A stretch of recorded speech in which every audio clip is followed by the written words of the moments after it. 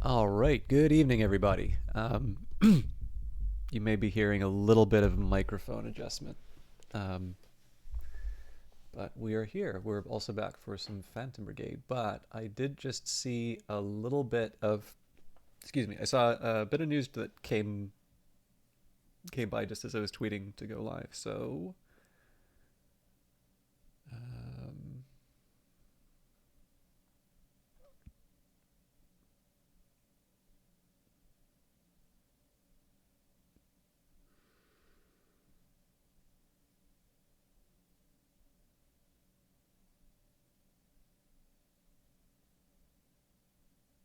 so apparently Counter-Strike 2 is coming, but I'm not quite sure what makes it different from um, the other. You know, maybe maybe that's something for me to investigate at another time. So we're going to be enjoying Phantom Brigade tonight. I've, to a certain extent, I'll confess I probably like the game the most when I have a a lot of variety in terms of the team, and I'm able to sort of just push ahead and really do do something. How do I put it? I like it when I have a more developed team so that I can just sort of run around and sort of do whatever I want. I also like the process of building the team, so this is by no means a hardship. But I am kind of wanting to get to the point where I have like a melee focused unit again. But mind you, we did also get the Vulcan cannon, so that's a nice little bonus. So we'll jump into the game. We'll enjoy the lovely music at the start, and we will. My God, my video is still going. Sorry, just want to take a quick second here. Nice. Okay. Um, more people watching that 2 or 3 week old video than watch my normal broadcasts. But yeah, we'll do the introduction for Phantom Brigade. We will jump into our campaign, and we'll see how far we can go tonight. It's been a really rough couple of weeks. I'm really looking forward to Wednesdays because I like Phantom Brigade a lot, and it's one that I feel very comfortable with. So it's really just kind of like, I don't know, wrapping myself up in a blanket or something. But I do need to get the usual disclaimer out of the way. I was given a copy of Phantom Brigade for promotional purposes way back when it entered into early access. It was, I believe, my first interaction with Maddie, who's now communications director, in fact. And of course, it's been a wonderful journey, sort of seeing this game through its, I can't really say early stages as made available to the public, let's say, because I also know that this game has been in development for a very long time and looked great pretty much through its lifetime, it feels like. But as always, right, if you're given a thing of value in order to be able to do coverage, it's important to disclose that, which I have now done. So let's see where we're at.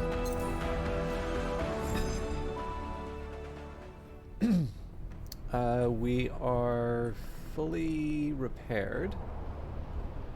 So there was a cache.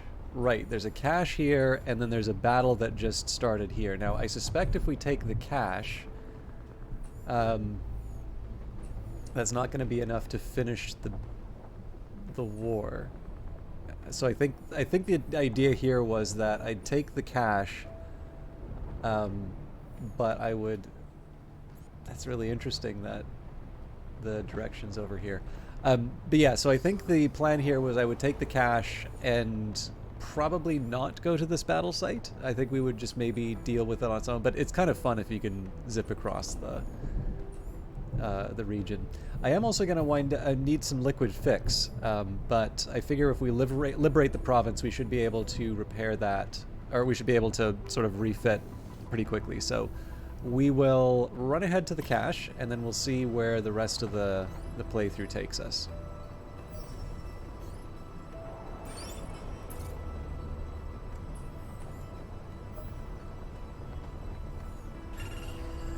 looks like they're coming after us. My hope here is that I can just blast ahead with the overdrive. We'll give it a little time. There we go. That'll take us straight into the cache. And we also gave them the slip, which is nice. Defended. Your recon detects movement in the area. Be prepared to take the place by force if you want anything out of there. Now, we may need to stand and sort of defend ourselves as we raid the location. But, you know, we won't worry about that too much. So, looks like there's going to be a lot of tanks. I'm going to take a minute here and adjust the loadouts.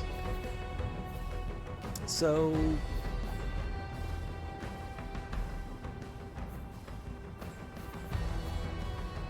I've gone for a baseline over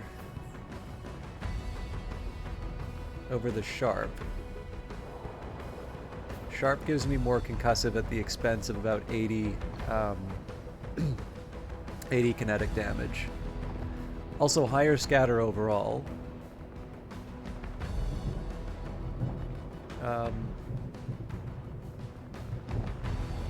So if I'm going for concussive, it would seem to me that the MR2 Sharp is the one I would want to go for.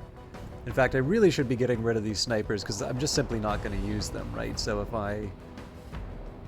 I've got a total damage here of 441, I'm actually not quite sure how that works. So it says here action is 441, second is 126, and per hit is 123.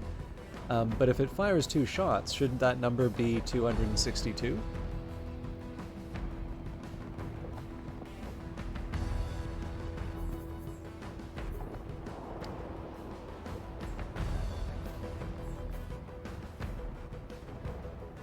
We can work it out. All right. Yeah. So the question is, am I willing to give up a bit of damage in exchange for the concussion? I think in this case we're going to keep it because this has basically been my tank killer. We'll keep the tactical where it's at.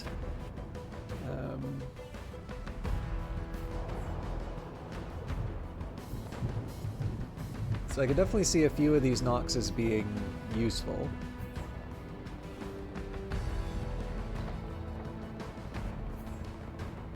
But I don't exactly need the integrity. This is slightly amazing that this VDAR is, like if you take a look at the trade-off, right, I'm really only giving up like a fraction of a point of movement, but I'm getting a long dash, and, well, that's probably the thruster that's going on it. Yeah, heat dissipation isn't really the thing I need to worry about for this one right now, so we'll leave that, I think we're going to leave that the way that it is. I probably should have been dealing with the Herald first.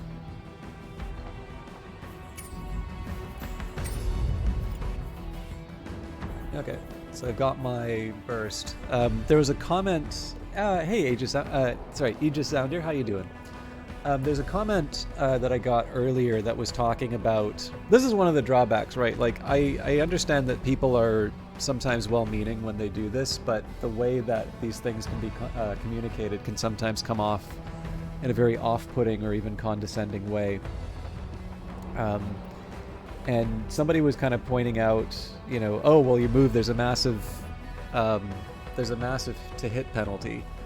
Now, you know, not everybody's going to take a look at my archives and see that I've been playing this game for a couple of years, but the difficulty here is that, like, I love the fact that this game is a hit and that a lot of other people are playing it, but it does become a little bit of a drawback, right, when people come in and see your stuff and they're going to explain a game to you that you're very familiar with because they've seen some other streamer play it. And in the end, I mean, that's a little bit... I prefer that inconvenience over becoming the type of fan who's like, man, I was into this before it was popular. All these new people are posers. So, you know, you deal with it the best that you can. But if there's any confusion about this, it is a kind of a teachable moment in terms of just how do you know, right? How do you get an idea in terms of how you're using these mechs? Because in the end, that's going to explain a lot about how I approach different things inside of this game. So if you take a look at the AR burst rifle, it's actually got a scatter of 7, which is quite high compared to some of the other weapons that I'm working with. But you'll notice that that scatter is constant no matter what. It's sometimes even better if you just kind of take a look at where you're, where you're at with your unit. So given the fact that everything in this game is simulated, scatter is going to give you just sort of this idea in terms of the accuracy, all things being equal. But the thing is that things are never equal. You're very rarely going to be firing at a static enemy. They're not just going to stand there and wait for you to do an optimal play against them. So when you have a very wide scatter, you're going to care about that more if you're attacking at long range. So if I'm using a sniper rifle, let's take this as an example, right? So this thing goes from 4 to 13. Clearly, if I am moving while firing the midway, I'm in a lot of trouble. And it's not... Yeah, exactly. So that's one of the reasons why games report DPS, right? If you're firing a sniper rifle, the DPS may not be that impressive to look at, but clearly, like, when I'm playing Cyberpunk, this is a great example of that, right? Like, I do have on paper high DPS weapons, but I find myself emptying clips and not taking out enemies. And that's just because, again, the time that it takes to reload and the time that it takes to empty that clip is very short. So assuming that I'm able to bring out this stream of firepower that, that always hits, then I'm doing great work. But one of the things, in a full accounting of everything, what you would want to do is you would also want to figure out what your actual accuracy is for those weapons. And my usual experience for games like that is that I'm pretty accurate with sniper rifles when it comes down to it. And I'm not very accurate when it comes to, the shorter range material. I've not played Creeper World 4, but it seems like a lot of people are into that. Why do you ask, out of curiosity? So yeah, when it comes down to kind of figuring out what your unit's going to do, what you actually need to keep in mind when it comes to figuring out how effective a unit's going to be on the battlefield, right? So if I take a look, I'm like, okay, comparing that to the midway. So if I stand still with the midway, the scatter is 4, and then, I look at my assault rifle and it's 7. So I'm always going to keep my unit standing still. So that makes the midway better from an accuracy standpoint. Well, then you may want to ask the question, why is it that my marksman rifle, which is kind of the part way between assault rifle and sniper rifle, why does it seem to be missing more than the burst? We can take the sharp as an example here, right? So we've got a 4 to a 9, so standing still, the scatter is narrower than the assault rifle. But if you take a look, right, the distance at which I'm firing the weapon is greater for the marksman rifle and even greater for the sniper rifle. So that means if you project that cone out over a longer distance, that area that might be affected by the shot is considerably larger, which means that, number one, you absolutely need to stand still if you're doing a long-range shot. Like, if you're looking for precision, you do as little as possible to cause everything to bounce around. I think that's fairly intuitive. But when it comes down to something like the Herald, the Herald is specifically intended to be as fast as possible and to just constantly vomit out damage at the enemy. And because that means getting in really close and just, trying to get shots from behind in particular, it doesn't necessarily matter that on paper it's got a higher scatter. So because the scatter is constant, there's absolutely no difference between what happens when you're moving and when you're standing still. Now, sometimes I'll stand it still because it just happens to be in an optimal range or something like that, but I don't stand this thing still so that it can have a higher accuracy. I keep it standing still just because I think the spot that I'm firing from is a good one. And again, that informs the way that the Herald works. Of course, I'm not necessarily going to do that with something that's, say, a machine gun, because the machine gun requires this long period of time to sort of stay focused and deliver the hits on the enemy. And of course, if each individual attack isn't all that dangerous, but it's the combination of them that makes it devastating. I want to be even more careful about how, how I approach something like that. But it's where it becomes a little bit difficult, right? Is that you can watch someone who's a very good presenter at the game. They may even understand those concepts very well, but they don't necessarily communicate the mechanics to someone else.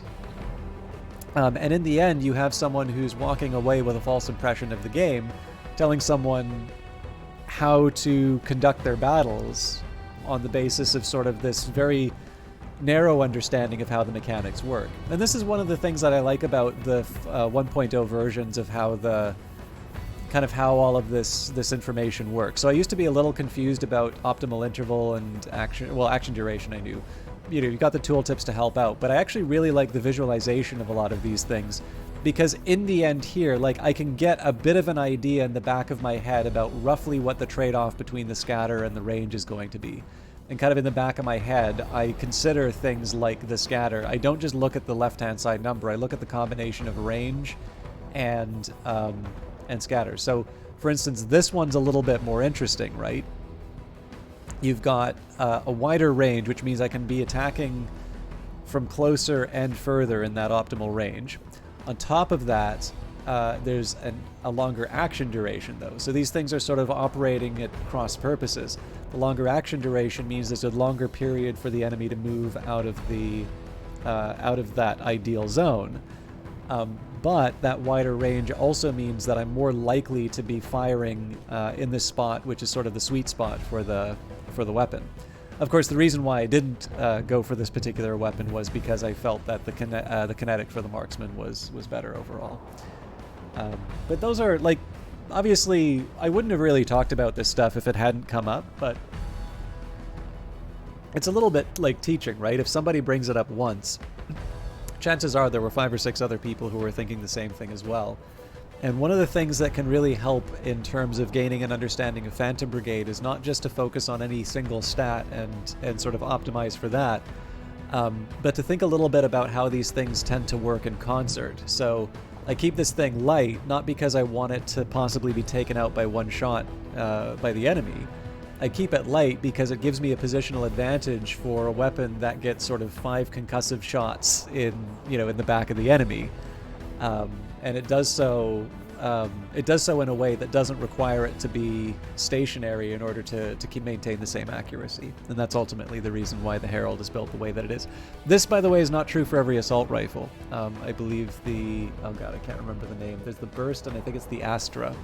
If I recall correctly, the Astra is longer range and does actually have an increased scatter for movement.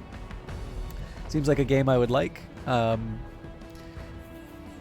Yeah, like the action damage, it is a weird number. I mean, if you look at it, this one you'd multiply by 5.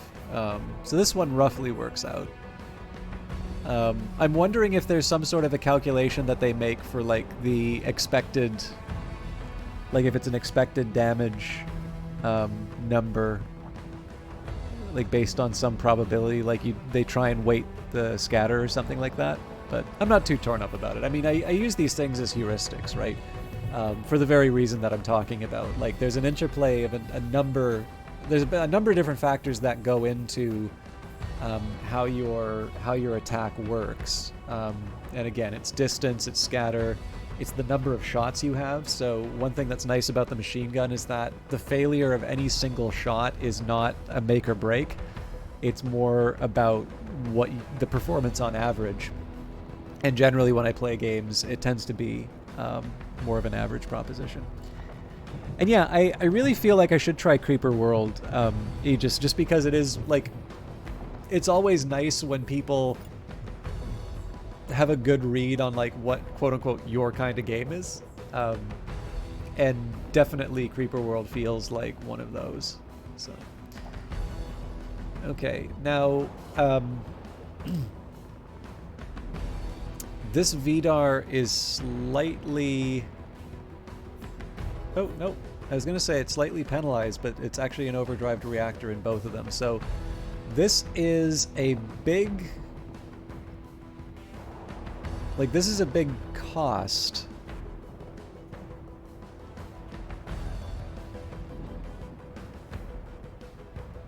in terms of movement. I go from 28 to 25.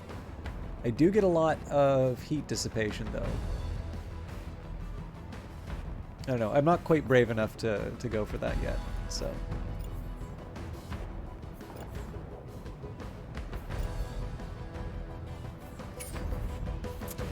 I think we're basically status quo on this one.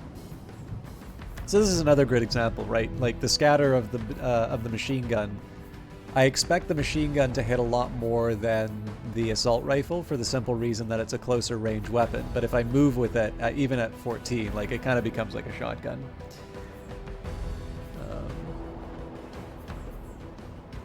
Speaking of.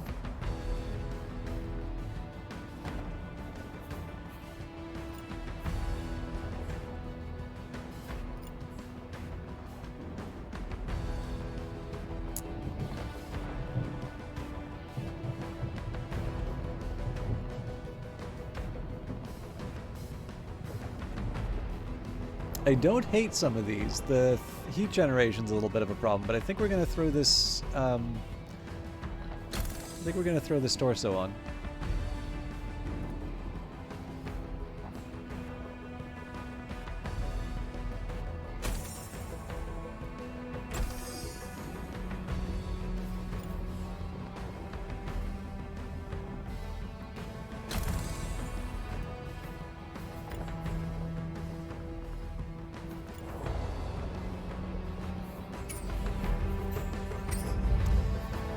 Okay, so the Manticore has already got a lot of light on it, mostly for the heat dissipation. But if we can do something for heat dissipation or heat capacity, we want to focus on that.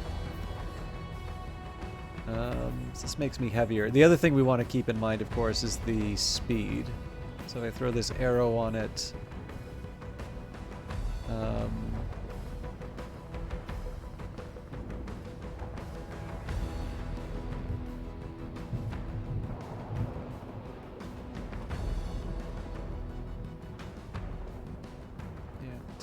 It's funny, actually, if you take a look, because it's got the overdrive reactor on it, it's not that big of a trade-off.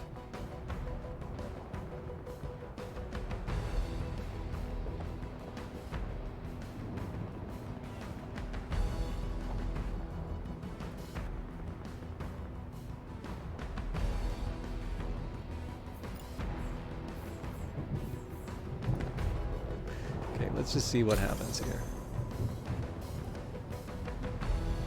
Okay, so the heat capacity is off on that.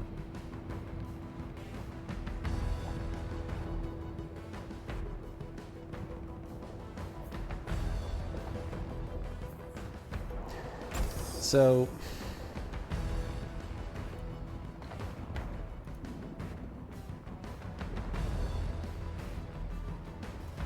we had 83, 9, and 100. That's so 9, 100, 83.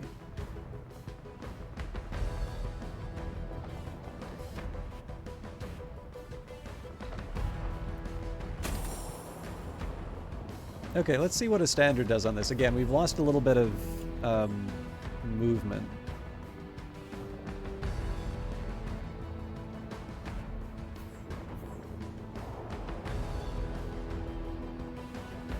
Ah, man, I don't know, like... I don't even remember what I had. I think it was a charger on this. Okay, so if we throw the heavy on it,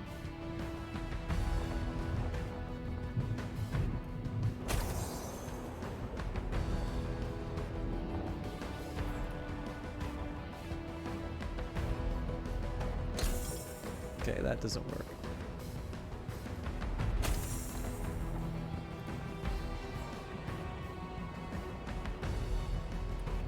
I'm okay with the hybrid sensor. All right, let's see what this gives us. Now I don't need the extra thrust, so we'll throw a generator on it instead.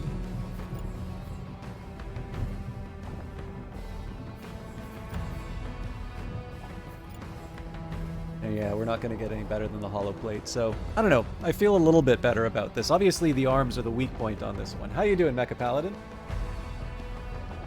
No, I totally understand. I'm a little bit later for starting just because of the... I had to get my own dinner. Okay, sorry. I know I'm really milking this for a start, but... Now this is an interesting one. So we've got a charger. So 372. So I think if we take out that core...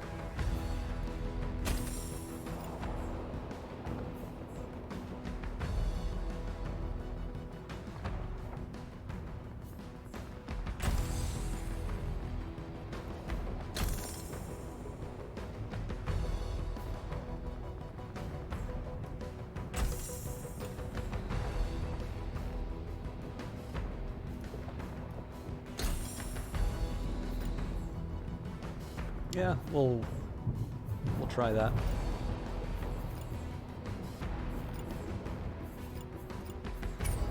I do need to start scrapping a few parts. I don't quite have the heart for it yet, so we'll deploy. We'll see what it takes to get the mech pilot with a full belly. Yeah, unless I wind up getting a bunch of concussive damage, at which point it's going to be a little hard to keep it down. Those tanks immediately behind me, or is that just an enemy with its own... Oh man, that's wild. So we look the same. Commander of the base is circled around the perimeter. We're ready to pick the Scud up if needed. The enemy will hold the site if you do so. Command rebel units just entered visual range. I'm outnumbered, requesting rapid response team ASAP. And Vanguard Master, I didn't see you earlier. Good to see you. And then he just says, any game that can pause and plan seems like your game, though. Yep, definitely. I mean, obviously I talk a lot, so anything that lets me pause and gather my thoughts or project my thoughts is a nice one for me. All right. So first thing we want to do is take a look at what we're up against. So we've got an assault rifle with a shield, berserker, and another berserker with a heavy weapon. The tanks, it's all autocannon. So what we want to do is, the thing that's going to determine how the turn works out is to see who's getting attacked by the big gun, and sure enough, it's the unit with the big gun. So like one of the first things I can try and do here is just pile on the heavy unit with everyone and hope that we take it out first.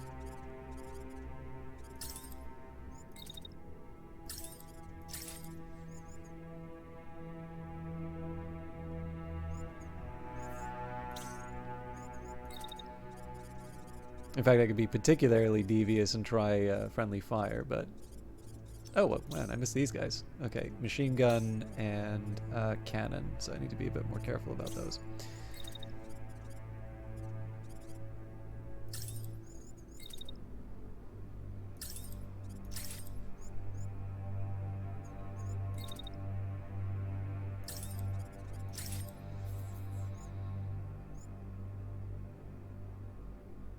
I mean, this might be a fun one to try just to see what happens.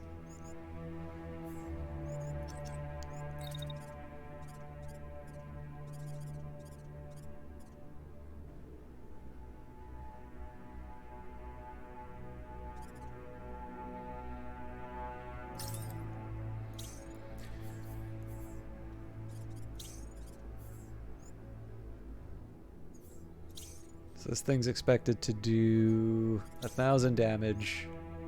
I'm expected to do 600 damage.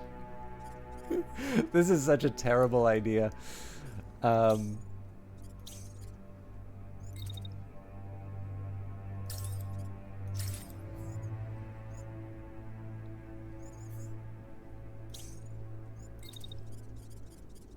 don't know if there's any way that I can make this work with the shield bearer.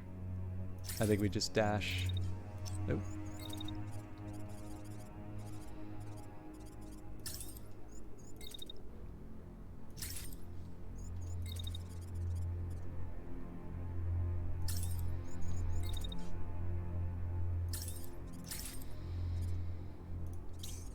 I mean, the matter is settled by the time they start doing anything, but.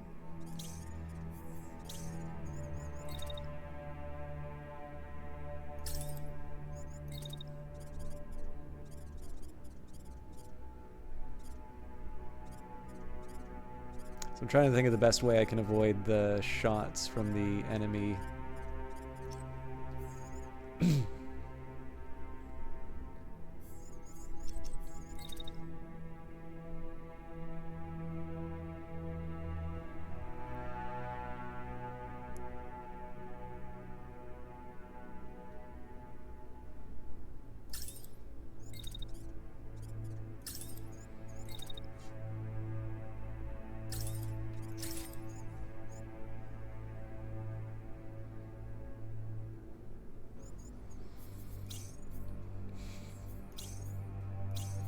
This is so dumb. All right. The real question is, how are you doing, Wrongmonger? So I am like this is absolutely not the way I would do this mission.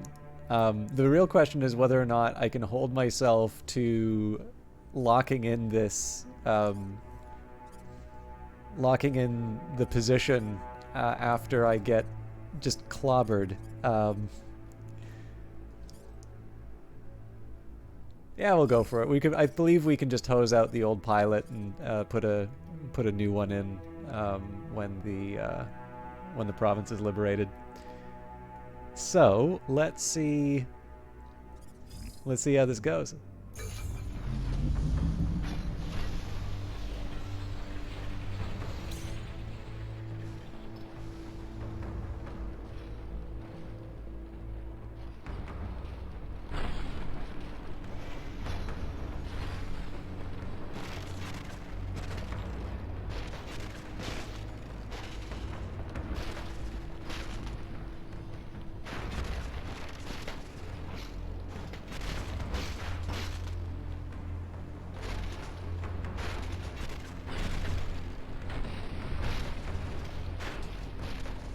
There's not nearly enough damage being done to make this worthwhile.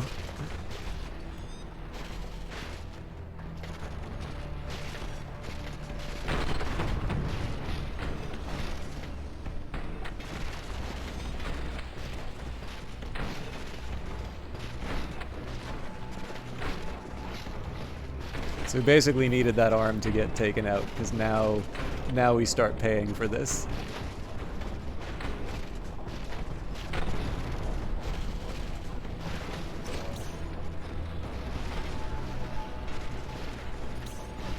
Oh, pilot concussed.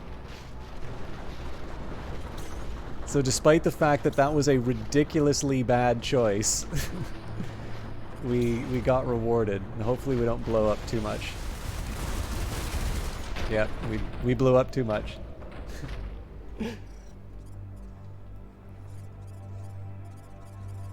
Okay, now I have to deal with the consequences of all of these spectacularly bad choices.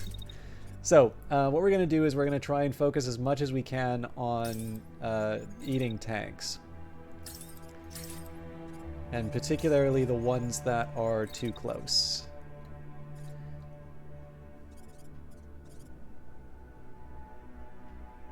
It certainly doesn't hurt to put myself in a position where I can cause some trouble for the enemy units.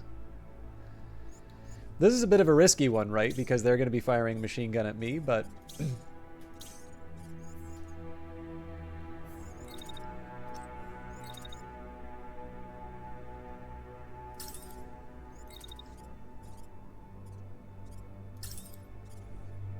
Okay. So now the question is, where do I go for the next machine gun shot?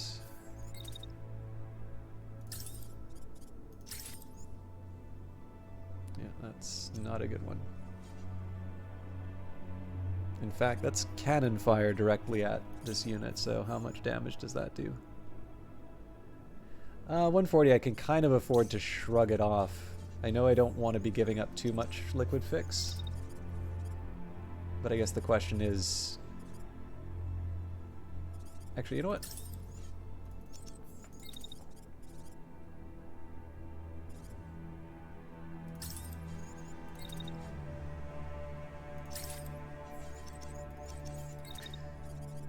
So we can put this unit in a safe place. Honestly, the dash doesn't make any difference. We'll just walk over and claim the region. Okay, last thing we need to do is get the assault rifle into play. So let's start by taking a look at what units in theory are going to be pulled off the battlefield. So I'm not super confident about taking this one out, but it's not impossible. So maybe we focus on these two tanks.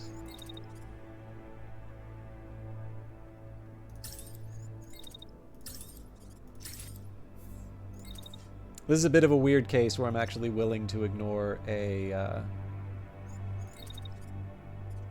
I'm willing to ignore a mech in order to do something different. I don't think I can dash out of that problem.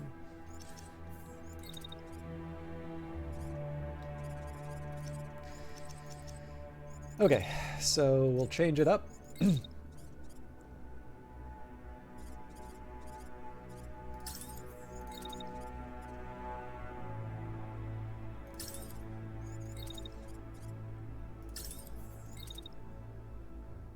Unbelievable. All right.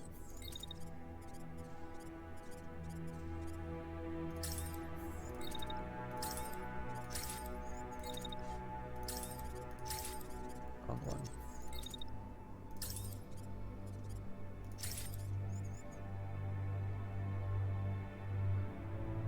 So, I mean, again, this is probably going to wind up focusing on this unit, but I can live with it. So really, this turn is all about dealing with the consequences of my poor decision making earlier on.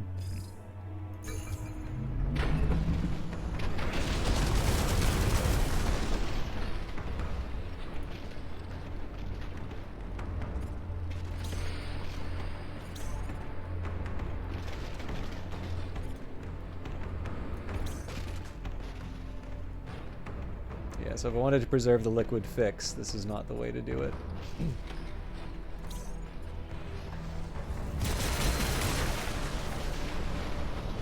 We did get to take out a tank or two.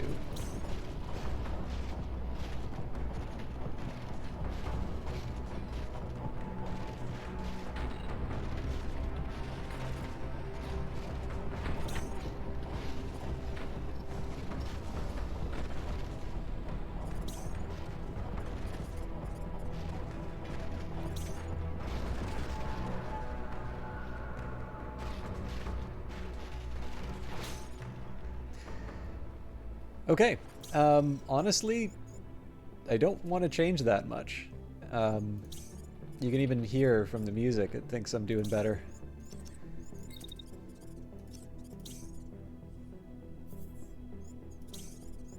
So this is going to seem a little counterintuitive.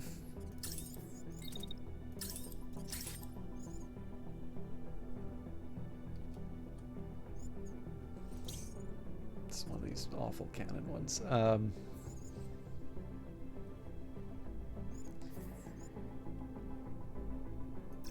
Okay.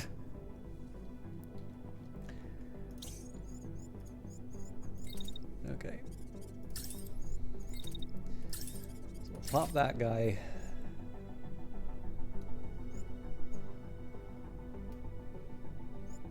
The thing I hate is that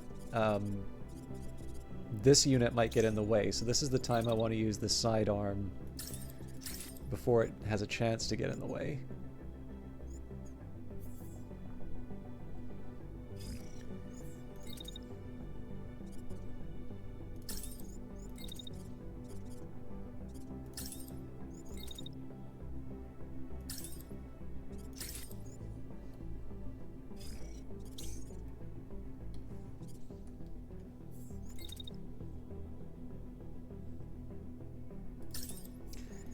I think for this one we're just going to move along kind of in the back. Because at some point I do need to start I do need to start focusing on the enemy units in this region. So, just gonna do my thing and then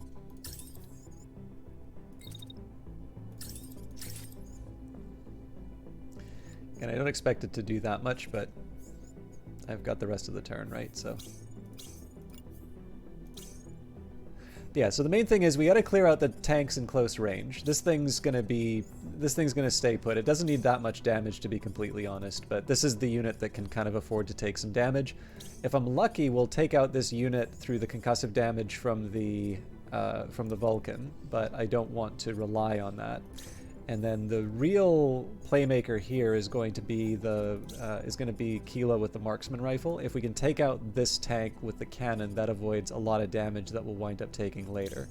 But a lot of that's hinging on whether or not we can take out this unit with a sidearm. And to be honest, actually, how much damage does this do? 289 is a meaningful number. That would actually be enough to kill my unit in the torso. But I'm not sure what my alternative is.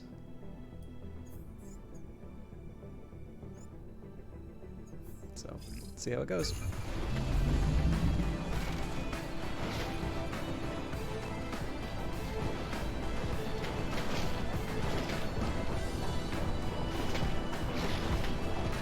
Stop hitting the CT.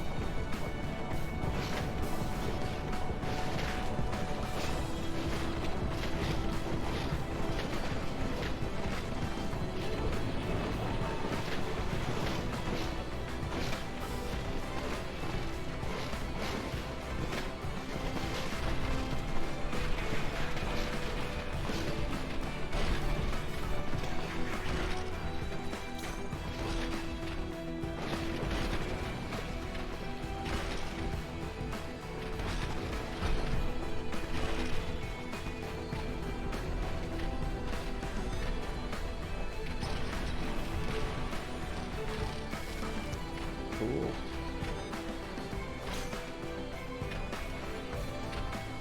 Got him. All right. Oh, and some bonus collateral damage too.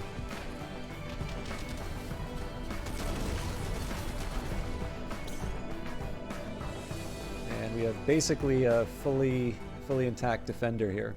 So now the really beautiful thing about this one is notice that this unit has this obsession with the Herald. So that's going to mean I get a nice full round of firing my machine gun at this guy. And all the Herald needs to do really is just move to cover. In fact, I think I could probably just dash. Nope, not with that heat. Okay, but we do something like this.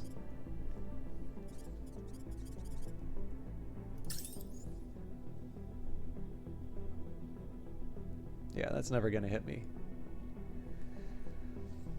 So, the remainder of the turn... Hello, J. Lau.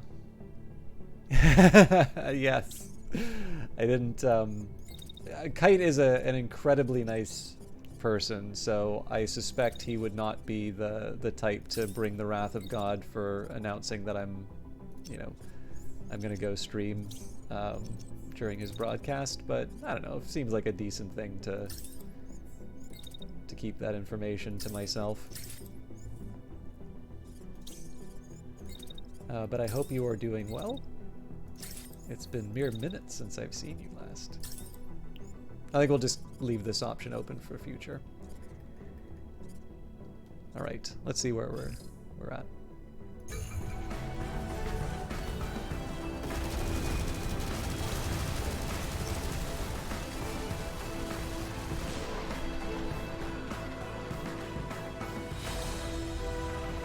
Melee Mage, long time no see. How are you doing, my friend? For those of you who don't know him, Melee Mage is a talented artist, and I feel like it wouldn't be unfair to say JRPG streamer, although that may just reflect the sort of stuff that I wind up seeing you play more often than not. But either way, I had the great pleasure of getting to know Melee Mage at a place called EXP in Vancouver. It was run by Brian on the Rock. Sadly, it had to close, but there are a lot of people that I met through that who I think were just really, really great people, and I'm glad that I'm basically glad that we've sort of stayed in touch, at least as much as we can. I've been a pretty bad, correspondent with Melee Mage, but no matter the time or the distance, Melee Mage is a name I'm always very happy to see on Twitch, because they're definitely among some of the earlier people that I, kind of came into this broadcast. But somebody who, again, it's kind of funny to see how many familiar faces, and I mean literally familiar faces. It's kind of funny to see how that number's diminished, and that's just life. That's not kind of a backhanded comment to anyone. Obviously just life goes on, and I've moved essentially across the country. But Melee Mage is sort of, I don't know, the old guard. Either way, just a really nice reminder of the olden days. No, I really liked being at EXP. I really liked hanging out with him. And he's actually got a very enjoyable broadcast, which I don't get to see as much just because of the hours and the fact that I'm so busy with work. But definitely somebody who I strongly recommend, just particularly because they're somebody I consider a friend, and I always like showing that kind of support. But how have you been? Alright, first thing we're doing is grabbing this rare Vulcan. Now if I just go for all the greens like I normally do... Okay, we can't quite get away with that, but... now this Fallon may also be an upgrade. Okay, now we've got a few parts here.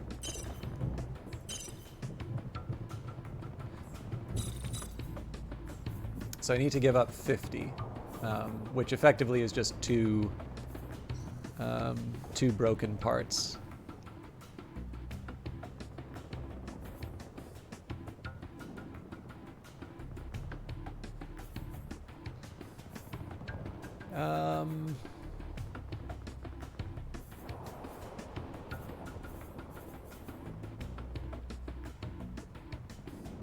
Oh, I was wrong. The Astra apparently doesn't have a movement penalty.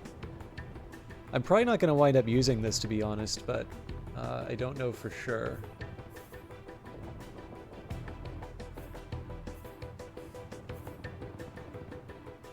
We'll give up the legs.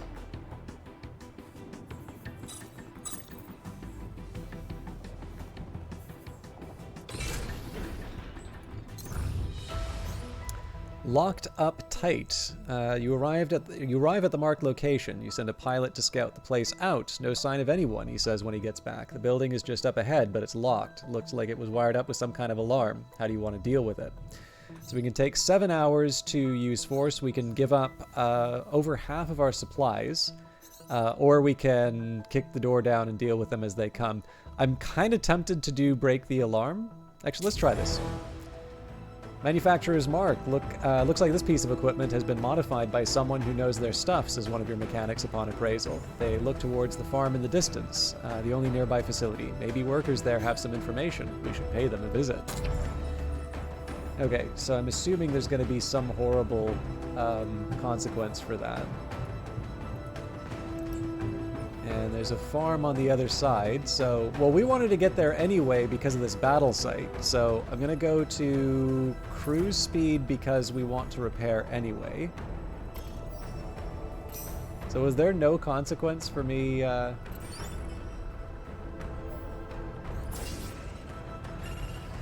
kicking down the door?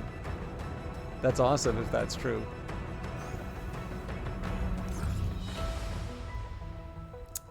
Trading rumors. You're poring over the map when you register your pilot's whispered discussion. One relates a rumor from years past about glitches in the prediction system. Another pilot responds saying that the temporal anomalies remind them of a cursed mech that was decommissioned years ago. The engineers tried to push the boundaries of the prediction system so that we could see beyond the immediate future, the pilot explains. People still say the old code still runs in the background, and sometimes Your pilots don't notice until your shadow falls over them. Commander, one of the pilots says sheepishly. Discourage the rumors. Hearing voices, your pilots apologize, hurrying to busy themselves with some routine maintenance on their mechs. But the furtive murmurs continue throughout the day. At a glance, you can't see who's speaking, and the disembodied voices haunt the base. Find the superstitious pilot. Ghost. Oh man, it's been a while since I've had one of these. So campfire camaraderie settles when you express interest. The pilot continues their story. The experimental program was tied to casualties in older units. Pilots who survived the glitch reported what looked like the most optimal thread led to destruction. Comrades of deceased pilots witnessed them charge into those situations the system should have averted. A pattern emerged. Those who fought alongside glitched mechs found themselves affected, leading to rumors of a runaway AI. Mechs from that era were decommissioned, but it's unknown what became of them, if they were scrapped for parts, if they're rusting in a hangar, or if the pressure not to waste time and materials led the engineers to quietly switch out the computers before reinstating the units. Your pilots stare up at their mechs. Reassure them the Phantom Brigade is far from cursed. No curses here, one of your pilots laughs nervously. Of course, boss. The others nod eagerly as if hearty agreement can ward against lost battles and cursed tech. Of course, they echo. They'll shake it off once they have something to occupy them. Okay, so we're going to run out of some batteries soon, but we may be able to get away from the patrol. And the real question is going to be, do I go to the farm or do I go to the battle site? Okay, we're not going to make it.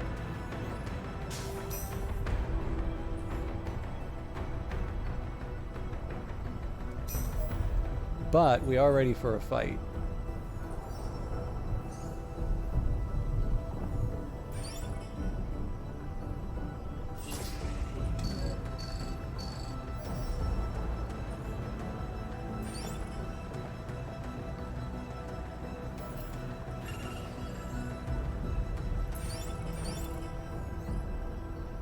Yes, I am really cutting it close on the farm.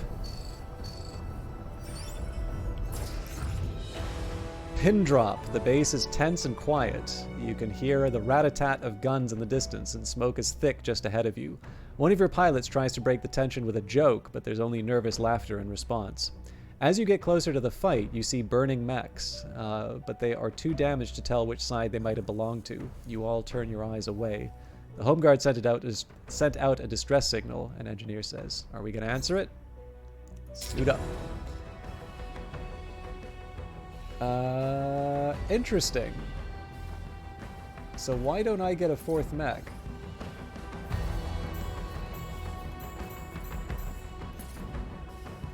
I'm assuming this is intentional.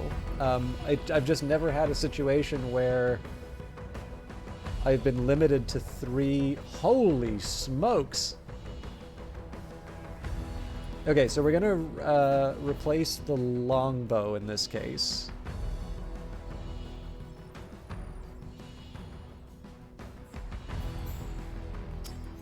Our new sniper is gonna be the Manticore.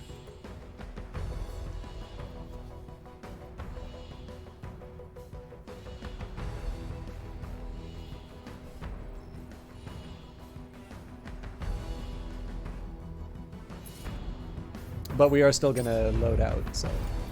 what do we have for weaponry? So yeah, the Astra is not helping.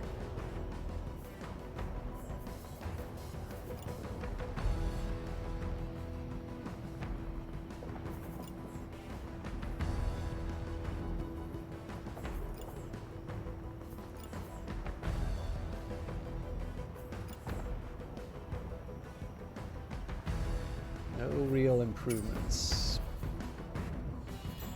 Okay, let's see what the Manticore can get. Obviously, more protection and... Oh, well, first of all, this beautiful thing. And it's got an expanded magazine, additional rounds. That's preposterous. So it goes from 150 shots to 202. Why in the world did I think I could stand in front of that thing? This thing is going to KO every unit that it looks at. Okay, so I got to think a little bit about the drives that I can put in this thing. So I'm going to throw a charger on temporarily.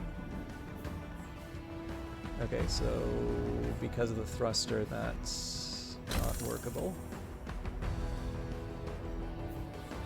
So this arrow will...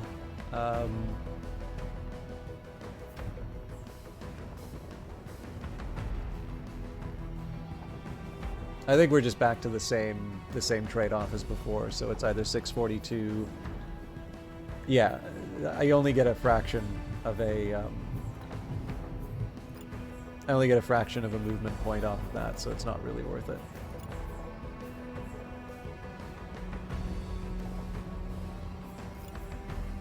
And the arms don't really do anything, so we'll keep that as is. See what the protector has. Oh, I should have taken a look at the Hurricane after all, because that's still a gray one.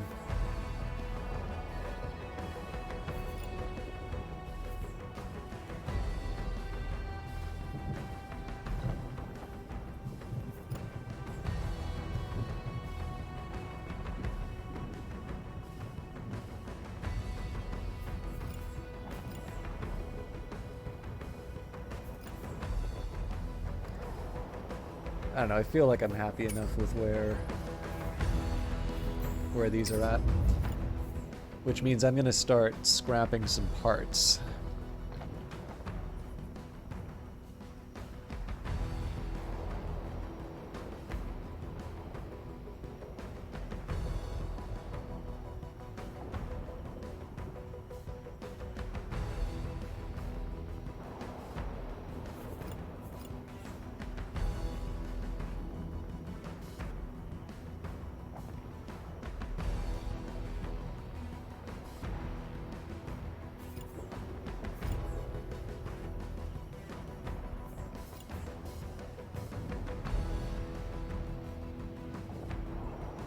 Yeah. This isn't the smartest way for me to do this, but I'm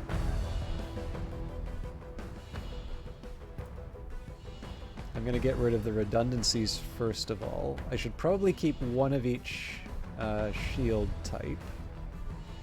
Maybe we'll skip the broken tower.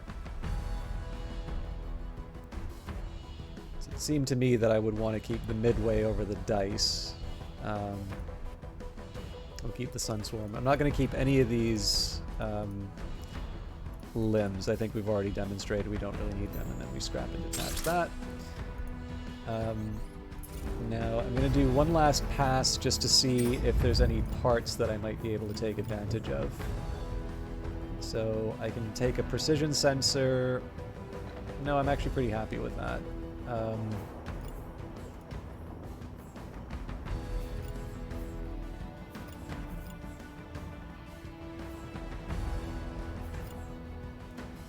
I don't have any more hollow plates, so that's that.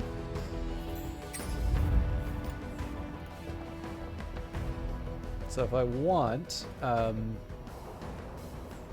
could go for full precision. Oh, hang on.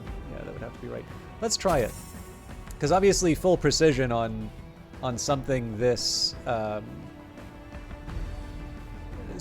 deadly is... I don't know, like I think that extra 10%, especially given the number of shots that we're putting out, is really going to make the difference there. Is picking up whole equipment from the battlefield more efficient than scrapping before leaving? The main reason I do this is there isn't a very good comparison system in the game, so I can't really look at what my existing units have compared to... So like basically what I'm doing when I pick up the intact parts is I'm allowing for the possibility that there will be an improvement for me. That's often not a good assumption, but I haven't found a better way. Like short of me like writing down all the stats of all of my units and changing it. Obviously when I do that in Terra Invicta it causes me to take a very long time to play it. Essentially, in this case here, it's technically more efficient to scrap it on the battlefield because that will use, like, more of your scrap allotment will go towards things that you actually wind up using.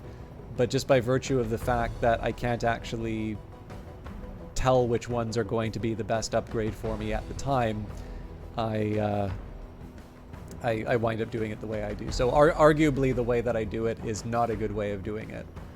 Just the difference is I prefer the option. Well, no. I mean, essentially, you just can't quantify the value of the option is really what's happening there. Okay, we're keeping those. So I'm going to take a little bit of time for these subsystems.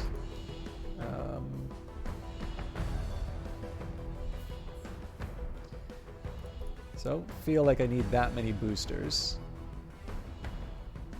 Capacitors are good. I honestly don't see the left-hand sensors really working for me here.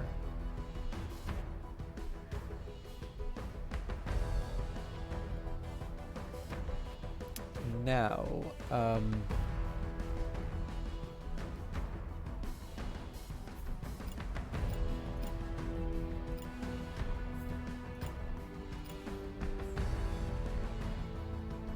I'm trying to figure out exactly why the heavy plate winds up divided this way. Like, there's a lot of stuff which I'm almost certainly never going to use. I'll take out 2 of those boosters for a start. I don't really see a left-hand sensor being a thing that I use. So a lot of these things with lower power, I don't really see myself using them. So let's maybe out of the reactors that I have, so is it 74 is the lowest?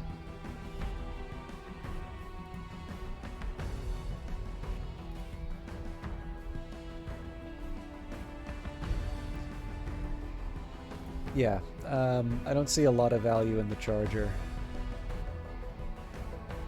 Maybe we'll ditch the afterburner and the hot rods.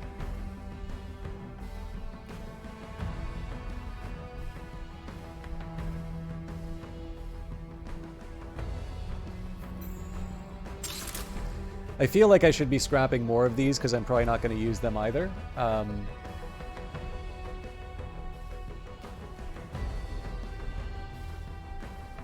Yeah, that's a fair point actually. If I pick up the items, it's not clear whether or not I get the subsystems from that. I didn't really think of that possibility. Yeah, this is still weird that I only can deploy 3. This is the first time I've ever seen something like this happen. Whoa, hang on. Everybody just changed roles.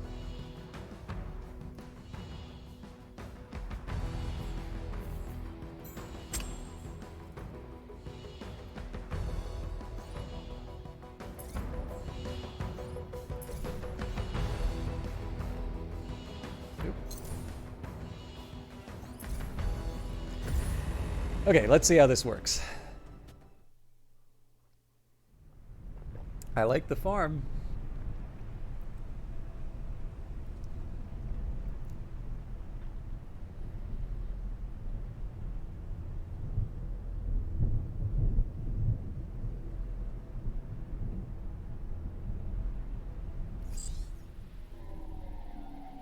What a persistent bunch. Command won't commit any more drop squads to the site, so let's get this over with. The briefing tells me otherwise. Okay, first set of reinforcements arrive in 3 turns. We've got a unit with a marksman rifle, which is going after the Herald, which is great. And then we've got a unit with a cannon. Okay, so it's very clear what we need to do.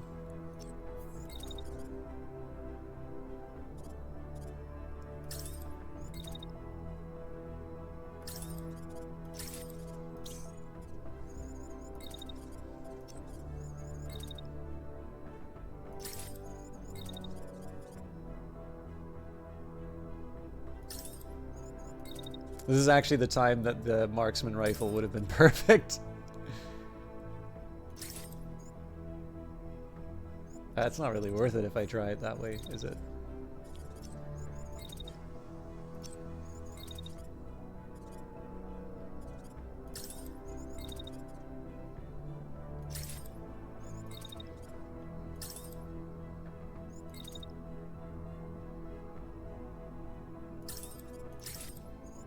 Yeah, we'll run hot, but...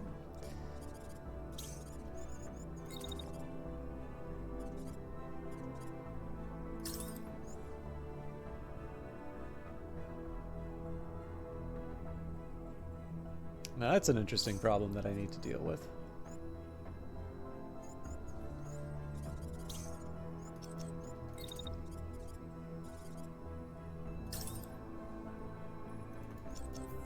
Okay, so we'll move this unit up first. There we go. Then around the side.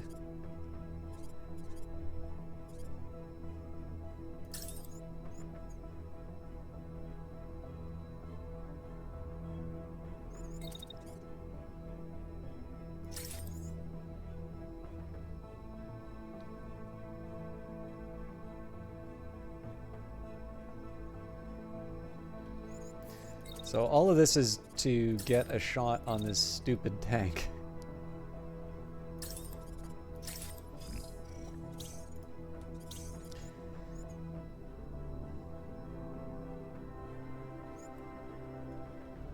All right, let's see this happen.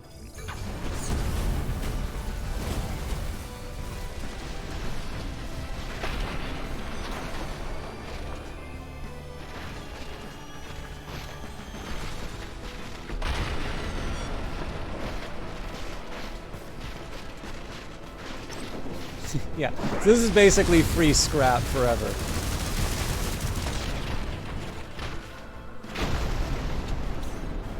Oh, I was really hoping that would be the end of the battle for us.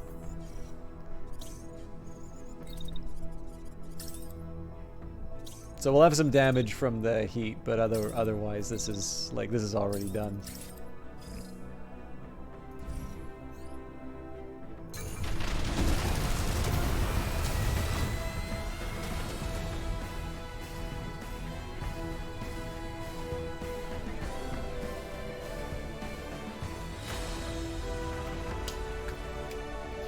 Well, thank you everybody for watching. That's it for today.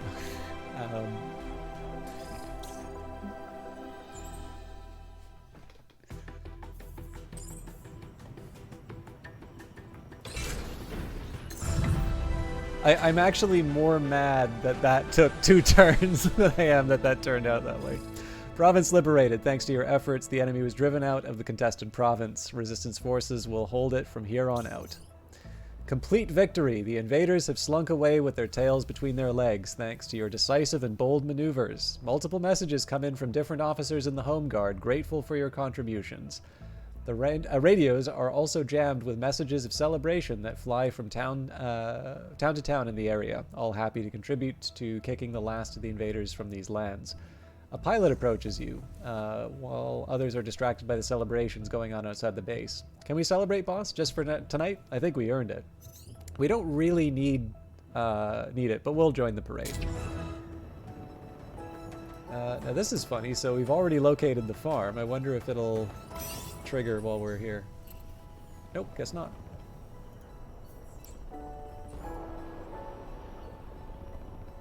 So I'll do the resupply, but I'm kind of curious what's going on with the waiting.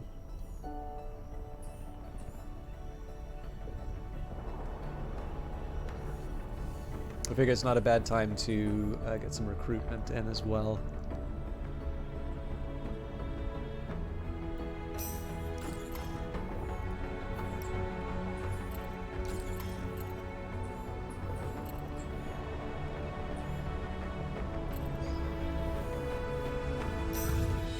There we go. Internal auxiliary subsystems. As thanks, one of the farmers gift you a mech that they modified themselves. They unfused the core responsible for power and heat capacity from an enemy mech body. They also found a few spare cores that you can try. Each core subsystem has trade-offs and benefits. The higher the quality of the mech, the more internal auxiliary subsystems it contains. In many cases, high-quality parts have their internals unfused. Unfused subsystems can be replaced with other subsystems of the same type.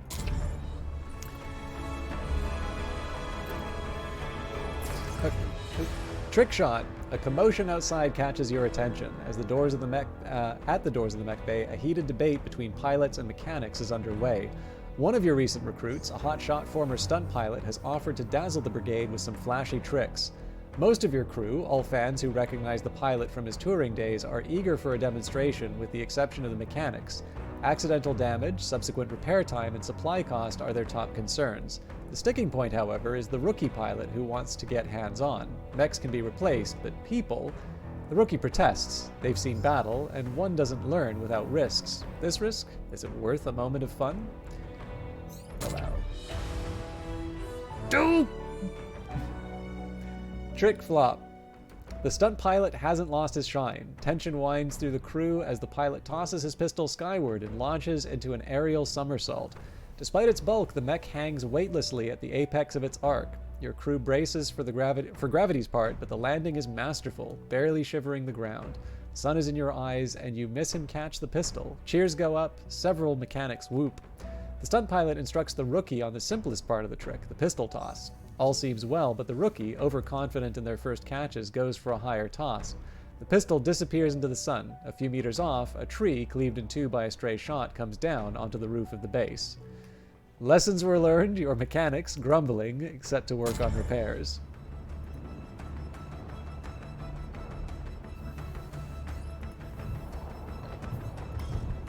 Yeah, 205 shot kill.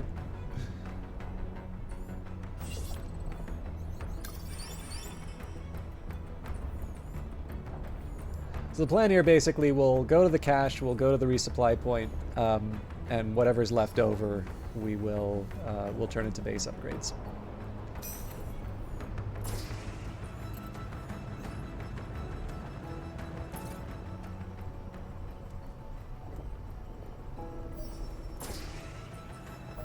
What are you doing there?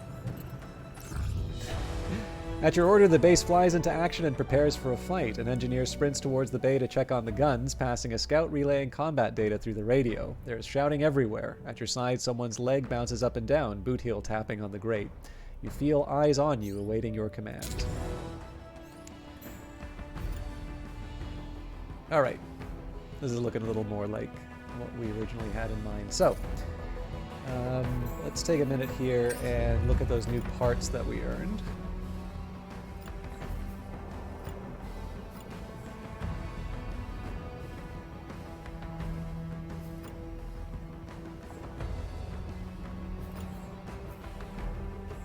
Didn't I scrap these?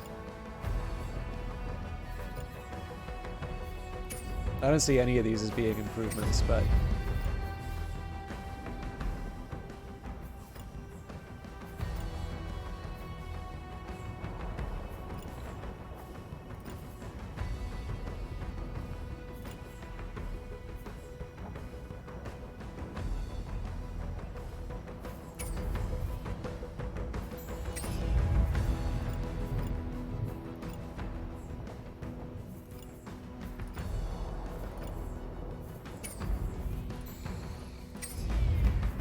yeah, we're not even considering it. I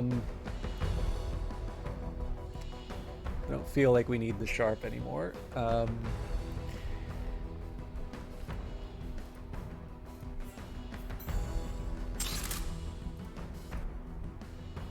hang on to these for now.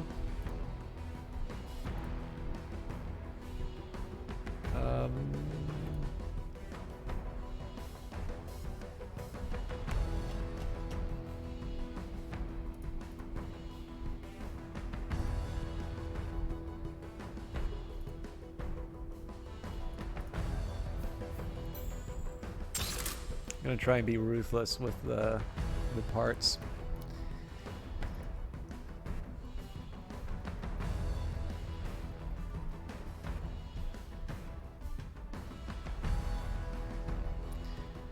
You know what? Everything but light, I'm gonna say gets chucked.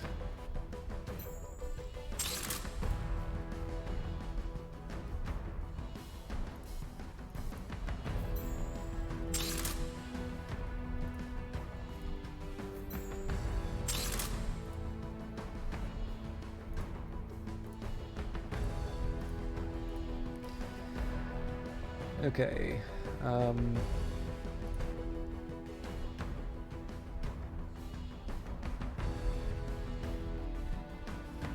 My limit is 4 on any single part.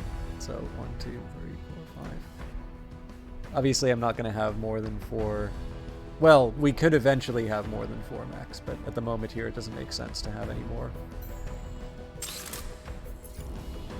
Okay, we are up against, looks like 2 mechs, so a handful of tanks, and potentially we will claim... Oh, that's right, we're going to give them livery, too, because we got the province. So...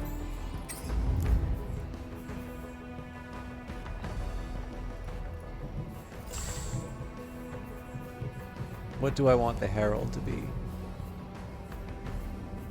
I have some thoughts, but...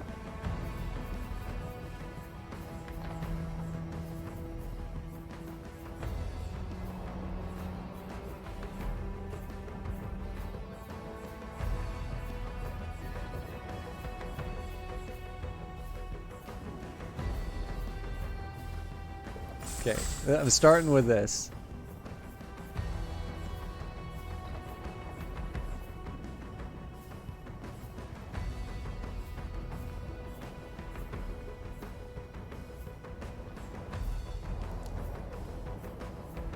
It's actually going to be really hard to... There's a few of these that I really like, but I think I'm going to go for... Yeah, I think I'm going to go for this one.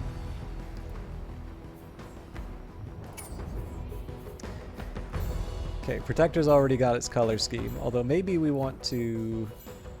Maybe we want to start changing these things up.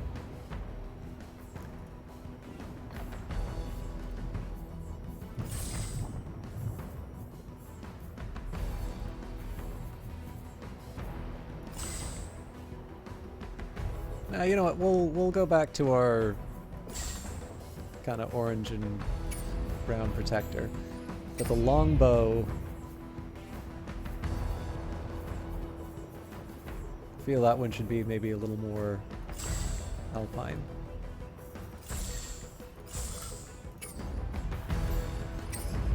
So I guess that means the Manticore. Although we're going to make sure that the weapon gets its own special color. I might do an all pink. Oh no, you know, we'll make it shiny. There we go.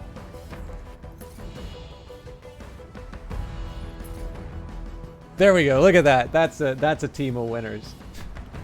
Is this Earth? It is an alternative history. I believe. Now, again, the geography is also a bit different too. So my suspicion is that this probably takes place kind of more in the Nordic countries. But Base Yourself is based in Vancouver. I think Tetragon Works may not have been Vancouver-based originally, but I know they're now, like, so far as I can tell, they are properly in the Brace Yourself options. Like, it's a full-on incorporation into the main team. So they were working on Industries of Titan along with all the other stuff that we haven't been told about.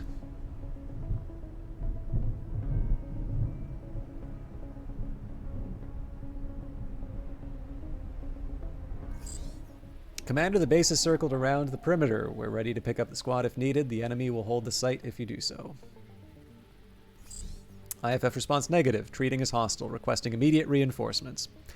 So we've got the usual tricks for this this team now, right? We've got the longbow, which will take out one of the tanks.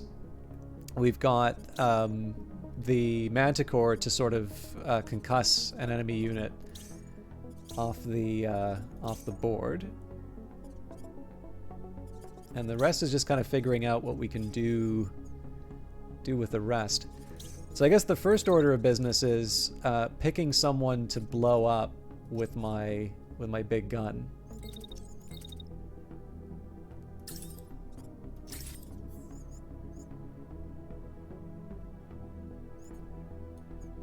So you're going to want to let her rip as soon as possible. So the next threat that's appearing is actually against this unit in the form of this tank. So let's see if we can get the marksman doing its thing. I can't actually get that much closer, so maybe we just do a Hail Mary shot at the start. So what's the alternative to... Oh, that's an interesting idea, actually. So if we take the last shot before they fire their missile, that's probably the best bet. And that only does 158, so it's not the end of the world if it lands. But, you know, we can hope for something a little bit better.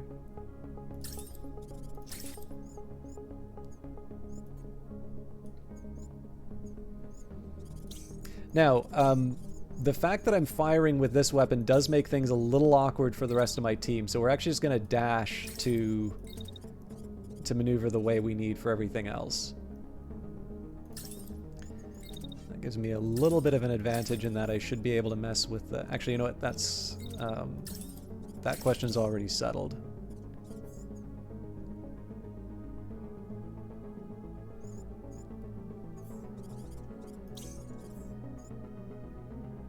I don't have that much to fear from this machine gun, so I'm starting to get a little careless in terms of the damage that my units are potentially taking.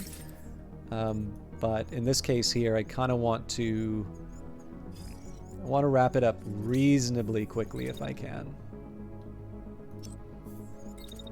Okay, so we'll lumber along up here.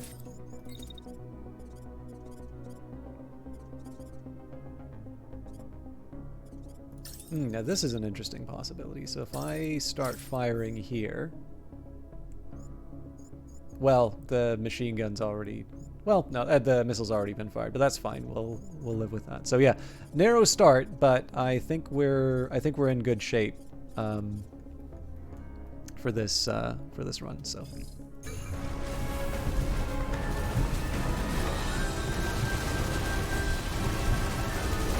okay. We didn't get to fire at the thing we wanted. Looks like the missiles are on their way to ruin my day, so...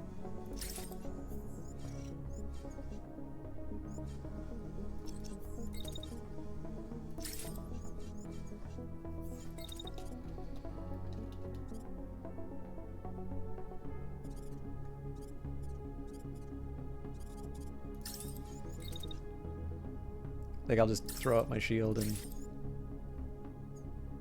be a big old jerk.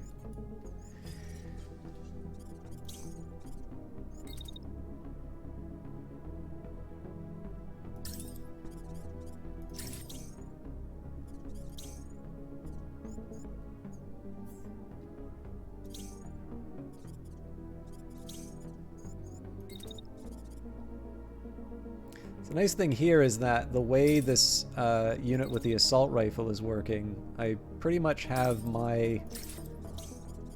I kind of get to have my way with this, with the unit with the missile launcher. So I'm hoping that we can clear this up before they... You know, before they're able to fire another round on an ally, but I'm keeping my unit with the assault rifle safe. Now this unit doesn't do any concussive damage, so perhaps it makes a little more sense for me to move off to the side. That's going to be a tricky one.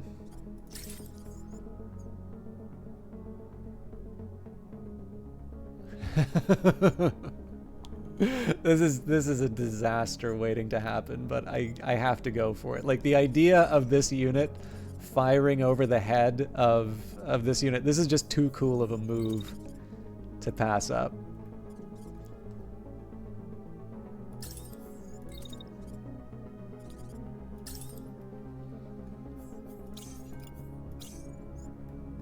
Okay, let's see how it goes.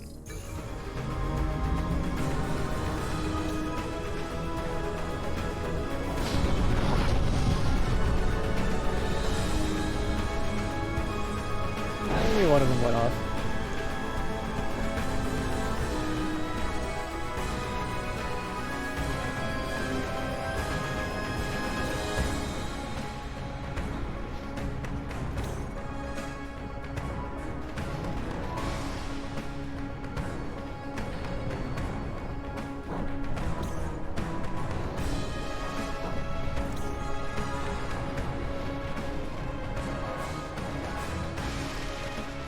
see if this works.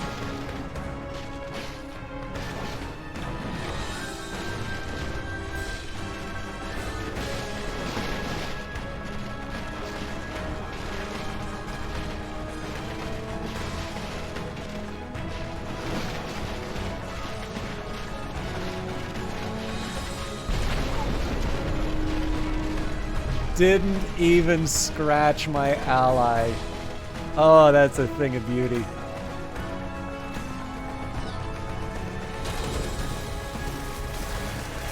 God, this game is awesome. We have to watch that in replay. Seeing that guy get taken down at the very end was too good. So this is what it looked like in full.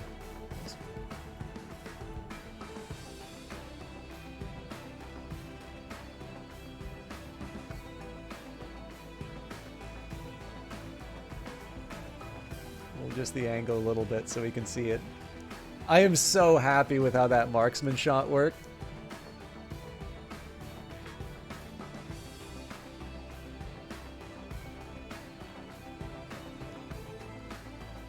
This is also just silly to see how the blue vomit spills out.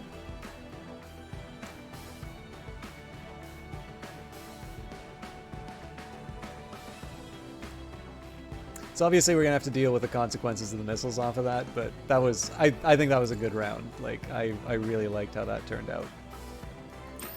But it is worth noting, right? Like despite the fact that this has been traditionally the unit that forces ejections, we don't have that much to show for it.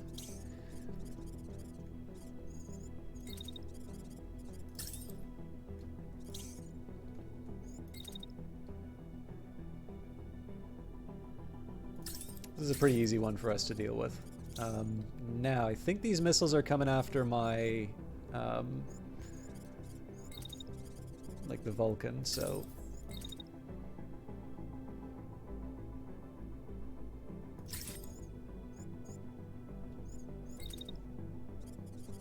you know what, that's not going to work. So I guess even if they are coming after the Vulcan...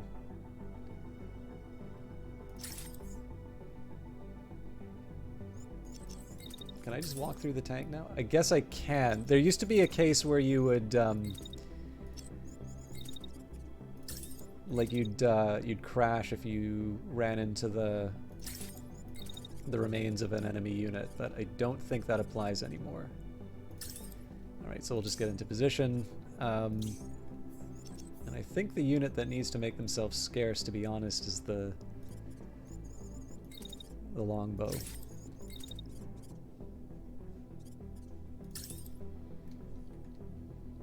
Let's see how that turns out. Yeah, it's coming after that. Whoa! What happened there?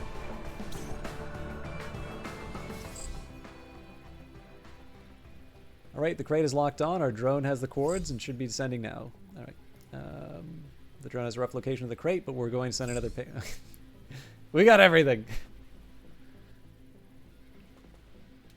Hang on. So it took... I don't think that's intentional. I'm pretty sure I was supposed to wait a second turn for that. Not that I'm complaining. Okay, this is going to be ridiculous.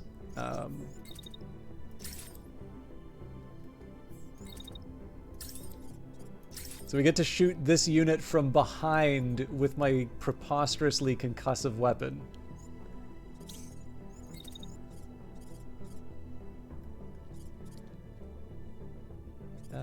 I can even make them face my back a bit more because they're pointing the shield at me.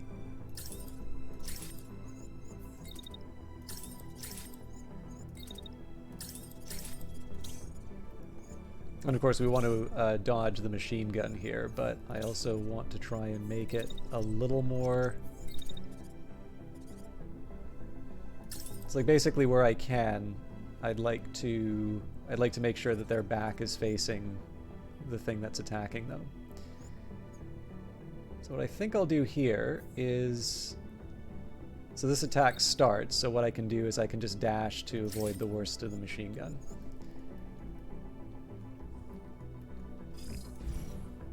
Who doesn't have an order? Right.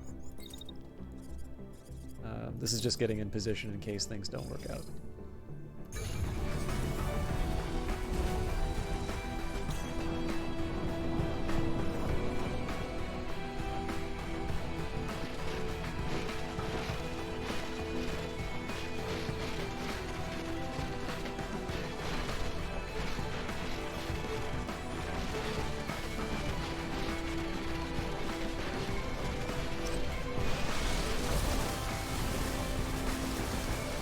So much scrap.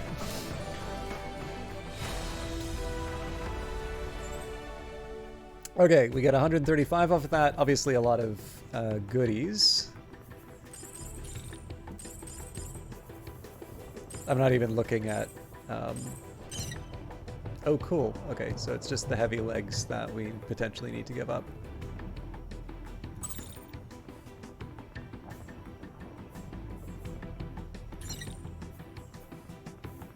I mean, these might have been nice to have, but I'm pretty happy with the rest of this, especially because we've got a blade in our arsenal now, so we may change up the lineup again. 485 for a hit, that's not bad.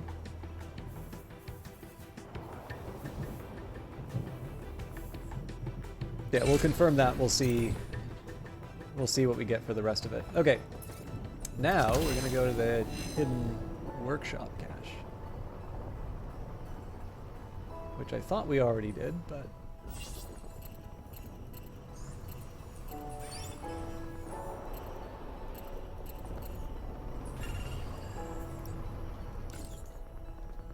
I keep hearing sounds, but I'm not sure what they mean. Okay, apparently it's very well hidden.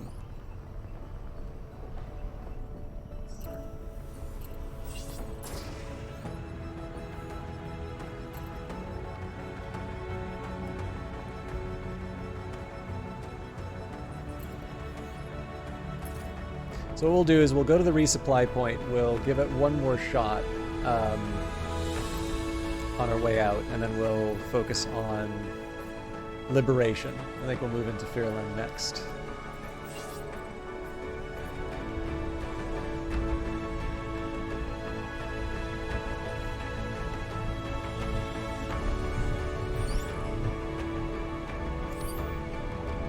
Okay, so we start by resting and resupplying. So that takes quite a while. Recruiting and rest and resupply does take some time. But in my opinion here, like the idea here is that it's better for me to pay all of this now and just not have to worry about it, rather than sort of wait during an important point in the playthrough where maybe I'm gonna have to be deciding, you know, ooh, do I really want to move away from the province in order to be able to, you know, to make this all work. So yeah, I mean, this is going to involve quite a bit of waiting. I think recruiting a pilot also takes... No, it's just 5 hours. But it may not be a bad time for me to get some more tea. I don't think I'm going to be back in time for this one to finish, but it's not a bad time for a break just because we've liberated the province and we've got a bunch of cool new toys to mess around with. I actually kind of wish I could deploy 5 mechs at this point. Nature's Gift. You're prepared to set off on your next mission after a short rest stop, but for one problem. One of your newest pilots is still MIA. Can't find him up here either, a mechanic calls down from the control room. You cast your gaze about the mech bay, receiving shrugs and shaking heads from those present. Look at there, a scout calls, pointing through the doors. Your missing pilot wanders out of the trees, a stuffed rucksack in his hands. You don't have time to launch into your prepared response when he arrives because the crew crowds around like rowdy children. The pilot doles out handfuls of fresh-picked raspberries, shooting you an apologetic look over his crewmates' shoulders. So, if I reprimand the pilot, the problem here is we've given up our R&R chance. So, in this case, we'll extend rest and indulge. again, we don't have beyond the overall desire of the Phantom Brigade to to liberate the country. We don't have any real pressure on us to make things happen at a particular time.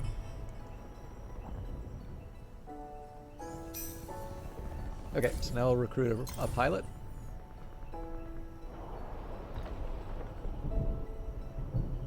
While you were gathering scrap, I was training in the way of the blade.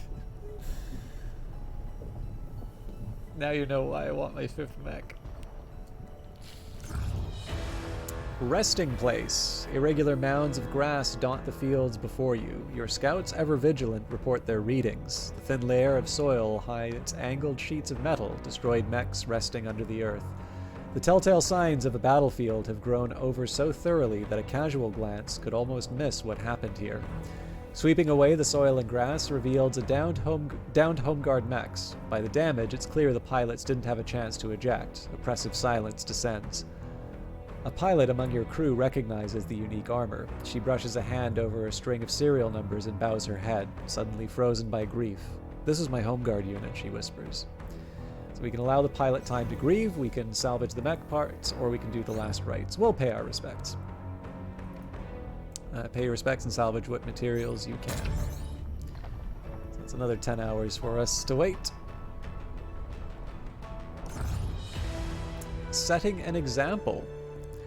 A rookie pilot, still buzzing from battle, seeks the stunt pilot for advice. You find them at the feet of a recharging mech, the two pilots so small and fragile in comparison.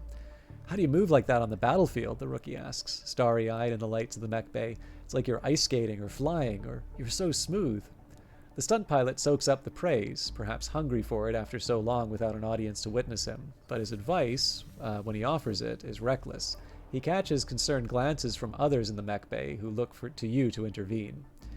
So correct him. The stunt pilot's easy grin fractures and he excuses himself, or let it go. The stunt pilot is an asset. You don't want to lose him by threatening his ego, and we lose liquid fix. Nope, we're correcting.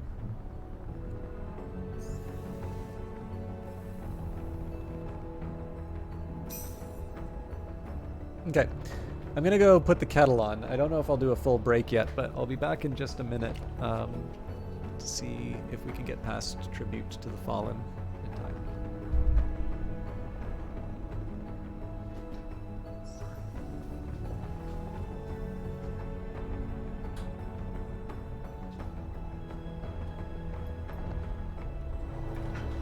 On a totally unrelated note, I finally played the Tetris Effect. Or I guess it's just Tetris Effect.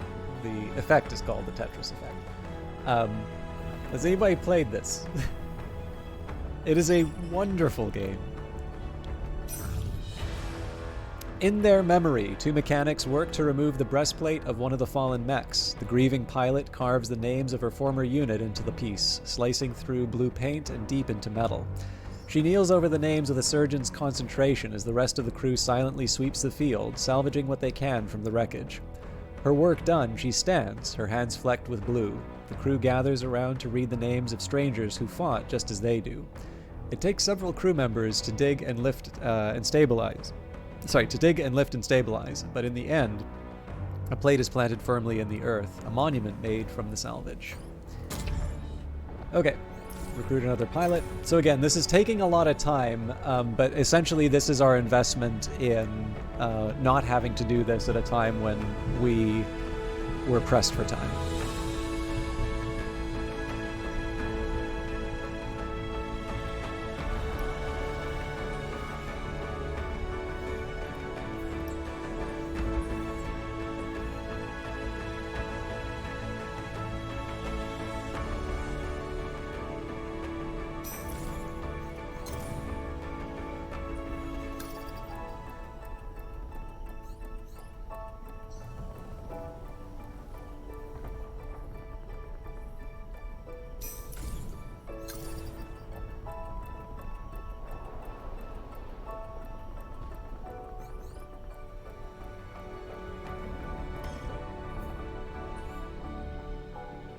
Okay, one more run on the workshop cache.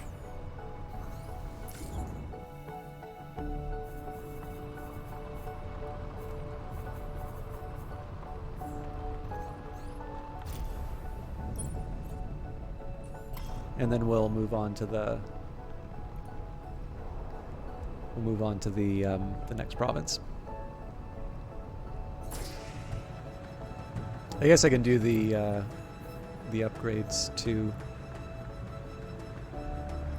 We'll see what happens when we get to the cache. If it doesn't work out, then we'll see what we can do to arm our units, and then we will scrap what we don't need.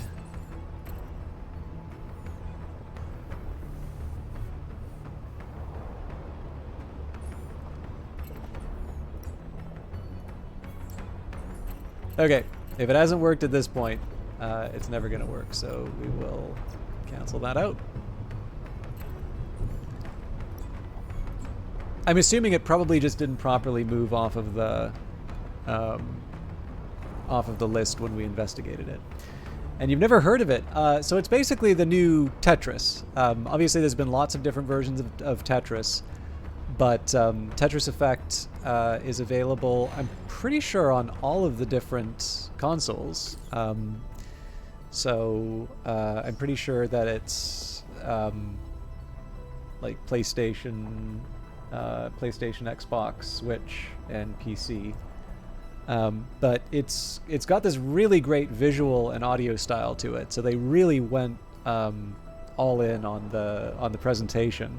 But they had this focus meter. So essentially what you can do when you fill up the focus meter, it stops time, and it essentially counts all of the lines that you get during that focus meter as one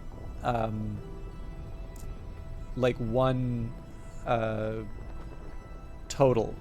So, you know, the best you can do in traditional Tetris is the Tetris, right? The 4 blocks. Usually you get like the long line, and you build a structure around that, and then you slam it in, and you get the maximum points. So far as I can tell, this is the first Tetris game where it's actually possible to get like something beyond a Tetris in terms of a score, which I think is pretty neat. But it's not. I'm not like a Tetris connoisseur. I can't tell you about like all the differences between the different versions. It really is the presentation that's got my attention. Now, my kettle's boiling, so I am going to take a very small break, and then I think we're actually just going to straight up contest Fearland when it comes down to it. So I do encourage you all to get up, get a stretch, maybe get a glass of water, or otherwise take care of yourselves. It won't be that long that I'm gone. But I do want a minute. It actually stopped boiling, so I'm just gonna need to reboil for a little bit. But yeah, I am probably gonna take a break now. It won't be that long, but I'm gonna run ads, so we'll see you in a little bit.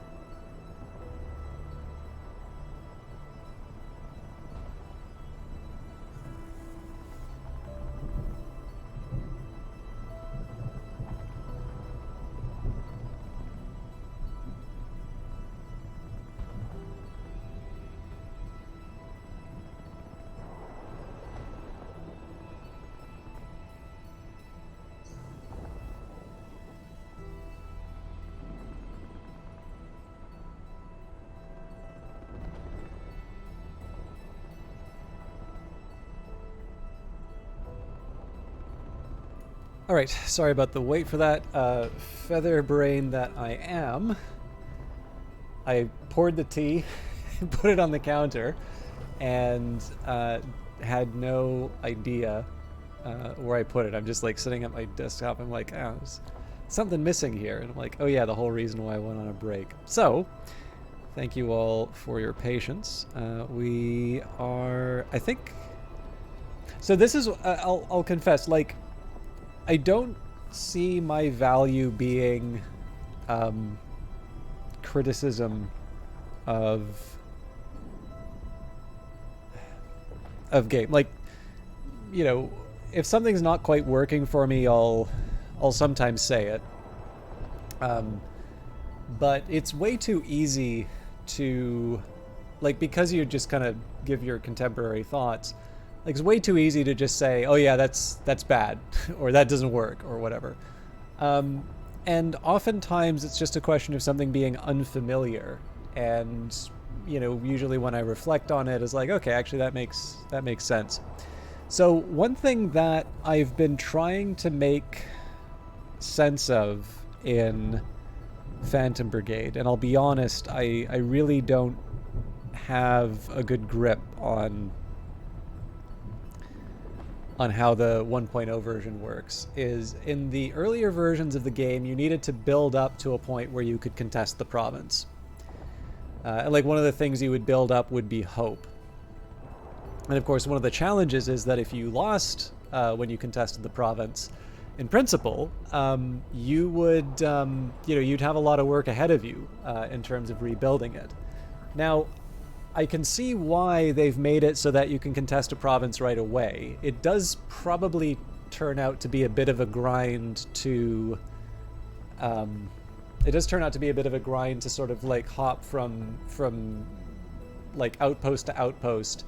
And then effectively, the reason why you have these forward bases added is that you'd like essentially own half of the structures in the province anyway, and then start contesting it. So you wouldn't have any more space to go in terms of taking it over. So overall, I think this is a good, like, I think the existing system works, and it's good that they've done it that way. But I'll be honest with you, I've been pulling my punches for the last little while, like in taking this province back, because I honestly don't see a reason why I would do anything other than just contest the province as soon as I show up in it. And that's exactly what I'm going to do here, because it may be that the game does something to penalize me from doing that. It may just be that I get access to like less fun stuff. We'll see. But before I do that, again, we did say we were going to do some upgrades. Now, because I've got a melee weapon, you know, it would be nice to switch out one of these, or at the very least have space for like an extra mech. But we know we have to give things up to do that. So we'll do our usual routine here. We'll see if there's any improvements. Then we'll scrap whatever we don't use.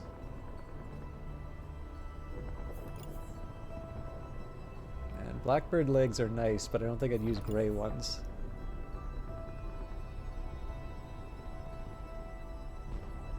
I don't hate this, but I feel like this is better used on another mech. It's just like basically the gain that I get from this is just so marginal that I feel like it would be a waste to put this on this this unit as opposed to another.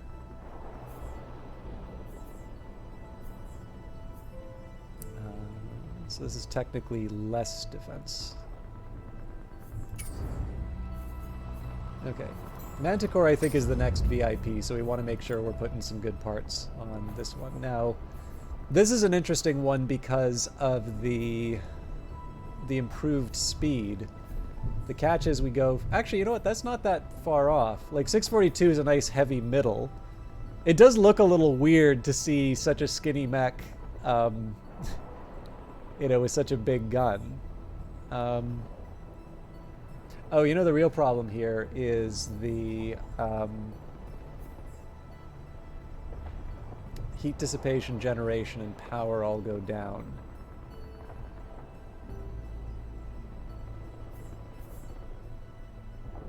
I don't really like that.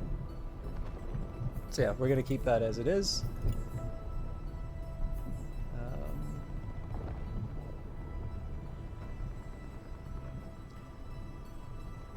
This is a tough call because it does help with speed.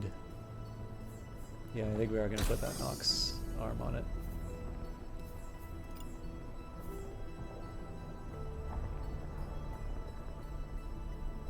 The problem here, of course, is if you take out the arm, then we lose the weapon. But I do want this thing to be as mobile as possible. Okay, moving on. We'll go to the longbow and the protector first, and then we'll double back and see if there's anything for the herald. Actually, no, that's not true. We'll see if we can put one of those blues on the herald. No.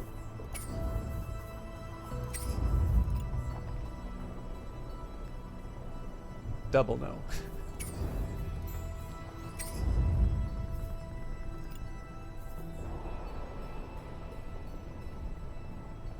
So there's a small argument here to switch to the sharp, just because we've got concussive working in our favor for a lot of different things. With that in mind, I'm not going to get rid of this weapon, or I'm not going to scrap it, but I think we're going to stick with the baseline.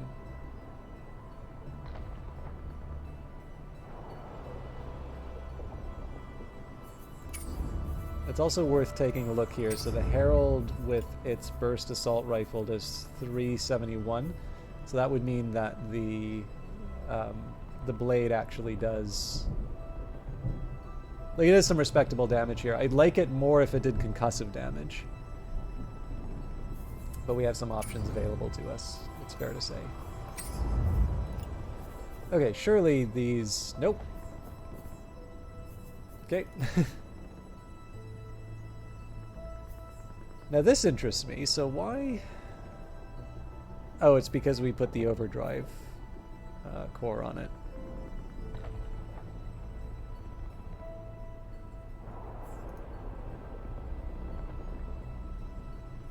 So standard gets us 110, 15, 180. Yeah, so we give up on heat capacity in exchange. I think we're going to leave that be.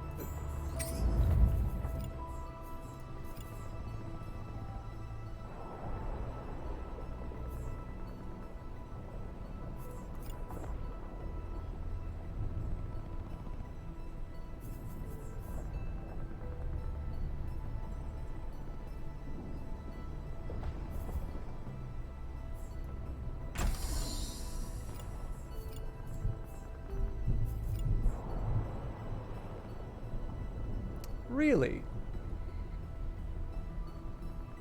So this winds up being heavier, huh? Okay. I mean, it's got the mobility module, so it doesn't matter, but...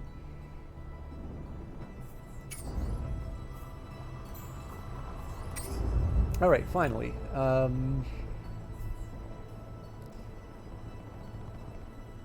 Heavier, less heat. Ugh. This is a tough one, right? Because it doesn't have the concussive. Wow, that really slows us down, actually. Huh. I'm going to hold off on this one for now. I'm not going to get rid of the Hurricane, but I don't quite feel like I can... I feel like if I bring in such a heavy... Like, it's another 7 in terms of weight. Now, admittedly, I'm getting another 300 in terms of damage out of it, but I feel like it doesn't really feel like I can do better weapon-wise. Okay, I don't think these legs are going to make the difference. Yeah, a little too weak.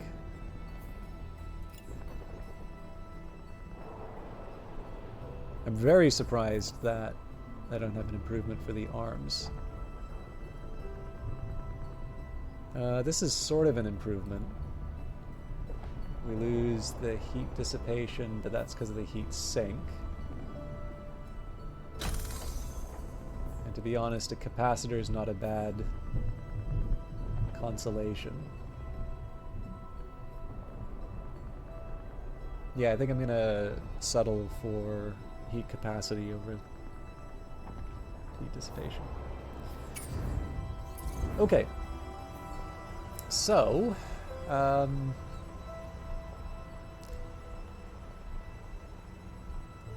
only is this lighter... Oh, it's the two different missile launchers. Okay, that's fair. But the Hornet is a considerably more powerful weapon overall. I don't see much use in hanging on to these SMGs. And then I guess we get rid of all of these... Oh, no, not that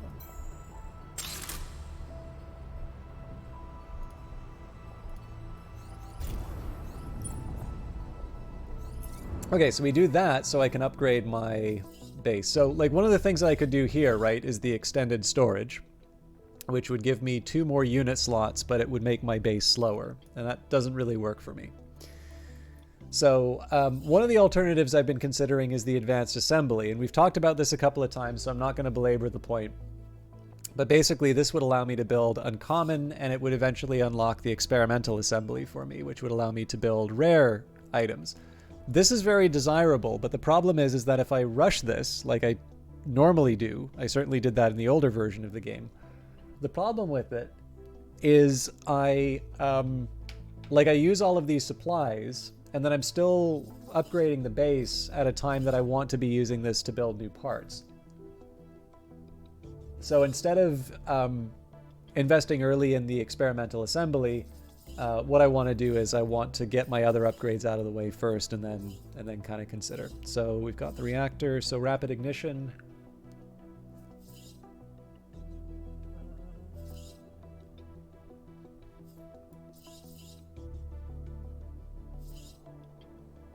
I don't hate any of these, but they are very expensive for what you get.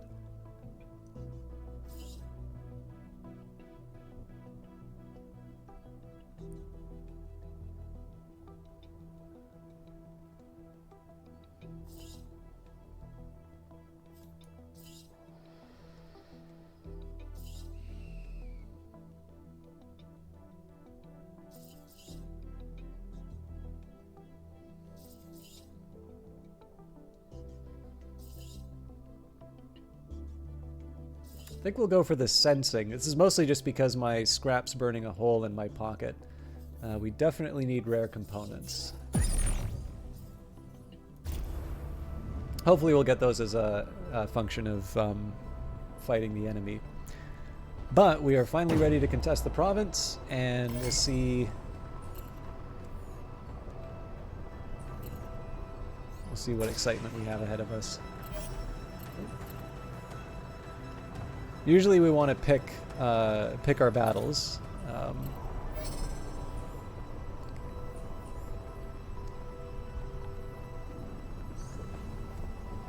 And like we want to lock in on something, but in this case here we don't know anything about the province that we're contesting, so essentially I just want to run into any objectives I can see on the map. Pin drop. The base is tense and quiet. You can hear the rat-a-tat of guns in the distance, and smoke is thick just ahead of you. One of your pilots tries to break the tension with a joke, but there's only nervous laughter in response. As you get closer to the fight, you see burning mechs, but they're too damaged to tell which side they might have belonged to. You all turn your eyes away. The home guard sent out a distress signal, an engineer says. Are we going to answer it? Absolutely. Now, we're just going to load out our mechs. You've all been patient with me with that, so we've got 4 mechs against, it looks like 3 enemy mechs and 2 tanks. So we'll look at our very fancy-looking team, and we will deploy.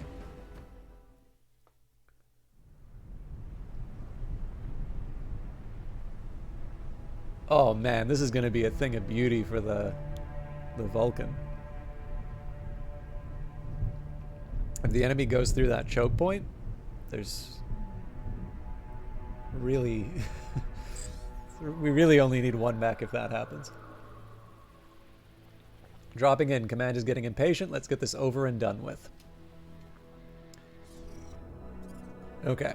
So first of all, we'll see what we're up against. So we've got an enemy with an assault rifle, we've got an enemy with a marksman rifle, we've got a tank with a machine gun, a tank with a shotgun, and a tank with an autocannon.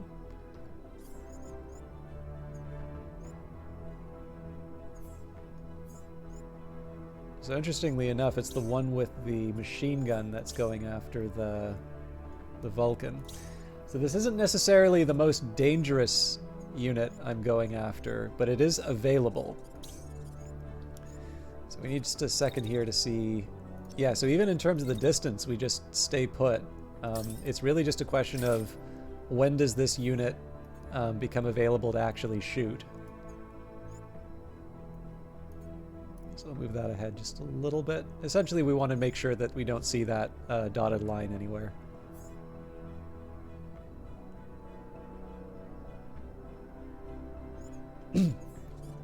Okay, so one of the other things that I want to do here... Also, I didn't realize we had home guard units, so that's going to be fun to deal with. I'm not going to worry too much about this. What I want to do now is get my marksman unit into a position where they can clear out that tank before it becomes a problem. I'm actually just going to try and hop up on the building and see if I've got the range. Darn it, I don't. Okay. So I'm going to have to do this the old-fashioned way. I don't think this angle works. Nope. Okay, so I got a few things I can use. Number one, let's just get the dash out of the way.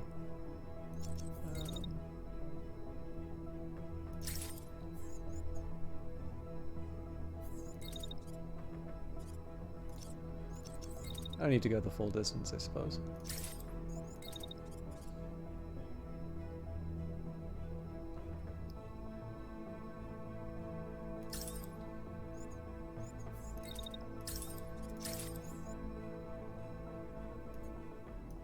It's kind of more of an insurance policy than anything here.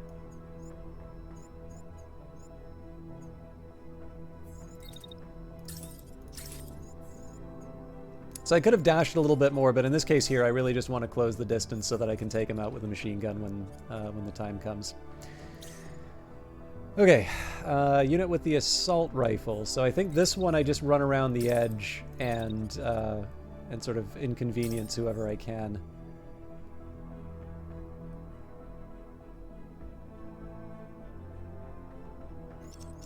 The one problem is I'm a little too fast for my ally.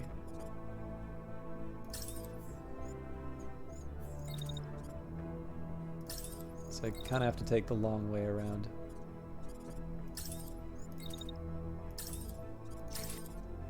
Okay, now that doesn't help me. So one problem here is I'm moving in such a way that, yeah, you know what? I don't like this.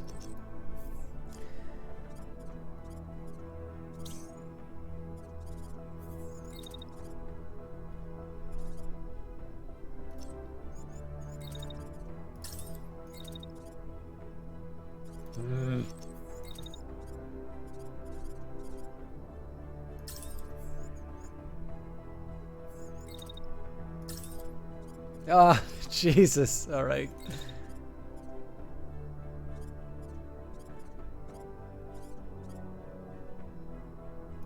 Slowpoke's really cramping my style. Oh, good lord. Okay, we can't make this work. Fine, there's another version of this that I can do. So we dash once. Dash twice. I still don't have the angle.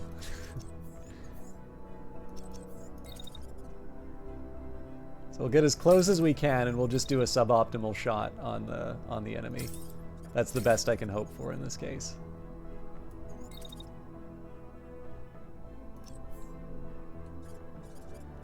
Okay, we've got a tank with an assault rifle. Now, I don't mind bringing this into the fight. It doesn't seem to be contributing a whole lot, though. My other unit has a marksman. Now, this is a shame, so let's figure out another way we're going to use you.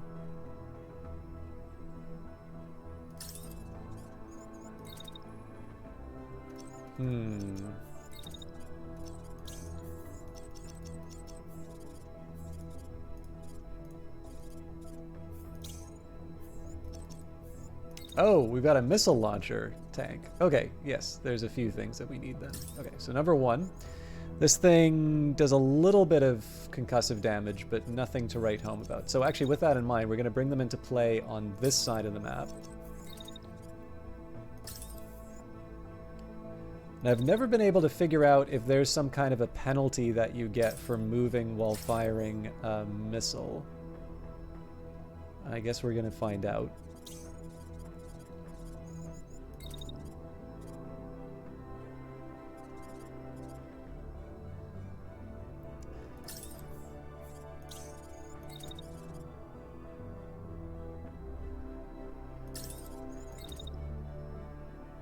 Okay, this is like way too late, but it's a start. So now the question is, what do I do with my Herald?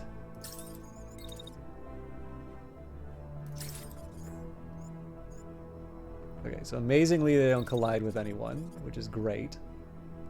Looks like we got problems over there, but I'll work through that.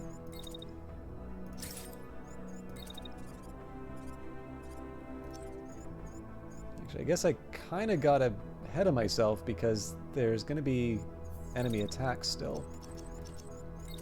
So maybe I just peek my head up over the...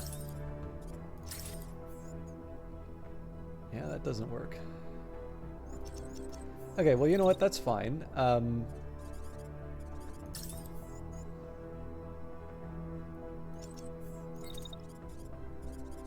Maybe I just peek my head around the corner here and...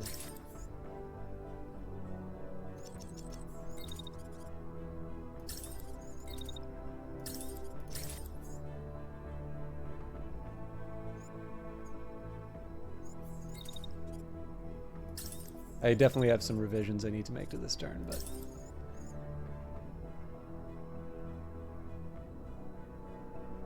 Yeah, so that doesn't quite work according to the...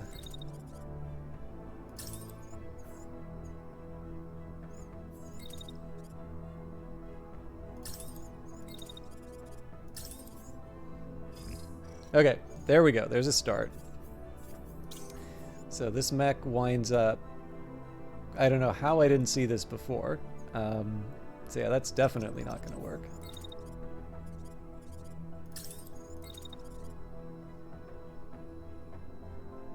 Honestly, why even bother trying at this point?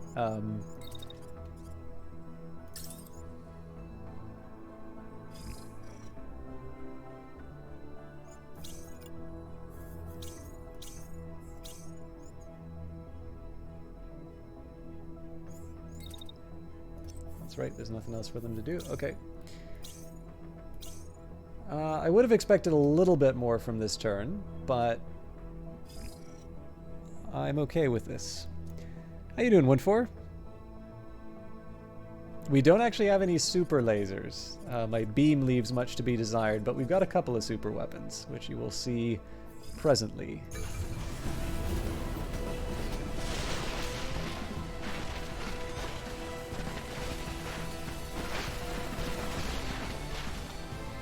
Missed.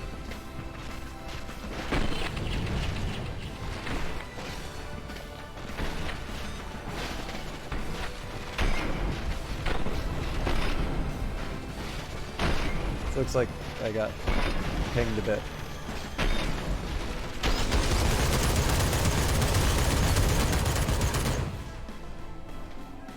So yeah, basically it concusses any unit it fires at. Let's see how the rest of that turn went.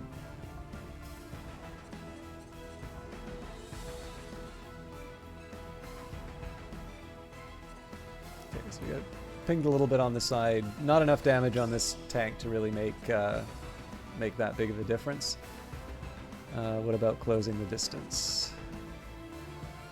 Yeah, there's a little bit that happened there, but we'll see. We'll basically see what we've actually enabled this turn now. So, for starters, okay, so everybody hates the Herald, which is fine because... So what I like about this is that I'm able to take my concussive machine gun and just fire directly into the back of this enemy unit. Now, this unit with the autocannon gets a shot on this unit here. So, I'm hoping that I can use the home guard unit not to target this unit, but rather the enemy tank. What I'd normally like to do is kind of put them up on high ground like this, but they don't have any jump jets, so...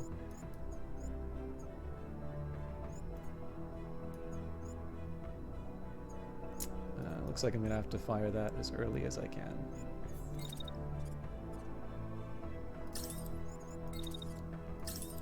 So then the rest of the turn will be setting up for the next shot on them there.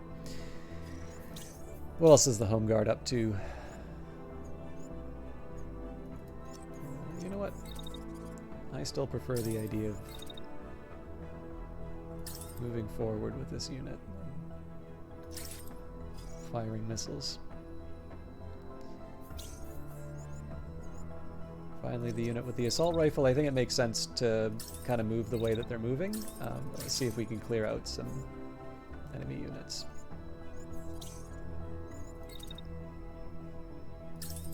Pretty sure we can afford 2 rounds with the assault rifle.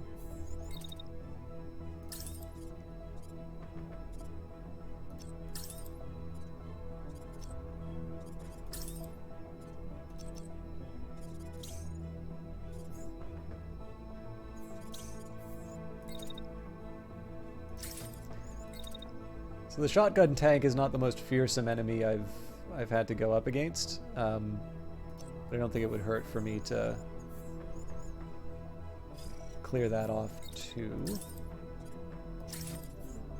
Maybe easier said than done. Yeah, it looks like that shot's blocked. Ooh, that's a narrow window. Okay, you know what? That... If nothing else, it hits something I want to take out, so I can live with that. So at this point, I'm completely fine with the Herald just staying put while people fire at them. And then we just sort of make it up at the back end.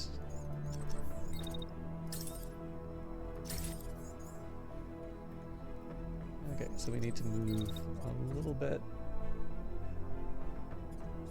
Oh, wow.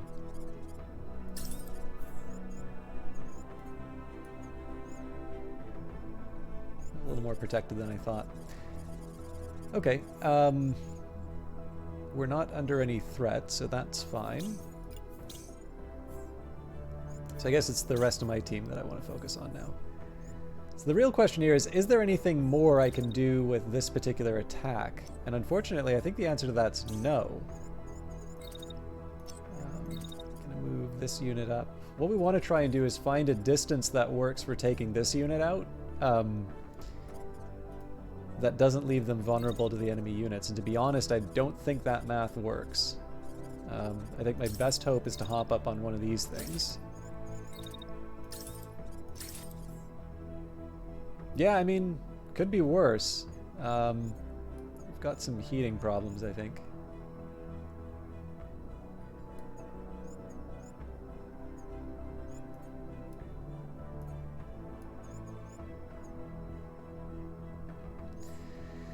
It's the best we got with it, though. Okay, let's see how it turns out.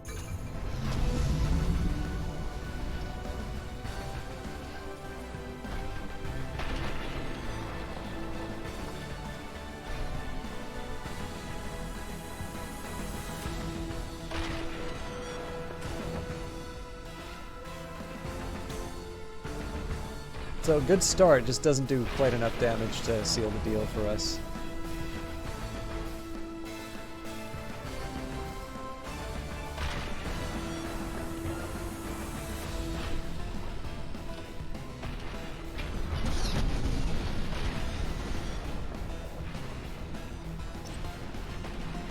Oh, he crashed him. So now we're going to want to see if we can take out the... Hey! That marksman... That's the second time we've had the marksman do a really precise shot, and they've absolutely delivered. shotgunner's down, and machine gun should fall to the assault rifle tank. That's a really, really good turn for us.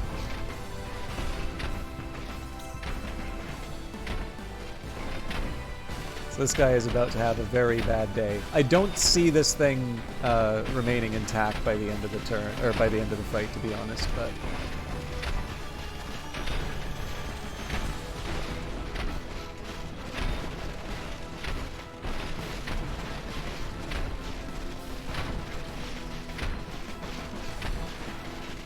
And it also looks like the right-hand side's being taken out, so the weapon's going to be the first to go.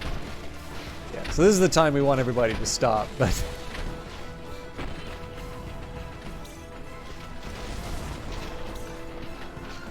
Oh, wow. So we did successfully concuss them without losing the right arm, so... That could not have gone better. Turns out the scrap's not that exciting, though, so we'll grab the Elbrus. The sharp knocks. I mean, technically I can take this stuff intact and then just scrap it afterwards, right? So let's get the stuff. All right. Wait, no, that doesn't make sense. It's better for us to scrap it.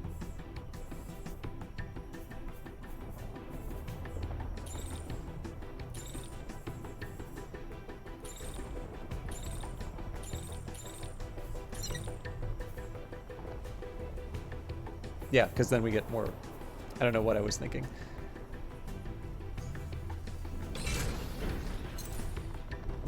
Okay.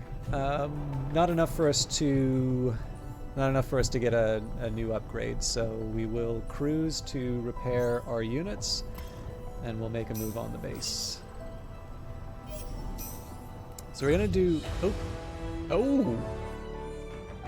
An unexpected attack. You are roused from the brink of sleep by heavy footfalls and harsh whispers. A grave-faced scout appears. Situation in the mech bay, boss, she reports. You follow her to find the crew crowded around the stunt pilot's mech. You learn he's been holed up in the machine for nearly an hour and, at the onset of chest pain, refused to come down. Upon spotting you, the rookie pilot runs over. He stops responding. What if he's having a heart attack? It takes a mechanic and a medic to get the pilot safely down, and after a quick examination, the medic looks to you and mouths panic attack. So stay with the pilot yourself, or ask another pilot to sit with him. Nope. We're the commander, this is what we do. You'd build a dart or a circle star throwing... well, there's modding in the game, I just don't think the modding quite covers the situation you're talking about, Woodfor. We'll stay with the pilot ourselves. We're the commander. A legend, a fraud. Ooh. And this is... so I should mention, by the way, the stunt pilot is Lars Jacobson, it seems. So your mechanics close the bay doors on the way out. The silent mechs in their charging bays are the only witnesses. The stunt pilot rouses as if from a daze. He won't meet your eyes as he speaks. I'm sorry, he says. A minute ticks by. I thought piloting the mech was the hard part. I thought I could do this, make a real difference. He bites down on a bitter smile. It's been years since I felt this shaky in the cockpit, and then I realized I'm more scared than that rookie. All those years inspiring pilots to join the Home Guard with some flimsy tricks, only to find out that when it's my turn on the battlefield, I'm a fraud. Disagree. You help him on his feet and look him in the eyes. You don't see a fraud. Alright, well, we've got a battle site, so we might as well contribute. Take them out. You followed a distress signal put out by the Home Guard to squash some enemy forces at this battle site. One of your pilots is jumpy. They mean business, Commander. They really want to win this war. Another shrugs. I reckon we can take them. What do you think, boss? Suit up. Okay. Mostly mechs this time. So, as usual, we will see if we can improve our units. I've got a nice Elbrus.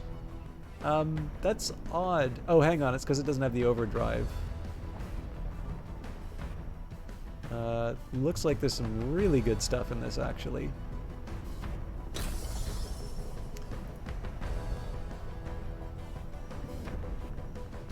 So we'll put an overdrive reactor on it first. So that didn't actually change the speed. Optimized for high performance with high heat output as a consequence. So what else can we do here? So we've got a long dash. I'm willing to give back on that. So 96 and 80.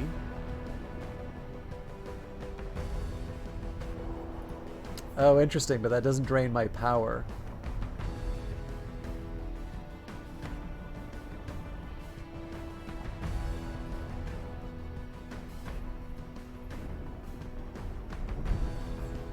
So maybe the hot rod is the right answer just because it doesn't drain my power. Interesting.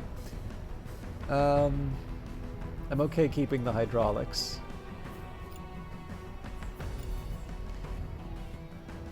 Oh man, we're really giving up a lot of heat dissipation on this. Looks like we also give up the no, that's not true.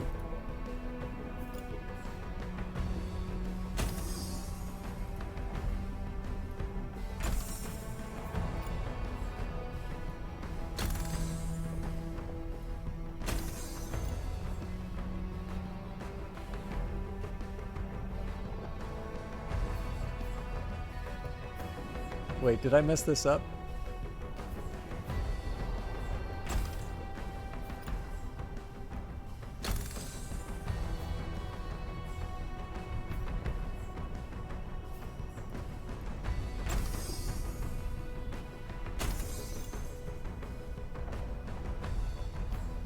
Oh right, it's the hydraulics that made the difference in terms of the weight.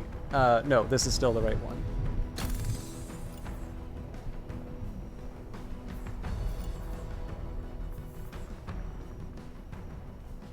That is a very long dash. Okay. Manticore is another VIP, so we will...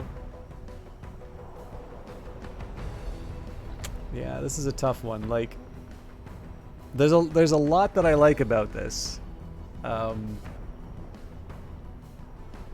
question is, am I willing to give up so much integrity?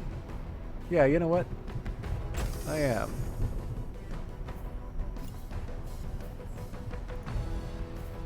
I am curious why this is the way that it is, but...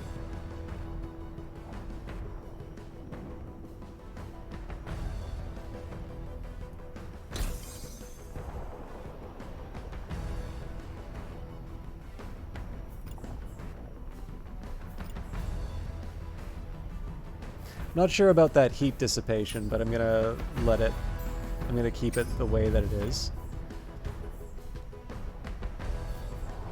Now it seems to me we got some potential improvements for our... Nope, nope.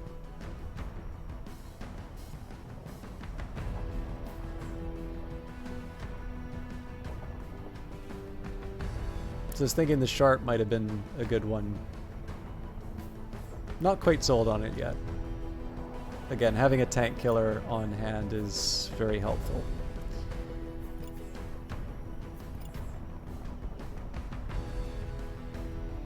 I'm almost certainly going to switch this one out because it's the left arm.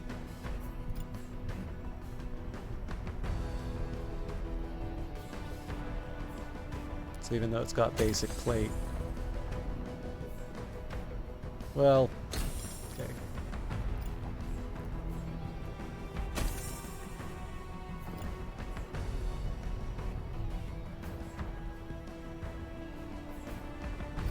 Yeah, no, I think that's a good trade-off. Still keeping away from the... Oh, the one thing I should do is scrap the MR2 Sharp. The rest of this I think it's more or less... I think we kind of already know our answer for a lot of these. So just take a quick second here and see if the Herald wants any of these parts. I'm assuming the Manticore doesn't either. Yeah. So this Sharp goes... Why would I want to keep the Shred? Shred is obviously a different kind of shotgun. but I don't see a major reason to hang on to it. We'll keep the blade, though.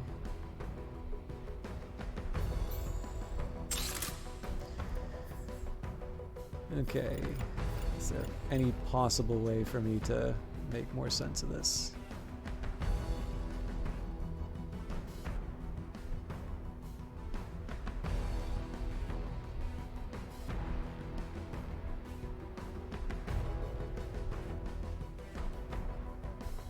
Yeah, I have a feeling I'm just going to start accumulating this over time slowly, but I'm pretty happy with where we're at. So it's going to be a little weird going up against this many mechs, but I think we're going to be able to deliver because we've got a unit that can basically knock out a unit in one turn. I'm going to assume that missiles are the weakness for that particular unit.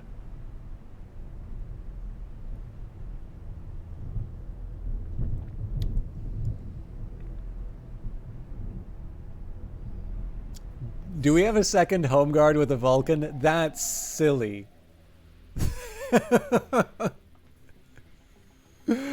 Oh, I love this game. 780 with the concussive damage. Actually, I think it does more. No, we do 110 concussive damage, but yeah. That's... Okay, so it's not majority mechs. Alright, so we're up against a cannon. Okay. That's actually not that fearsome of a weapon, 272. I mean, we want to take it seriously, right? So if we take a look at my arms here, right? 272 is enough to knock out the arms on the Manticore. Now, interestingly enough, this unit's not really doing anything. It's moving quite a bit, but this is a prime target for taking out via the heavy weapon. I question this approach. I'd rather not blow away the home guard tanks, but we can adjust that for sure. Okay, so let's start by focusing on whatever enemy units we can. Now, this isn't even about the scrap at this point. This is just about it being the fastest way to take out an enemy unit. What I'm going to do with this unit here... I think I'm okay with where it's moving. What I want to do, though, is wait until the allied units have sort of cleared it. Oh, actually, you know what? We're not... We'll have to move, but I'm going to move in a slightly different way. There we go. This makes so much more sense.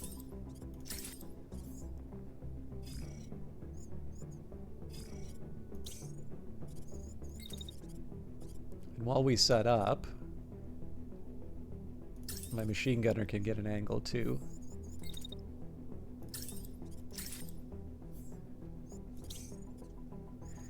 Okay, so while we're doing that, we want to clear out whatever tanks we can. So we've got one with a shotgun, an autocannon, and a vanilla cannon. So this is public enemy number 1. I just don't think I have what it takes to take it out.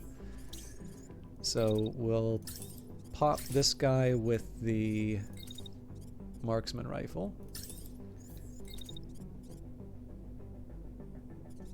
Okay, I gotta be careful about where I'm moving. Yeah, that doesn't work. So the worry here, of course, is that this unit doesn't get taken out, and as a consequence, they start their turn shooting at me. But that's gonna be a risk that I sort of absorb. Now here's an interesting idea. So, you know, I've got a unit that moves so fast it actually has to stop and wait to... Oh, interesting. Hang on. So they're focused on the... I didn't realize they were focused on my assault rifle. Okay, well that actually changes things a little bit, but not for the worse.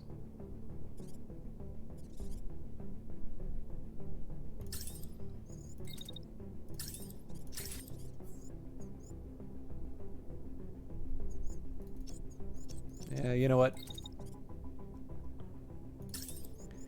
I'll just wait it out. I don't think there's too much of a reward to make it make it more complicated.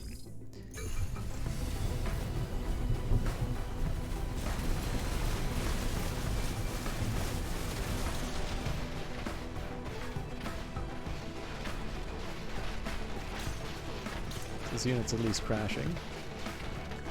Now, it looks like we may not actually be taking this unit out this turn. Yeah, that's interesting. So they're made of sterner stuff, apparently.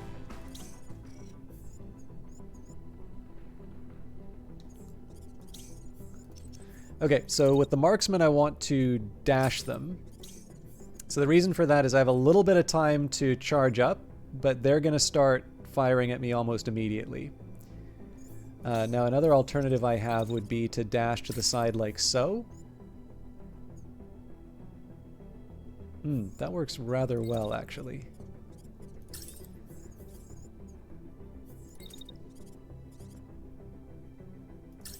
So then I can position for the next turn.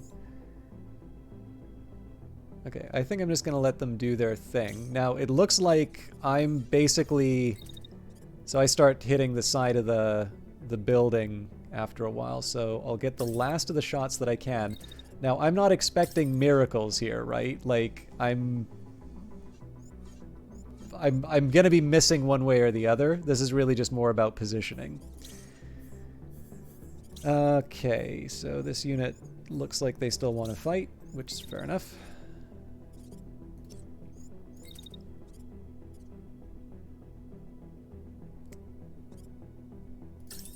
God, that guy fires forever. All right, so I got to be smart about how I do this.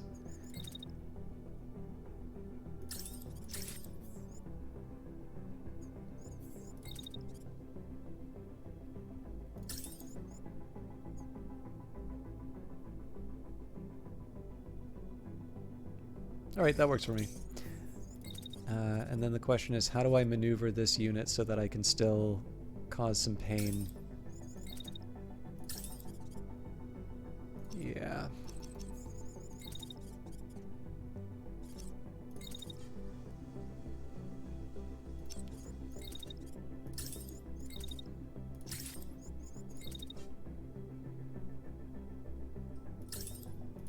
That's the best I got, but honestly, I'm committing to this move, so, like, so far into the turn. So there is a small fix I can do for this. And that's to get the machine gun. So the one problem I have here is that with this unit with the cannon, I don't have any really good plans for that. I actually really question what this what this particular unit's doing, so we'll move you off to the side, see if we can make... Okay, this is a bit of a weird turn, but I don't hate it. I do need to figure out what I'm doing with this mech, though, so let's just move you as far off to the side as we can, because I think we're going to more or less clean up on this side. Like, we'll still have some things to do, but I don't need to... Oh, that's a shame.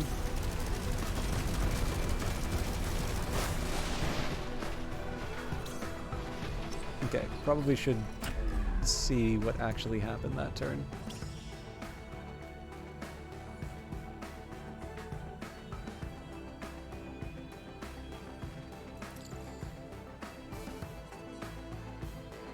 Yeah, so I'll be honest with you, I'm a little surprised that it's taking us this long to take out these units.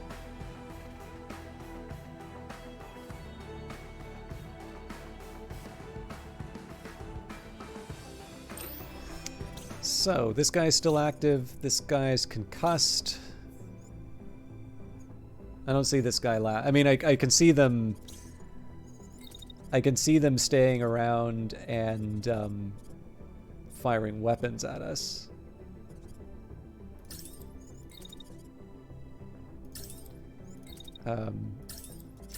Or sorry, not fire. I can see them not being concussed, but I don't see them active and firing weapons at us for that much longer.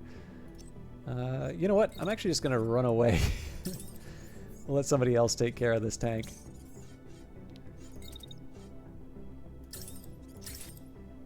This is such a waste of a perfectly good gun, but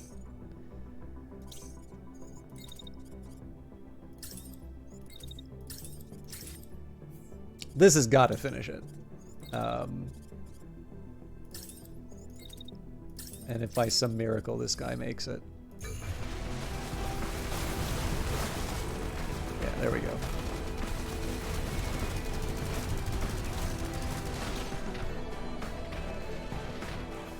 So we probably took more damage on that than we should have, but we made progress on liberation. Probably less scrap for us, though. Nope, nope. Got some goodies for us. So as usually, we're gonna see what gives us the largest scrap values first. So I think it's all 38s. Mostly 38s. I picked the one that's 33, okay.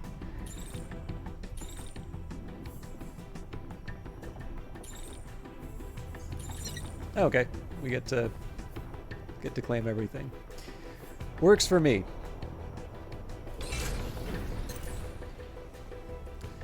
Now we're at 1,000 scrap here, so this means that we get another upgrade. So our main restriction right now is rare components, but at this point I think so. Actually, there's a couple things that I want to do. Rapid ignition, capacitors. These are nice, but they're very expensive for what I get. So military grade sensors, we need cruise sensing, overdrive sensing, and stealth sensing. That helps us with vision.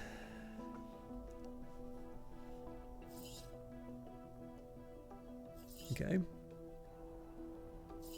Yeah, so this is all about scanning, which is fine.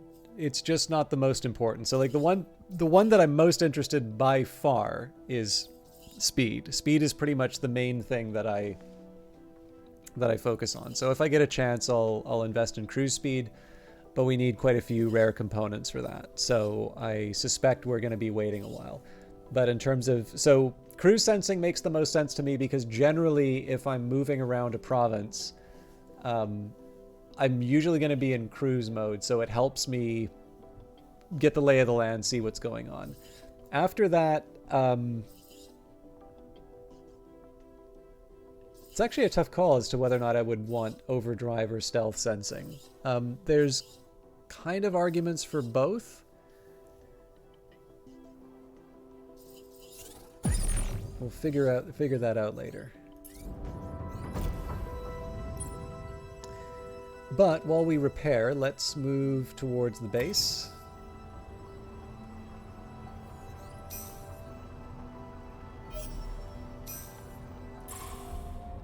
Okay, so that's a battle site. I think in this one, I'm going to be a bit later on this.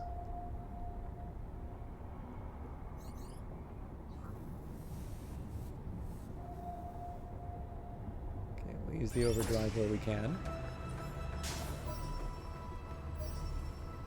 This may have consequences. And I figure after the base we can turn around and go to the battle site where we'll have to deal with the reinforcements. But I don't think I've ever complained about having more enemies to fight. So the base is tense and quiet. You can hear the rat-a-tat of guns in the distance, and smoke is thick just ahead of you. One of your pilots tries to break the tension with a joke, but there's only nervous laughter in response. As you get closer to the fight, you see burning mechs, but they are too damaged to tell what side they might have belonged to. You all turn your eyes away. The home guard sent out a distress signal, an engineer says. Are we going to answer it? Suit up. Okay, as usual, it's nice to take a look. So I think this is because it's a base, we're going to have a bunch of turrets that we need to worry about. There are also, looks like 2 groups of reinforcements, but like I said, it's never a penalty for me to have more enemies. We are going to do the usual upgrade route, so I don't think there was anything new in terms of assault rifles. That doesn't make any sense. Maybe we should do by group.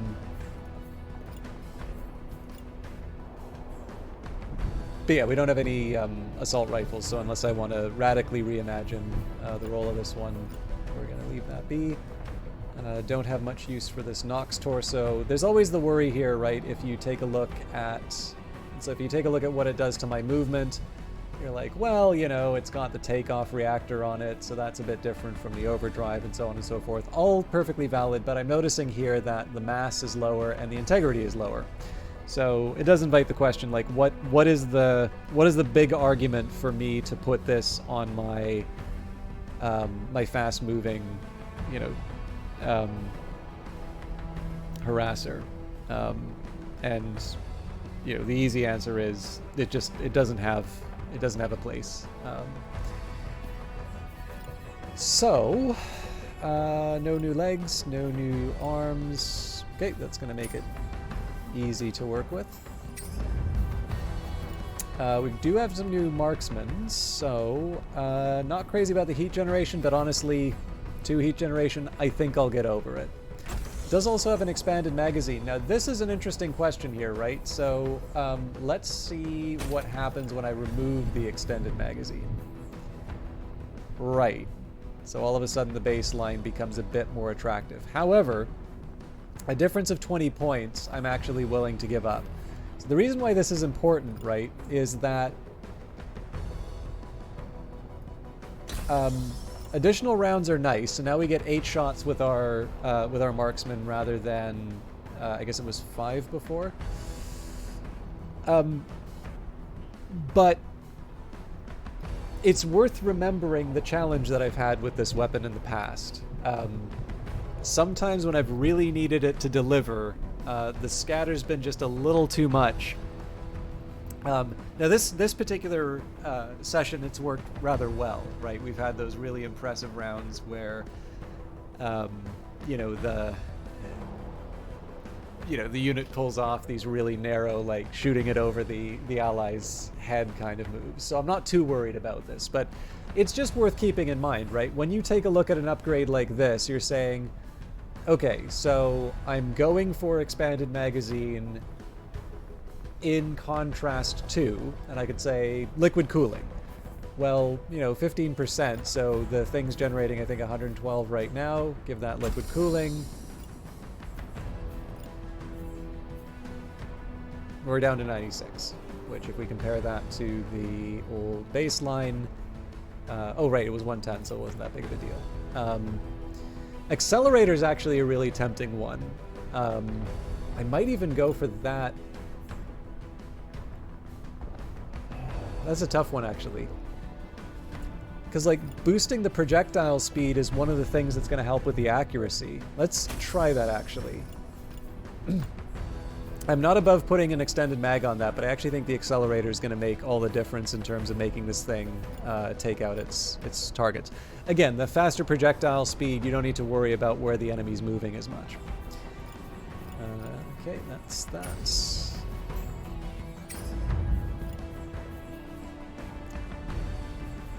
So again, this one was too heavy. I could try a shotgun. It's actually not that... interesting. Let's see how this thing works with a shotgun.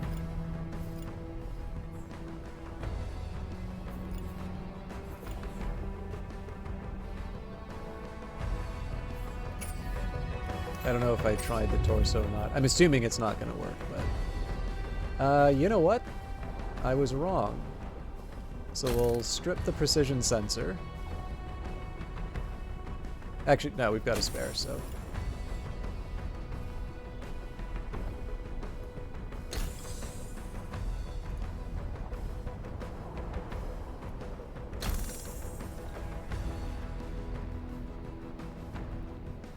So we used to have a standard for this one. 83.2... Okay, that'll slow it down a bit. Okay, so 983. Okay, so it's the heat dissipation that we give up for that.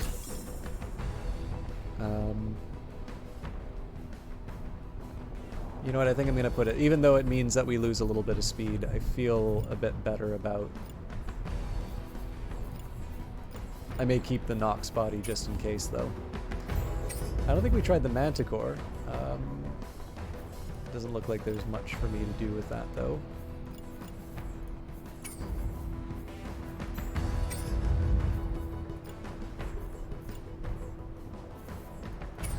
Okay, cool. Let's see how it goes.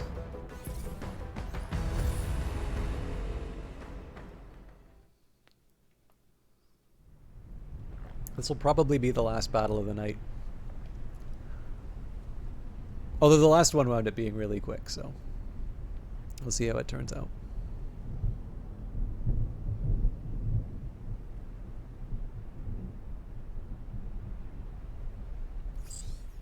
Commander, the base is circled around the perimeter. We're ready to pick the squad up if needed. The enemy will hold the site if you do so.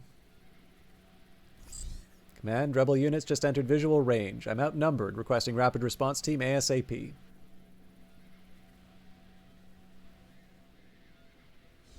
One thing I really like about... There's a few maps that do this, but this is one that I remember in particular. If you look at the layout, the last time we had this map, if I recall, I think we started around this position. This could even be the video on the Steam page, to be honest. And if you notice, like, the approach that you take to this battle when you start here versus here, it's like a completely different approach. Chief among them is just the fact that these guys are on lower ground, which you'd normally think would be a good thing, but it actually makes them very difficult to hit at the start. So this is one of the things that always kind of bugs me. Like, so inevitably, whenever a game is released, it doesn't matter how many maps there are. As soon as somebody sees the same map again, you know that somebody's going to go to forums and be like, oh, they don't have enough maps. Oh, this game's not worth the money, blah, blah, blah.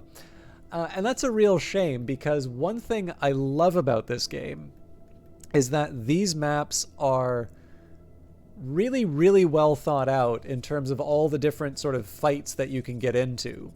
So, you know, just like BattleTech had not a handful of maps, but basically a set of maps that were like this, and you would you'd drop into them, and it would only be sort of after fighting in them after a while that you'd sort of realize, oh, hang on, you know, this I've been on this map before. You know, I'm just in, you know, the top left corner rather than the bottom right. This is something that I think is easy to overlook in terms of it being like a nice feature in a game, and yet I feel like when I think of the challenge of making a game like this, right? I have full knowledge of what the enemy is about to try and do. The AI needs to come up with a way of presenting a challenge to me without you know, without being able to know what my moves are ahead of time. And this needs to happen in an environment that can allow for interesting decisions, such as, you know, moving behind buildings or trying to dash, you know, between mountains to give rockets the slip and such. And of course, doing so in the full knowledge that the terrain is destructible. So all of those buildings that you might be relying on, like, this is a problem that Battlefield 1 I felt ran into, which was over time, the battlefield kind of looked like the prairies, because everything was just demolished. And, you know, one great innovation of Battlefield 5 was the ability to sort of build up as well as tear stuff down. I feel like Battlefield 5 really only got appreciated at the end of its life. It was actually a really good entry in the series that, you know, people got mad because there was a woman in the trailer or something. But it was, I thought it was an excellent game, to be completely honest. But yeah, this is one of the things that, you know, it takes a while of playing Phantom Brigade to like really appreciate just how clever some of the maps are on this. But it's definitely something that I've grown to appreciate quite a bit the more I play it. Now, I'm stuck in terms of what I can do. So my preferred target would be the missile launcher in the back. And in fact, they're going to be inconveniencing my my heavy gunner. But again, I don't have a whole lot of options in terms of what I'm going to do about the enemy. So I think the best that I can hope for here, I wanted to... So this is the target that's available to me. They're going to sort of walk up right into the line of fire. And essentially what I want to do here is I'm going to fire. I wanted to fire as early as I can so that at the start of the next turn I can dash to the left, which will hopefully give the rockets the slip. It may be an idea for me to take a look at what's kind of being shot at them. So this thing does 325 and this thing does 500. These are some pretty serious weapons that I need to worry about. So I'm not panicked enough that I want to dash at the end of the turn. I am definitely dashing at the start of the next turn though. The rest of the turn is going to be built around trying to inconvenience the enemy in other more creative ways. So lots of rockets. And looks like mostly autocannon. The one exception to this actually is the... Okay, no, can't make it happen. I think I'm actually just going to stay put for a little while.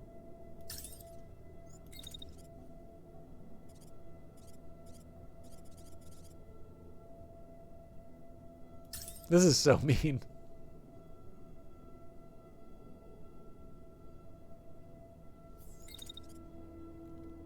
So just basically letting the machine gunner do the job for me. So we'll see if there's some shots that we can, you know, we can do in between. That seems like a good one.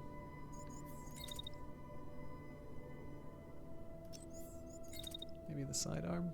Nah, it's not worth the heat. So yeah, this is not exactly how I intend to use the Herald, but this seems like a really good way of deleting a tank or two.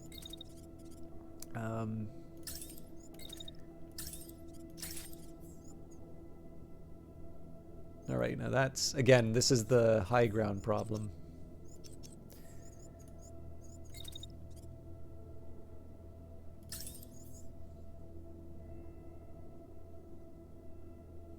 Honestly, at this point, I think we just wait until it gets into range and then...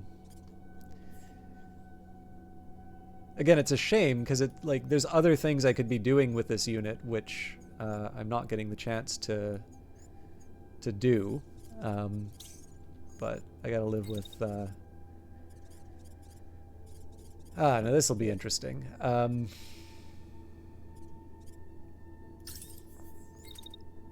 So I'd rather have this unit be a little more active in the turn, but the fact that I can kind of keep this unit focused on me for a while is a nice advantage. So I don't mind holding him back for a little while. All right, let's see how this works. I'm definitely going to want to see how the missiles turn out.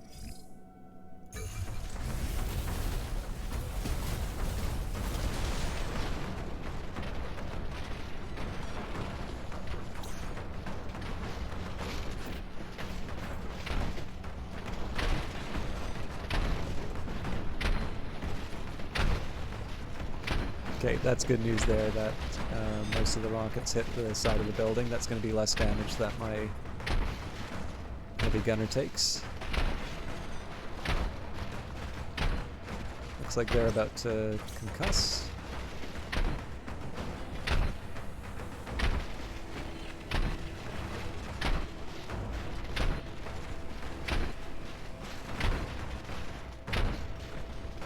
Liking what I'm seeing with the track. Nice. All right.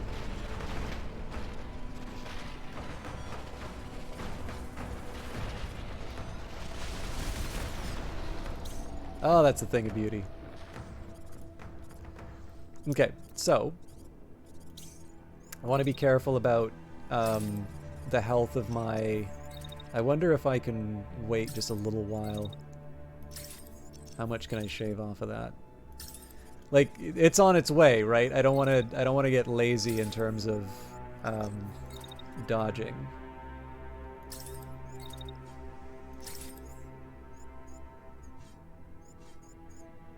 It's cutting it close, but I think it'll be worth it in the long run.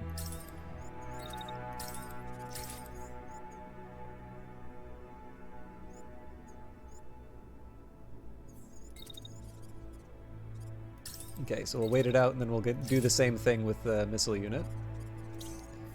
Now the big question here is whether or not I'm going to be able to... Okay, I think after I do my Great Escape, I'm actually going to lock into position for a move on this guy. Now the nice thing here is that I do have a shotgun with this unit's name on it.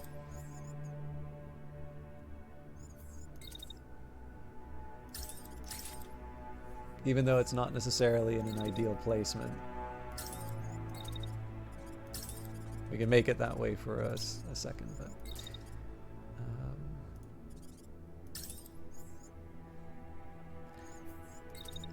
Now this is going to be threading the needle a little bit, but...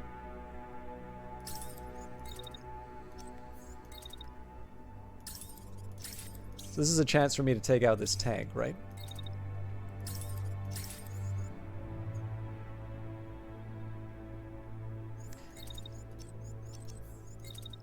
So we wait it out. And then I zip ahead. Okay, so I basically need to make sure that I'm not crashing into anyone. Okay, so that's a problem with...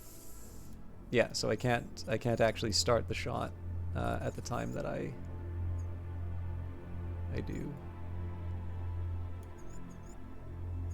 Although maybe I just accept a bit of imprecision.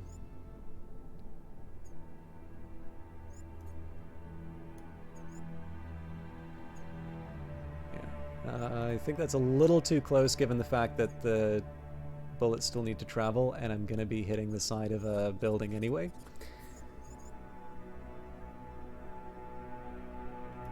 So maybe if I bring that even closer in the timeline.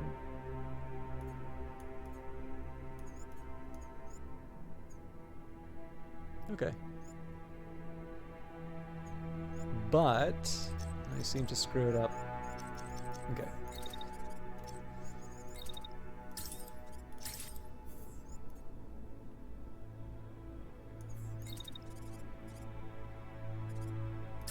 So if I just go straight, it looks like I'm just on the verge of bonking my heavy.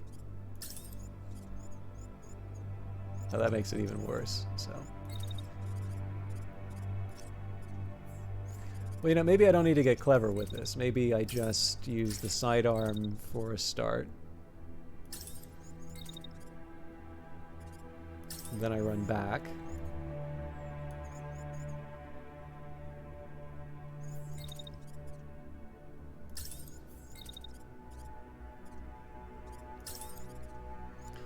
Okay, sidearm. Alright, so there's a problem with that still.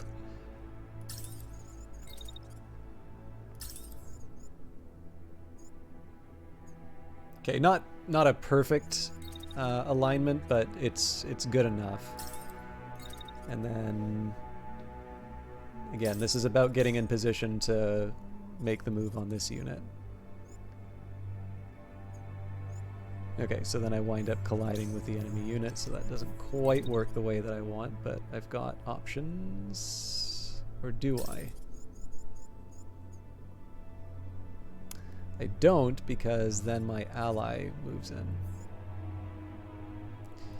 Okay, well, there's another approach that I have then.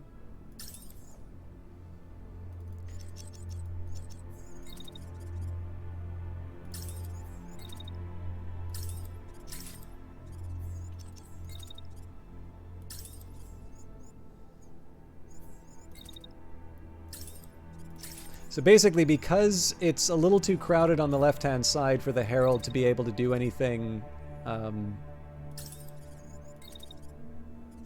like the original thing that I wanted to do, I have a chance here to just sort of move around the side.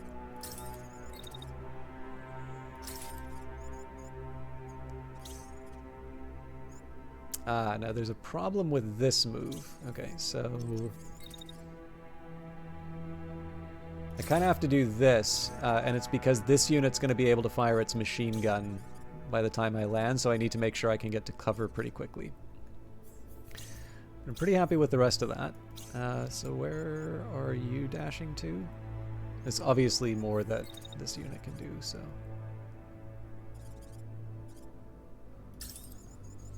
They should be a tank killer, but obviously the Herald's taking that job now. Okay, big guy's doing the job. And it feels like a waste, but I'd rather not commit myself to the attack. Well, you know what? Why not? Let's have some fun.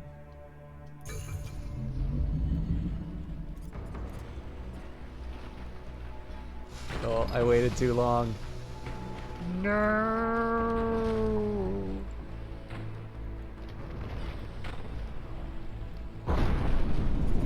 Oh, hit the other unit.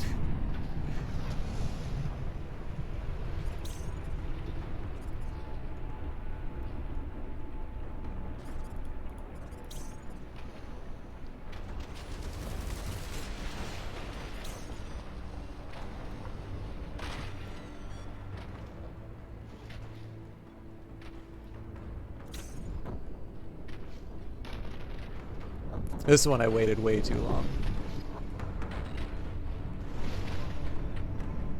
Actually, we're about to get concussed. I'm pretty sure this unit's down. Yep. That's a shame. We won't lose the mech. It just means that they're going to be weaker for subsequent fights. This guy's got to eject the next turn. Yeah. Okay, so as anticipated, right? This unit sees that we've committed to this move, so we just slightly adjust the movement accordingly. Now, this isn't exactly the safest place to be against a machine gun attack, but I'm gonna sort of have faith, and then we'll try and finish the job. What I am going to do, though, is... Oh, well, next turn I'll run off. So we know this unit's zipping off.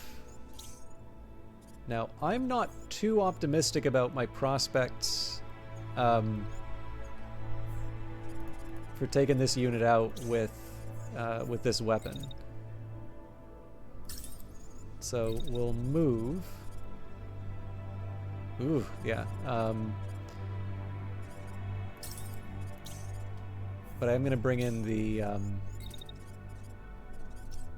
what's this shooting me with? Missiles.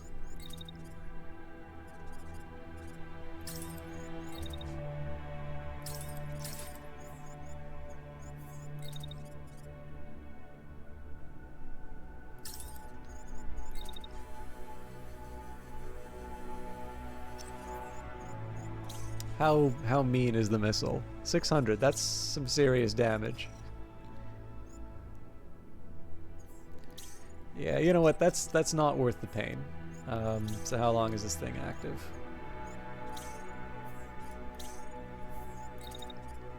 I'll move to the edge. Like, oh no, it wants a piece of me. It's kind of like a traffic light. All right.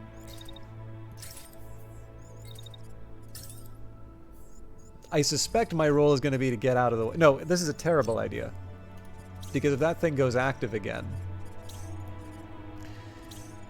So what I'll do instead, it's not the most exciting move in the world, but I'm going to stand at the edge of this... stand at the edge of this turret, even though it's outside of optimal range, and I'm just going to fire a shotgun at it in anger. This is, of course, something that this unit... Oh, sorry, this unit would have been good at, but... Yeah, wow, there's like no concussive damage this guy's taken.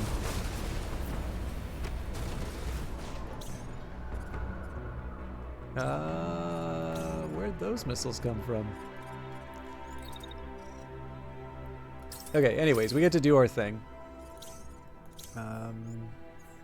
Pretty much the same attack pattern as last time, so...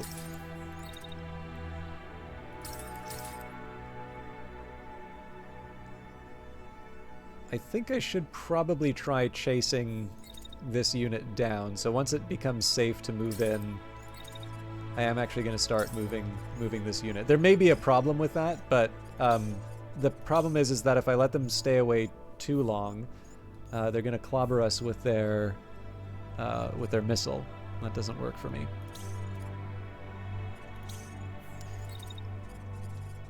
Okay, I'm going to wait for some heat first. Then we're going to dash back up. Oop.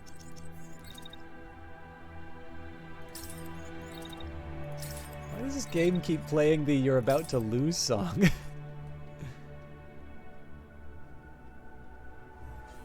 Oh, because the reserves are about to demolish me. That's why. Alright, well, we can fix that.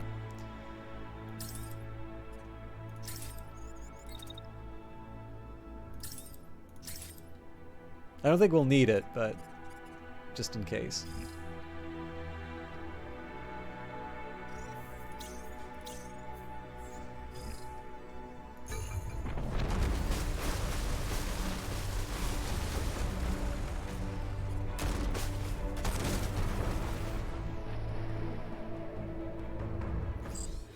Yeah, that definitely could have gone rather badly for me. But yeah, that's technically our first casualty. But like the mech's more or less fine. We'll just have to give the pilot a little bit of care. Okay, so usual story. We'll grab the high value scrap first. Any torsos?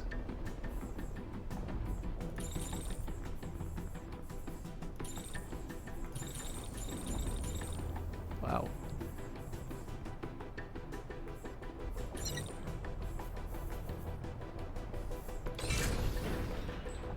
Hey, Sambidextrous, how you doing? Actually, I'm just getting ready to wrap up, but if you just arrived,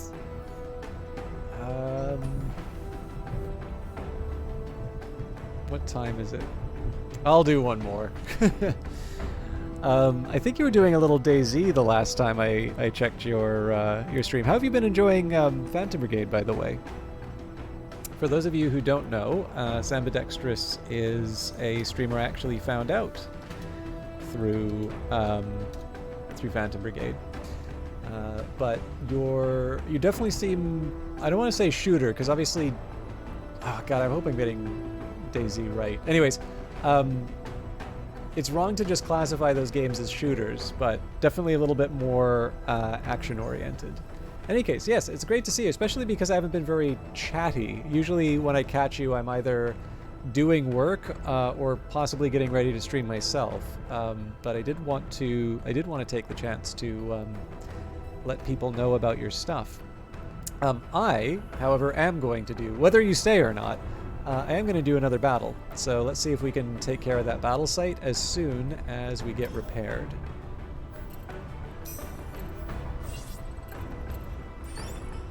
Okay, so they're going to wind up chasing us for a little bit. I don't mind sending them on a merry chase, though. Because in the end, our aim is to get to this battle site. Alright, so we're at full health. So they'll show up as reinforcements in the battle site, but like I said, it's not the worst. It's not actually the worst thing for me to have reinforcements show up, right? It is sometimes fun to take on a tougher enemy. So we've got reservists up. Nearby contact. So the base is tense and quiet. You can hear the rat-a-tat of guns in the distance, and the smoke is thick just ahead of you. One of your pilots tries to break the tension with a joke, but there is only nervous laughter in response. As you get closer to the fight, you see burning mechs. They are too damaged to tell which side they might have belonged to. You all turn your eyes away. The home guard sent out a distress signal, an engineer says. Are we going to answer it? Suit up. All right. So the question here is whether or not Tango is fit for service. So both Foxtrot and Tango are shaken up a bit. So I can get a small improvement by adding India and X-Ray to the crew. Actually, Golf would help as well. But I am going to try and push the stats a little bit. So I do need to be a little more gentle with my units, but we'll see if we can push our advantage. I didn't really see that much in terms of what I was equipping, so we're going to do a quick review of what we've got available. So I'm intrigued by the fact that these legs don't seem to be changing.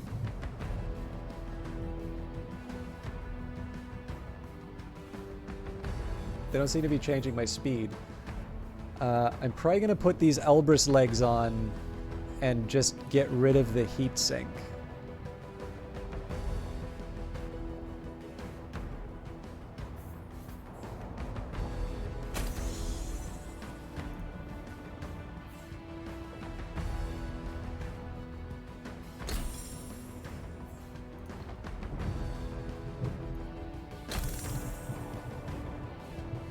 Yeah, that's not bad.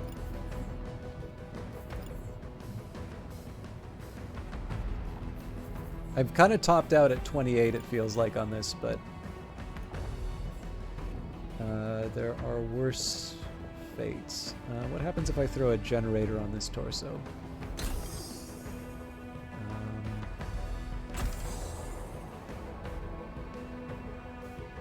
Yeah, we'll live with that. Okay, the Manticore is the next VIP. So again, this one is pretty much all about the... This one's pretty much all about the movement. So 19's not bad for a unit with a big weapon like this. I kind of wish I could get a little bit more out of it, but I'm pretty happy with where we're at. Phantom Brigade's great. You got a bit distracted with DayZ. A couple of other games you need to get back to it. Oh, I mean, I don't. Please don't do it for me. Well, not that I think you would.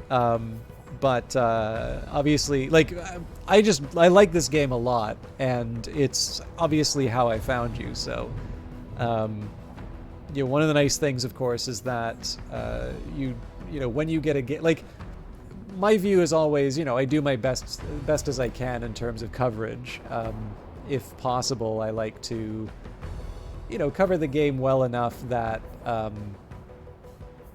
I think a reasonable outside, you know, perspective would say, yeah, you know, he didn't just, you know, play for 15 minutes and then pocket the key. But, you know, one nice perk is when you are given a key for a game, you are able to play it on your own time. And certainly I have very much enjoyed Phantom Brigade on my own time in addition to the stream time. Just I have my own save for my personal game. So, you know, because I got to know you through that game originally, I'm mostly curious if it's continued to hold your interest. So one drawback here is if I put this Elbrus body on it, I get additional integrity. I don't give up too much on the speed, but I have to give up the precision sensor. So as nice as this Elbrus would be for this particular unit, I think the precision sensor is what makes this good. So we'll hold off. Now, I guess because of the generator, this winds up being better, so we'll throw these legs on. I don't see the Asgard arm being useful to this one, but you never know. Now, I guess it was indecisive as far as whether or not the shotgun was really worth it, so we'll give this another run. This heavy shotgun does nothing to give me confidence. I don't see any of these torsos being improvements, but you never know. But this Asgard is interesting. I think if we put the overdrive core on it, we might get somewhere.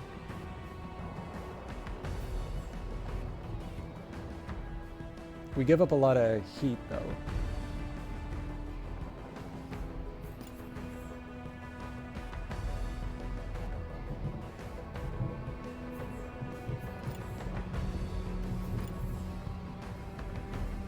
Yeah, I'm not going to scrap this stuff quite yet.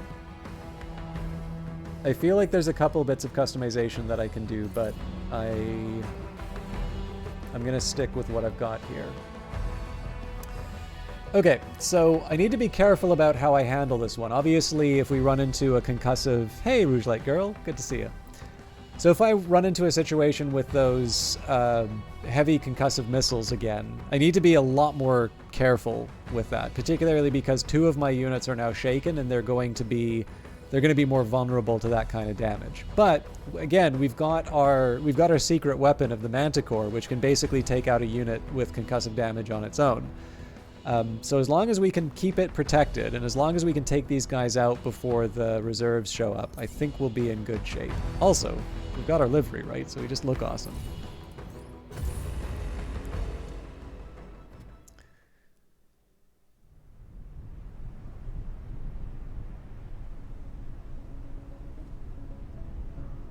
I wonder if this is the song that's going to stick with.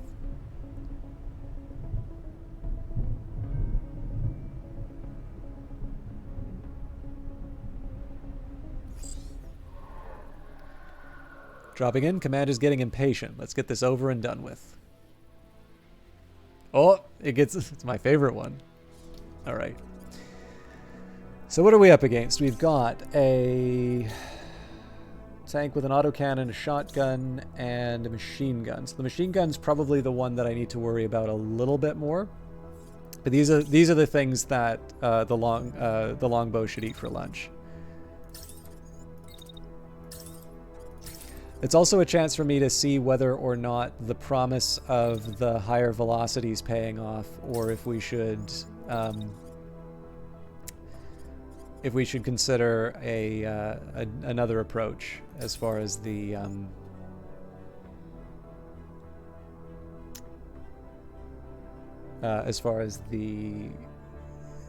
what am I trying to say? The upgrade for the marksman rifle goes. So with the Vulcan, it's really just a question. At this point, we just need to find the closest available enemy. Oh, actually, the sniper rifle's rather fearsome. 724 damage compared to the 439. Okay, so I want to make sure we get in range as early as we can. And then we let her rip. 29, so we may need a little bit of support there. We'll see what we can do. We've got the home guard to help out, but we'll work out.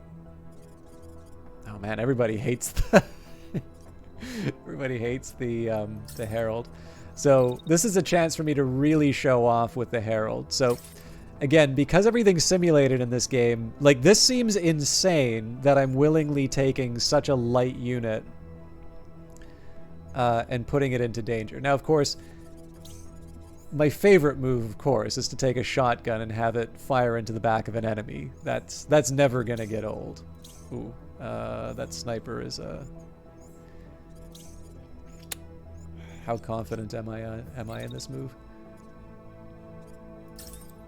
I'm gonna try and slightly angle it differently.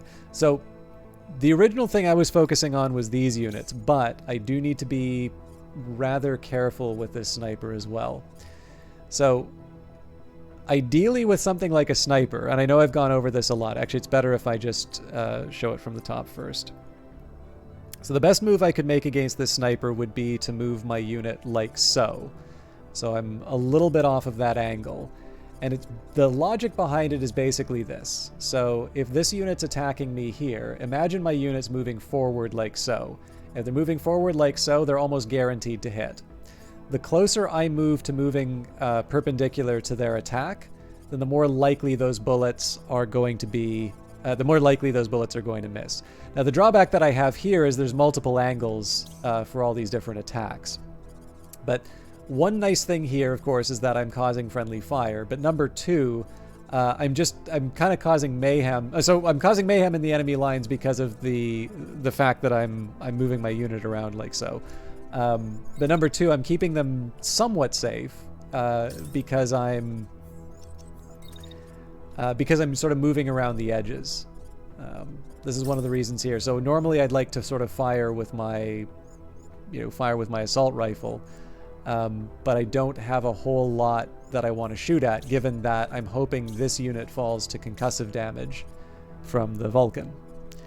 Thursday is your supermarket day, so sitting down to rest, drinking iced coffee after walking up a hill, and watching the stream has become such a tradition. Oh, that's wonderful, Rouge Light Girl. I should say I'm actually a little bit later tonight, so that I could get another battle in. So I'm not going to be around too much longer, but I'm actually really happy that you've got a little bit of a tradition related to this stream. So I hope I can provide you worthwhile entertainment for however long this battle works.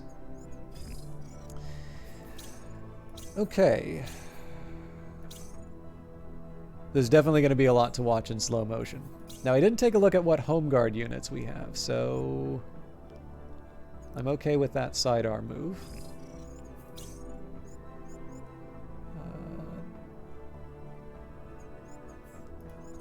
Tanks also lobbing missiles. So I think the only move I really disagree with is moving the tank forward like so. Well, I mean, the rest of the group's going to be moving forward as well, so I don't think this tank's really going to do that much, but I don't think it's going to hurt anything. So first thing we're going to see is the Great Escape, and then we'll move over to see how the longbow handles the tank. So we'll try and get a view of everybody at the start, though.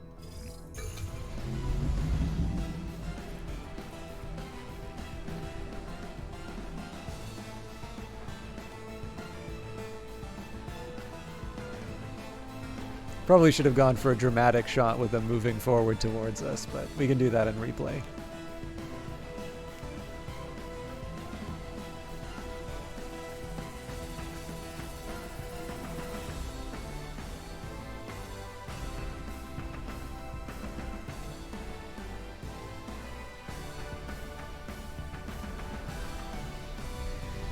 All right, hold your breath for the the Herald.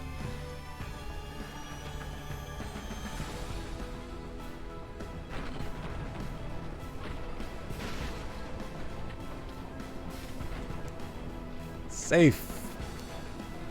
I don't know if it fires a second shot or not. Probably does. Yep. Ho ho! Oh, that felt good. Oh, Jesus, it fires 3. Okay. Maybe a 4th.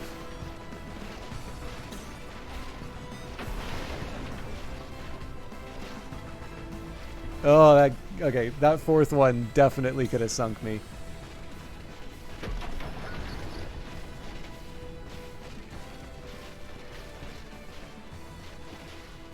We're going to watch that full run in the replay again. Oh, we are so close to taking this thing out. Okay, that's a new sniper rifle for us. We concussed the tank, which is good.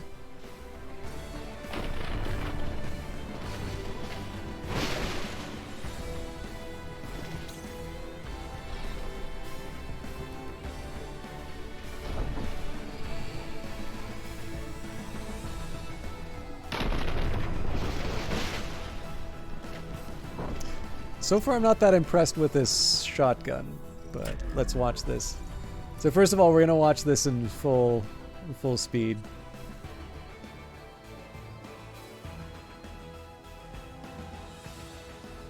So yeah, you can really, like, you really don't get to see just how many times this thing escaped death.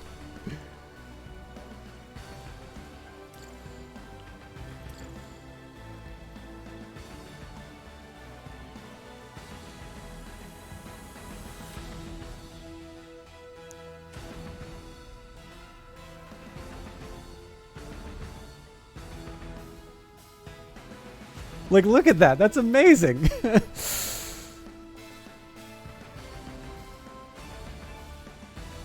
So, next thing we're going to look at is what happened with the longbow. Well, it just stopped it right in its tracks.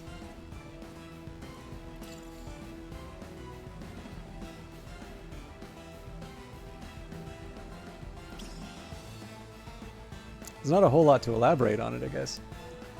Although it would be nice to get an idea of just how fast these projectiles are moving for some of the tougher...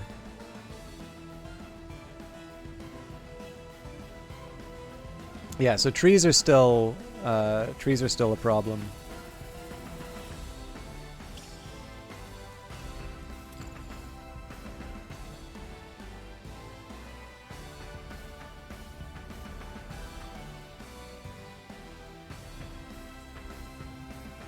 God, I'm so happy with how that turned out for the Herald. So, how do we push our advantage?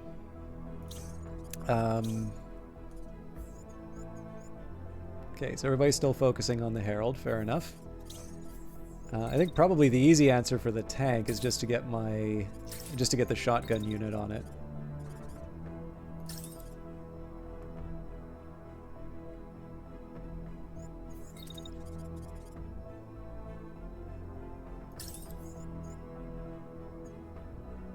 And deal with 80%.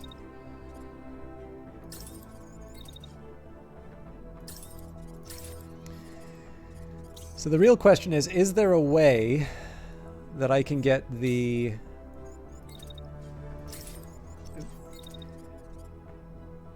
a big part of this one is going to be about whether or not I can actually get the distance required to try and take this unit out.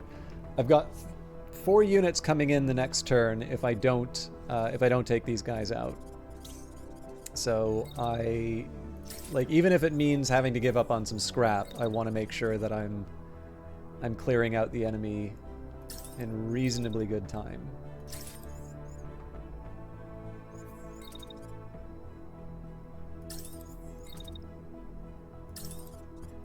So I think at this point we just kind of fire as quickly as we can. Now, I question the choice of the sidearm here, particularly because this unit is going to be using its assault rifle. In fact, I don't know if there's a way to avoid that attack at this point.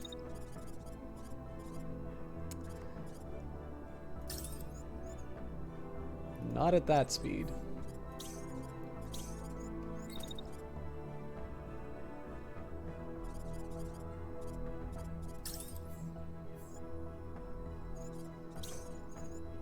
Uh, 439, does it take off a part? Only if it hits the left arm.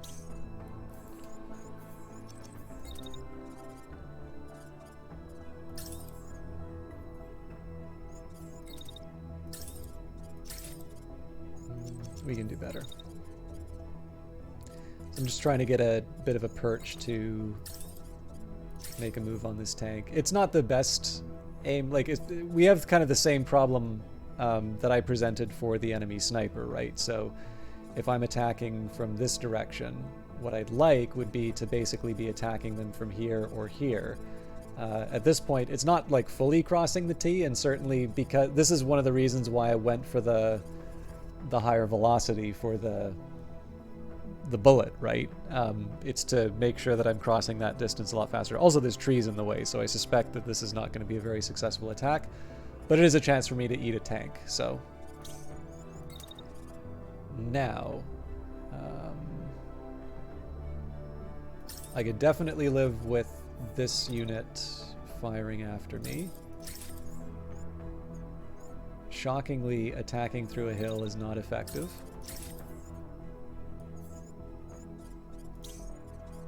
Yeah. What I'm really trying to do here is just clean up the remaining tanks. Okay, so again, the writing's on the wall in terms of the damage this unit's going to take. Like, I don't think there's anything I can really do to avoid it. But what I can do is do my part to put some damage on the enemy afterwards. Actually, do I want to do that though? So I can contribute with the concussive damage.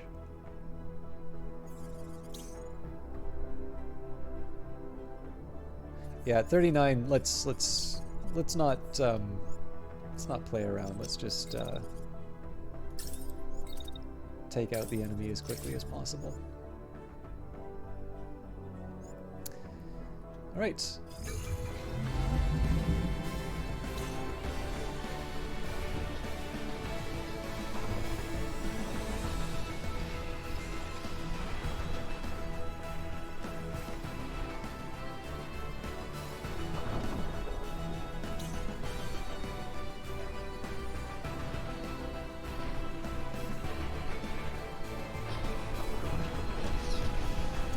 to see how bad we are, how badly we screwed up.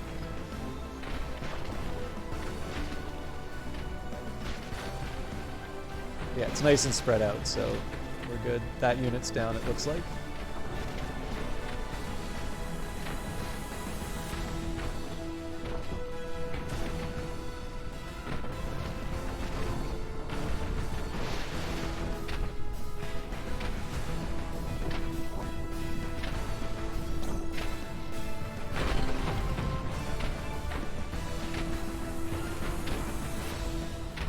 This thing's almost certainly down.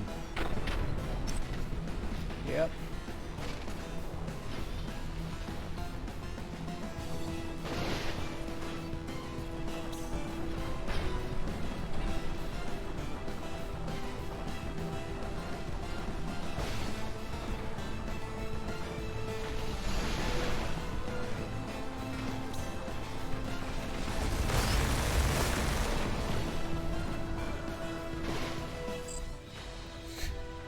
Taking heavy fire, send word to command that we've lost units. And at this point, we don't need to worry about the reinforcements because we took out the last enemy.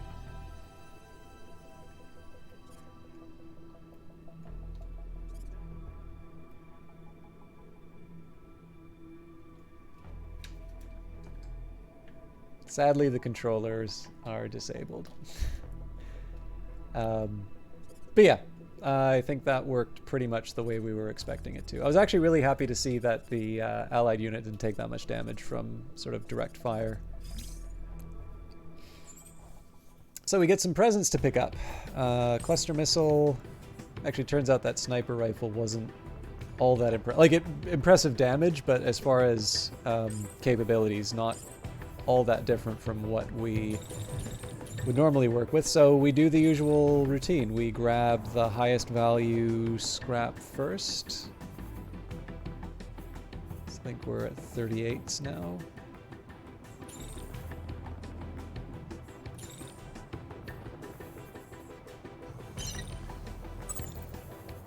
Yeah, we'll leave it at that. Ooh, buried treasures. After the fight, your team performs a routine sweep of the area. You notice a group of scouts huddled around some rubble, talking in hushed tones. One of them spots you. When one of them spots you, they all stand at attention. Commander? At their feet is a container, its casing caked in dirt and dust. It looks old, but otherwise intact. We found it jammed in between some old books and tools, explains the scout. What should we do with it? We can take it and investigate its contents. We can place it in storage for now, or you don't need it. No, we'll open it up. Countdown. Oh, Jesus.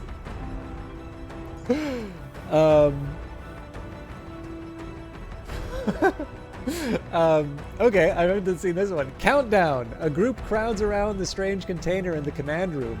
At your order, one of the technicians crouches over it and gets to work. No one breathes when the latch pops apart and the lid creaks open. Damn it, it's a bomb, and it's live! Every face around you is tight with tension. Murmurs ripple across the group. We might have a chance to defuse it, but we have to hurry, boss. Assign someone to it while we move the base as far from the device as possible.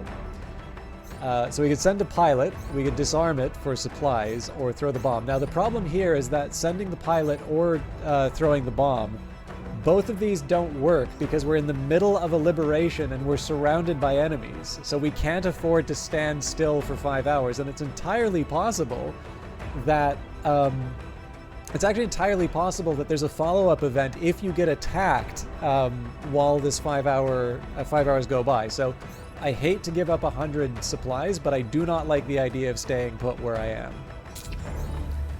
In the nick of time, the base is silent for a long and heavy moment. Then, as relief floods the room, the crew's voices erupt in chatter.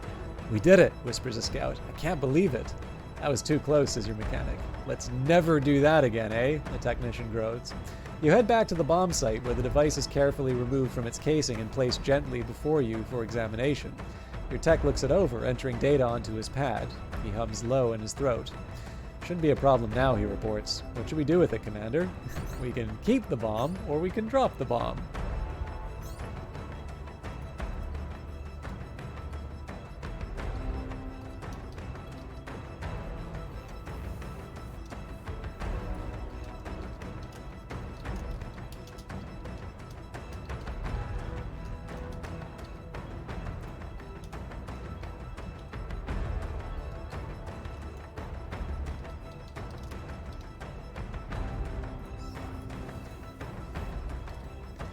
All right, we have 1 minute of a poll starting now. It's a non-binding vote. I'm just curious. Oh, please feel free to use the poll that's in chat.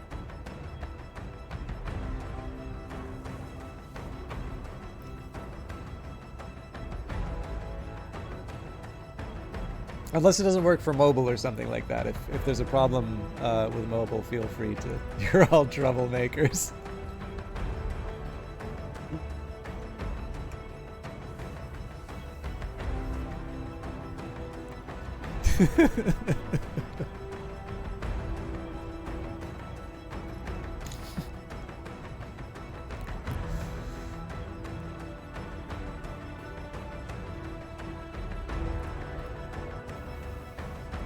I voted.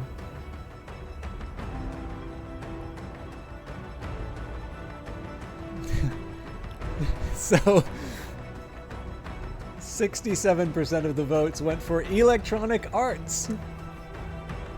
So I'm keeping the bomb. And so I guess the good news is there's not... Oh no, there's still that patrol. So I'm going to want a little bit of time to clear out, to get the last little bit of repairs. But I think we're actually just going to head straight to... Oh man, that equipment convoy would be really good to get, actually.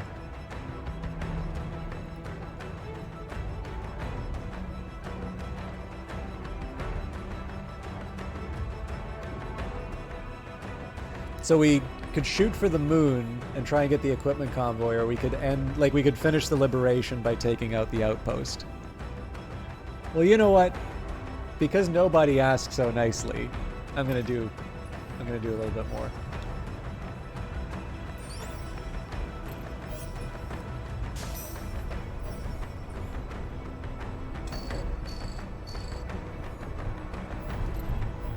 No, I think they're gonna make it.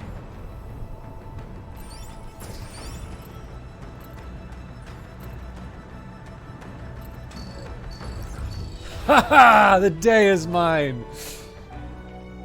Gear up. At your order, the base flies into action and prepares for a fight. An engineer sprints towards the bay to check on the guns, passing a scout relaying combat data through the radio. There's shouting everywhere. At your side, someone's leg bounces up and down, boot heel tapping on the grate. You feel eyes on you, awaiting your command. So we suit up. Let's take... I'm not going to spend too much time on the improvements. You don't understand why you wouldn't keep it? Well, oh, and it's going to be a rain... This is the first time we've had a rain battle. Oh.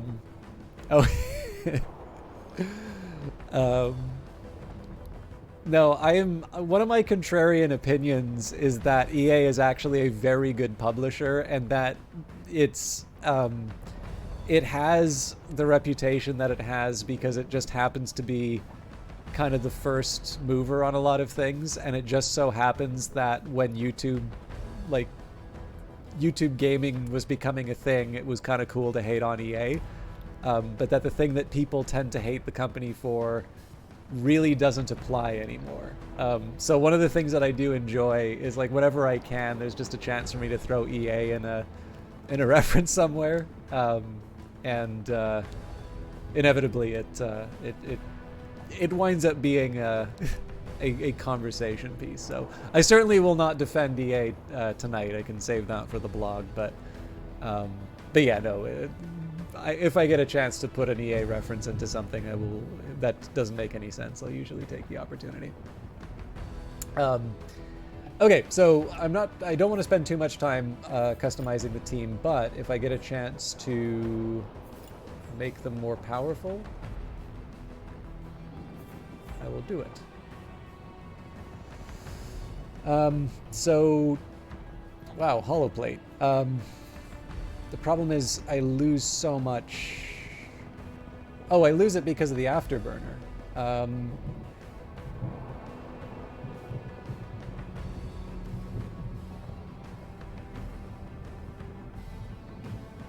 So I'll try throwing an overdrive. 26 still isn't bad.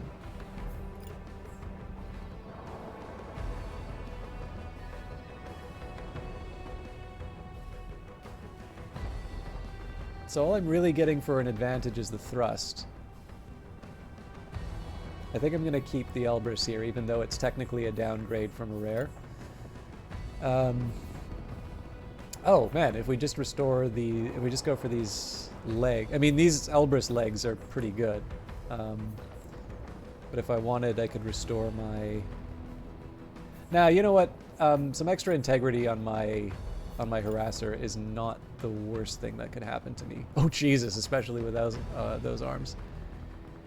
Okay, so I'll give up a little bit of speed on the Herald for its security. Let's see what we can get for the Manticore.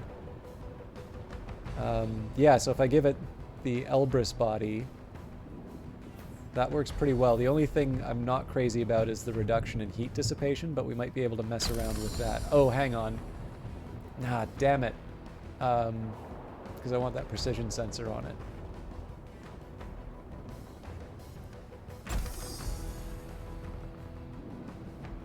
Yeah, so I'm keeping this one.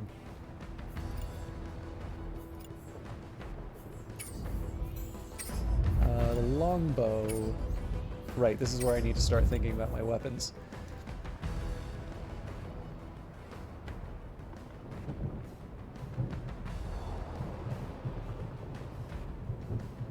Yeah, Midway's really not worth it, is it?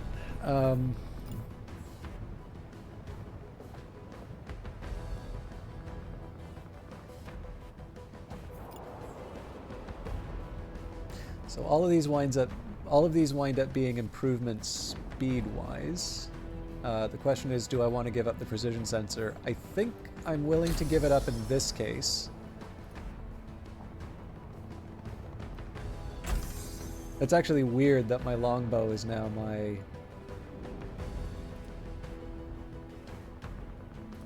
The longbow is the faster of the two units. So in theory I could give some of this up by... Yeah, actually these Asgard heavy legs make sense because I'm already ridiculously fast. And this helps me get back some of that heat dissipation. I don't think I'm switching the arm. So finally the Protector.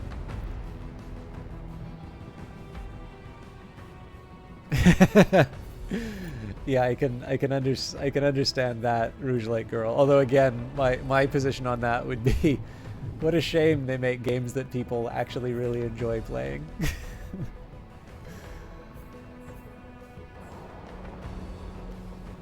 Oh god, so this Typhoon is kind of a downgrade, but I think I prefer it.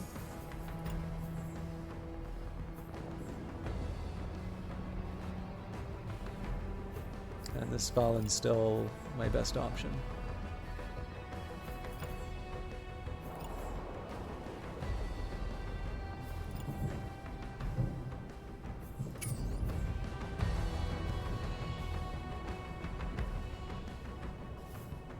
Yeah, that's why I'm a little worried about giving up that speed on the Herald, because obviously the speed is what makes, what really makes those plays work. I'm just trying to think if there's anything... I'm really trying to think about where I would use the Starburst here. Definitely wouldn't use the heavy shotgun. I think I'm going to keep the torsos. And I don't know why I'm keeping the Typhoon.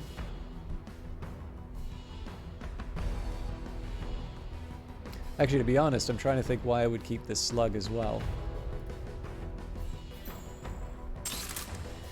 Alright, kind of a weird set of priorities, but I think we can work with this.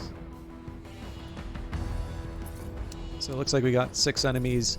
Honestly, though, just seeing this game in the rain is just beautiful.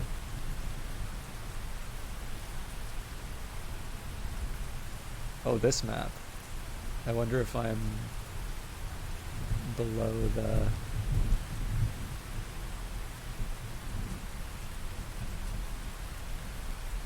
No, okay. Oh, actually, this is a really good spot. Commander, the base is circled around the perimeter. We're ready to pick the squad up if needed. The enemy will hold the site if you do so. No identification received. Targets continuing to close in. Reinforcements needed. So, the reason why I think this is a good spot is we've got some nice high ground. So we're going to be able to pick off those tanks at a distance, and then I'm also going to be able to open up on one of the enemy mechs with the Vulcan. In fact, nobody's paying attention to this unit right now. If I recall correctly, I believe rain does also... I believe rain will cool down your mech, so I think I get a bonus to heat dissipation as well, which is amazing if true. Oh, my bad. So there is somebody who's attacking it, but it's attacking it with an autocannon, so I don't need to worry. So I think the best I can hope for would be to walk up here. How does it help the range? Oh yeah, we pretty much get to start right off the bat. Okay, let's take stock of the enemy. So we've got autocannon, shotgun, machine gun, autocannon. So pretty much everything is short range. Machine guns can sometimes be longer. So I've got nothing to worry about. So first thing I want to do with the marksman rifle is take out the one unit that's theoretically threatening the Vulcan, or the unit with the Vulcan. So we'll start with that. And then we can also get a second shot. Basically, this is kind of a target of opportunity situation, so...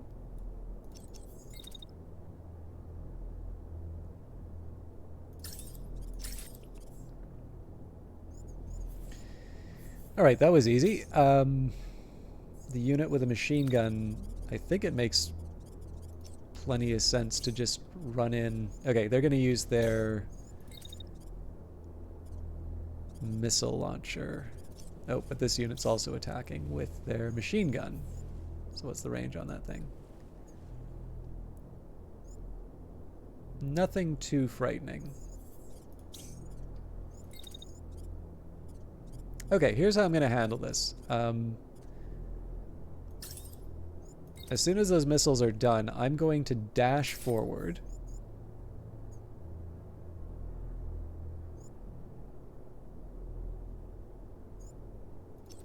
Yeah, you know what? This does need to get too fancy.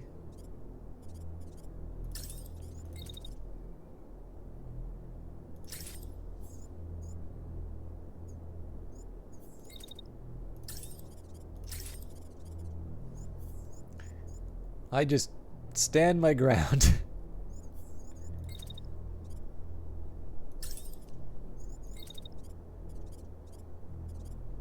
And then make sure we're ready for the next turn.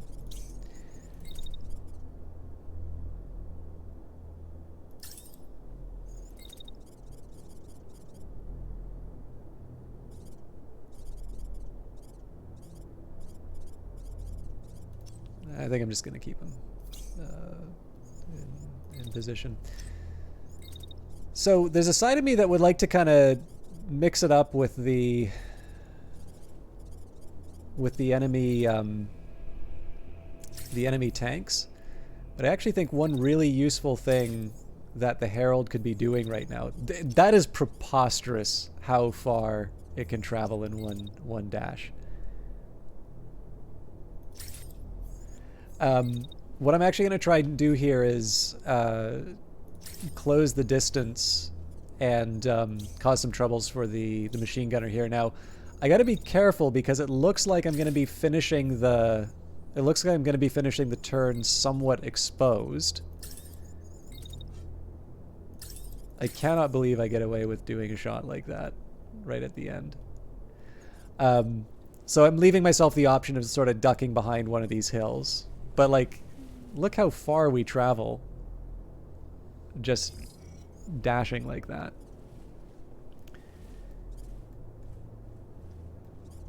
All right, let's see how this works.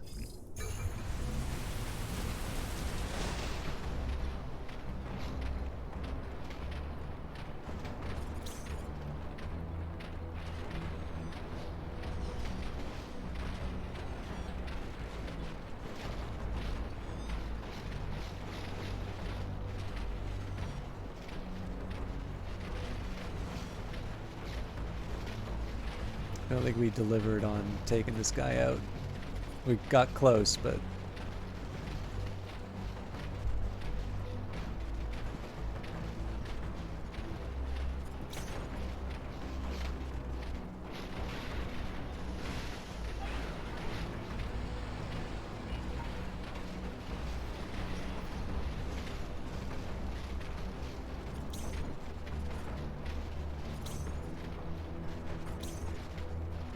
So it looks like we really didn't deliver on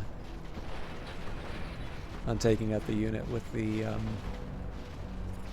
Ooh. That's no good. I was expecting to crash this tank.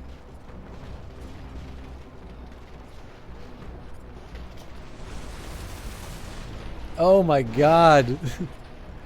I just rocked my own guy. Okay, so I have a plan for this, but I need to smarten up.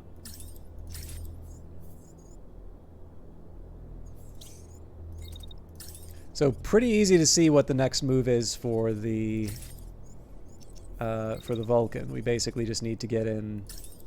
We need to get in a spot to open up on the same unit again. So in the meantime, this unit I need to kind of protect from taking any more serious damage in the weak spots. Now, the real problem here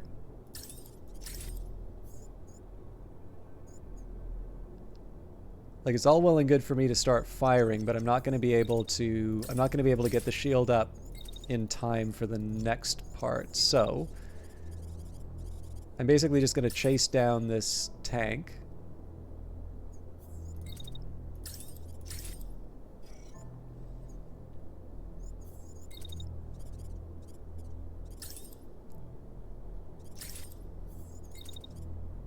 And then we'll claim the objective. In the meantime,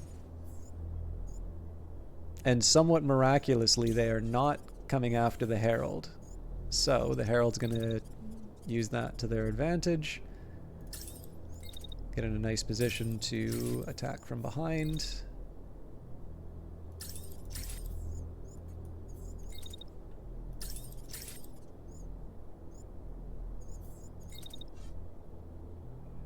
Yeah, can't make it work any other way, so we'll stick with that. Now this unit's in a little bit of trouble. So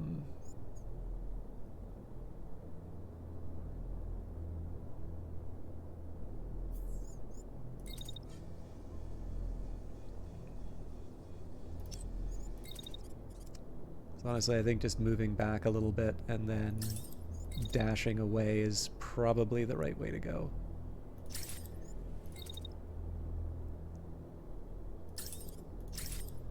Ugh.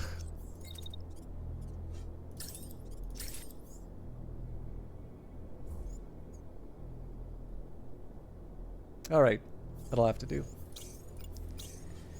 So, let's see whether or not this unit gets taken out.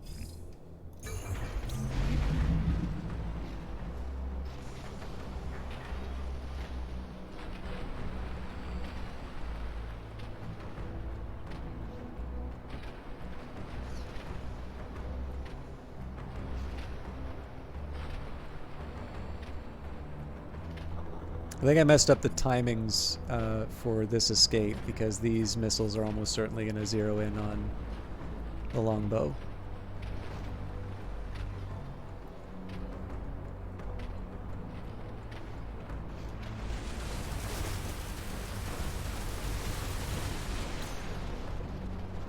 So Tango's damaged, but not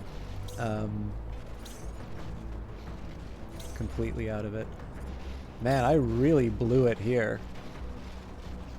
So first of all, this Berserker is just shrugging off all of the damage like it's nothing. That's a big concern. Oh, my bad. That's the tank. Unfortunately, that's a left arm, so that's not quite... Well, it takes out the missile, actually. The drone has a rough location of the crate, but we're going to need another ping to ensure it's picked up. Stay in the location to finish this. Okay, so I think I'm gonna try and dash to escape. I think it's a little too late to make this happen, but I can still try.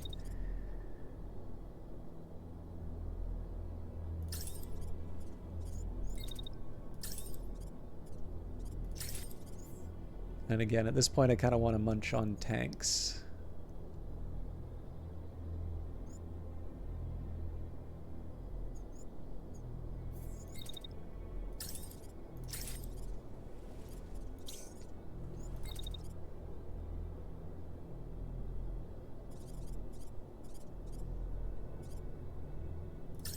Now, out of curiosity, if I actually try and take... Oh, wow.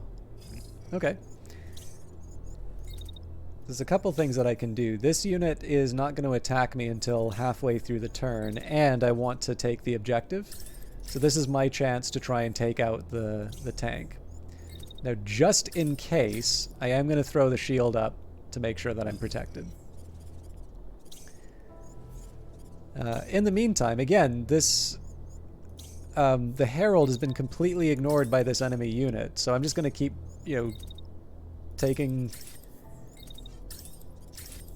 shots at its vulnerable back.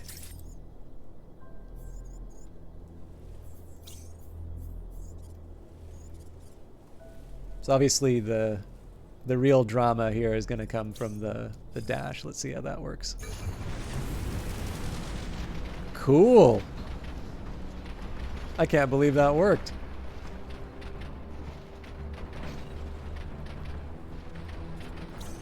Okay, so this unit's safe. They'll be able to move on to the new objective. Now, we're kind of ignoring this unit right now, but that was because this unit's going to be able to take it out next.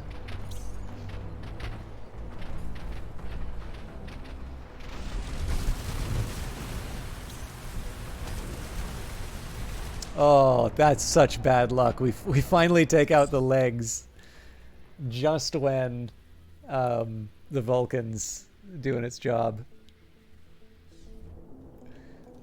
That's kind of funny, but also very sad. Now, I really didn't think this one through, because they're going to open up with the shotgun. Like, there's nothing I can do to avoid this. But this does 618 damage. I'm almost certainly going to lose a body part. I may lose the mech off of it. In fact, I'm so worried about this, I'm going to do what I can to open fire with the machine gun. So it's pretty much all hands on deck to try and damage this thing before it can complete its attack. But we're absolutely not in any condition to make this. So there's actually one thing I can do to try and angle this to my advantage.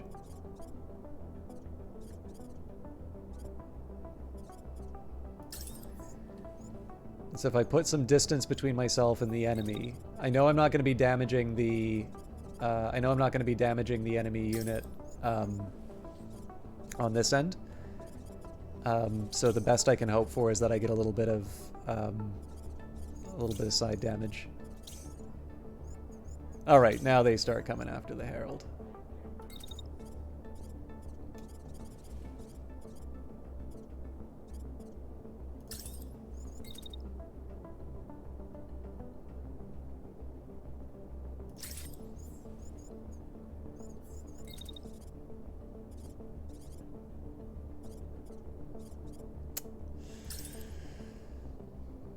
I wanted to try and do something to help there, but you know what? Sometimes the most useful thing is providing a distraction. So yeah, that is grim. Like I absolutely was not thinking. So I can't dash because I'm in. I'm attacking. You can't cancel an attack. So. In this case here, we're just hoping that we take this unit out one way or another before it does enough damage. But let's see how it turns out.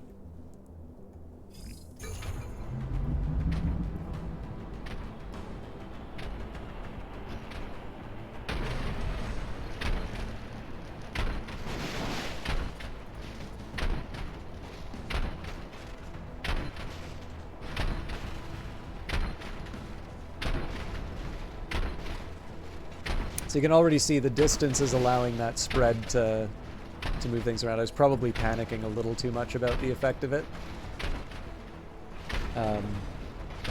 but it's good to panic, because obviously point blank with a shotgun is not the position you want to be in a weak unit.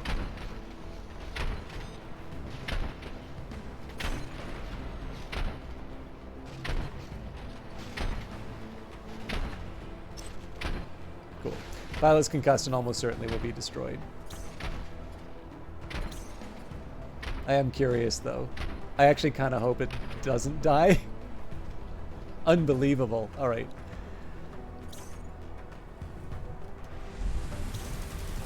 And somehow this thing is still alive. The drone has a rough location of the crate, but we're going to need another ping to ensure it's picked up. Stay at this location to finish this. So, a couple screw-ups, right? This one almost lost its legs, and we almost had a close encounter with the shotgun kind. But seems like we're in okay shape. So there's one thing I can do to kind of help. Actually, you know what? We don't need to get clever about this. Let her rip on the... Actually, you know what? We can't afford to get clever on this.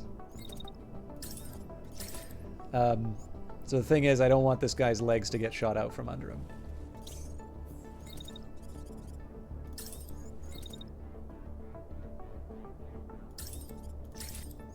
So it would have been nice. I wonder if there's a faster way for me to get in range. So really, I'm just trying to take this thing out before it damages my ally. I don't think that's going to happen, so second best is to just fire as much as I can. But again, the rain's making all the difference in terms of...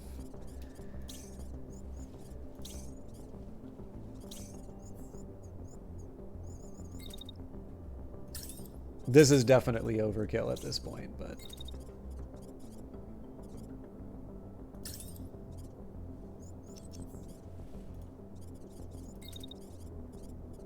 Actually, to a point that it's irresponsible.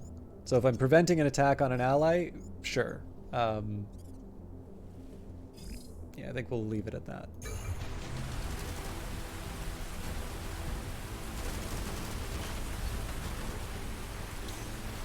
Cool, we got the concussive win off of that. Alright, the crate's locked on, our drone has the cords and should be descending any second now. So, obviously not relevant because we took out the enemies. But I liked, that was one that I actually really liked because there were some big problems and I was able to sort of recover out of them. Don't you love the way the rain looks with the lighting? So yeah, so this is like one where there were definitely some screw-ups, but we were able to translate that into a pretty decent haul as far as gear is concerned. So hopefully that enemy had a good... So we've got a Clipper, a Nox Medium, another Slug, an Asgard, a Vidar. I'm never going to use that range sensor.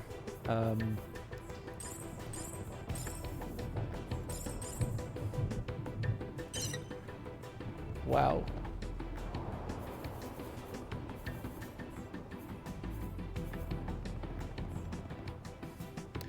Wait a minute. Where's the... Wait, was it a machine gun instead of an assault rifle? I guess it was a machine gun. Okay. So I gotta give something up. I gotta give up 10 points.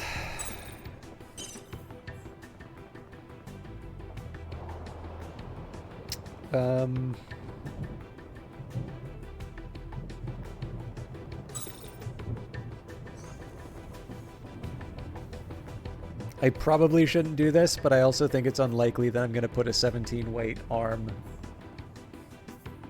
on one of my units. And that's a second province. Thanks to your efforts, the enemy was driven out of the contested province. Resistance forces will hold it from here on out. So an extra hour. but I would say that was worth it. Now, complete victory. The invaders have slunk away with their tails between their legs thanks to your decisive and bold maneuvers. Multiple messages come in from different officers in the Home Guard, grateful for your contributions. The radios are also jammed with messages of celebration that fly from town to town in the area, all happy to contribute to kicking the last of the invaders from these lands. A pilot approaches you, while others are distracted by the celebrations going on outside the base. Can we celebrate, boss, just for tonight? I think we've earned it. So this is definitely one that I want to do because of the kind of the concussive damage that my unit sustained. Also, we're just going to need the time to repair anyway. So this seems like a very good use of 5 hours.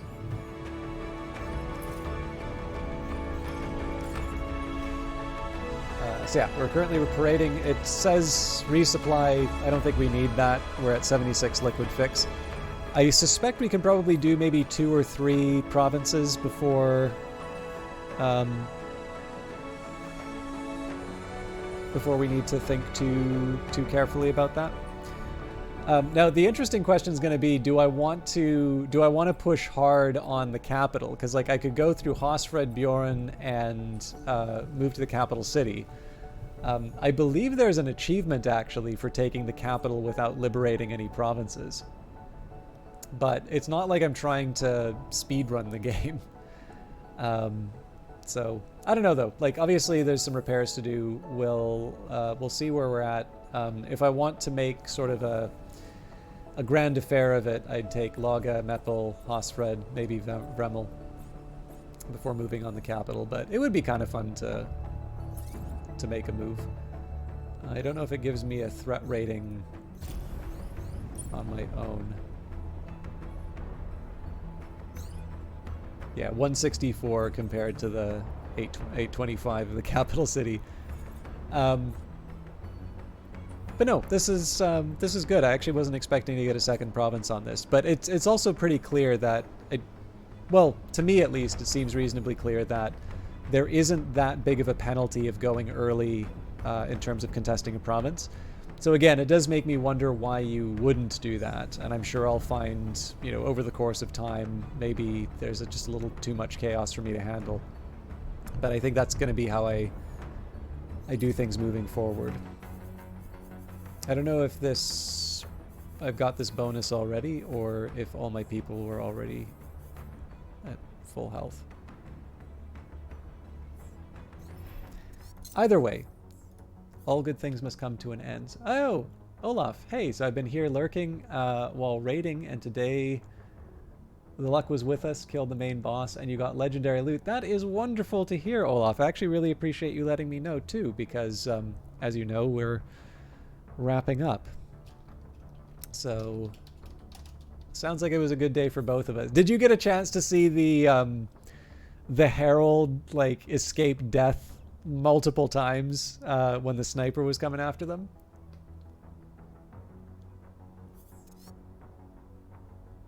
Oh, beautiful. I'm glad. There's, like, it's terrible to, like, pretend that there's well, not pretend. It's terrible to say that there's, like, favorites or stuff like that, but I do need to admit, for some things, either because I know the people or, you know, I know their tastes or you know, just, you know, sometimes there's people you have fond thoughts of, but every once in a while on a stream I will oh, this is funny. So now I guess now that the cat's out of the bag, I'll talk about this before we wrap up. But yeah, like every once in a while there'll be like something that happens in a game, and I quietly think in the back of my head like, oh, I hope so and so was here to see that, or you know, that somebody sees it in the VOD, because normally people will see it in the VODs. But yeah, no, like you kind of want to be careful in terms of saying stuff like that, just simply because you don't want to create the impression that there's an expectation that people are watching, or you don't want, you don't want to, like, you know, I've also been in streams where I sort of feel like I put a lot of effort into being a good member of a community, and it like never really feels that I'm acknowledged. So I also kind of want to be careful that I don't single people out too much, because sometimes, even though someone doesn't mean it, the absence of a specific thing to mention can sometimes be a bit of a friction point for people as well. But every once in a while, it's nice to share those details. So, some of you have found this channel through the Phantom Brigade video on the Steam page, which is actually still running. Obviously, it doesn't have as many people watching it as it used to, and I suspect there are fewer people watching as well because there's the spring sale going on, and Phantom Brigade just came out, so it's not discounted, which of course is going to drive traffic one way or the other. But as it happens, at least some of this wound up being the saves that made that video. There were actually a couple of sessions that I did before, and I'll be honest with you, the video sucked. Brace Yourself was nice not to say the video sucked in so many words, but I really didn't deliver on what I felt I could have. And ultimately, I was kind of under an impression of time that was a little bit different from what the reality was. And so being able to unlock that, resulted in the video that's on it. And I mean, again, people are going to have opinions, no matter what. But I get the impression, at least, that some people found that helpful for, getting into the game, or at the very least finding the stream. So if you're one of those people who found the stream through that video, thank you. Especially because I say my name exactly once in it, so I know it was not easy to find me. But also, if you haven't seen it, for whatever reason you're curious, my deal for that was I didn't want to ask whether or not I could put an archive of it up on my YouTube channel until Brace Yourself was done using it. So I wasn't going to ask that until, the thing kind of came offline. So if people are still interested in seeing it, like, there is a place to see it, and that's the Phantom Brigade site. And if you want a VOD of it, just it's worth keeping in mind that they did pay me for that video. I feel that it's theirs. And as a consequence, I would like them to be able to get the full use of that video before I put it, somewhere else, basically, which I think is fair. But in fairness, I also didn't think people would want to see a VOD of that, so I never dealt with that ahead of time. So just to be clear, oh, that's right, there was also a Steam tutorial here, because I was also using an Epic version of the game originally, and the Steam version was more recent, so I actually had to do that twice. But yeah, just to be clear, the availability of that video is not Brace Yourself being jerks. I like Brace Yourself a lot as people, as well as a game development company. Because I did not work out a life for that video beyond how they would use it, that is why that video is not available for people. So just please keep that in mind, because the last thing I want people to do is get this impression that, there's some secret video that would be made available to people if only the corporate interests wouldn't hold it back. But I think it's a decent thing if you do a video like that to make sure that the owner, the person who paid you for it,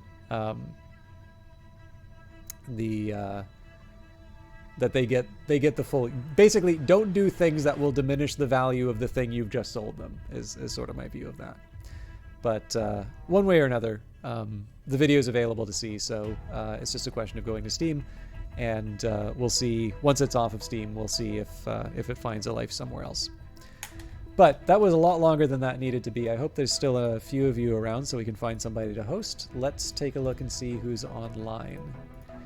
Also, thank you for all of you who did stick around, because number one, it was absolutely worth it for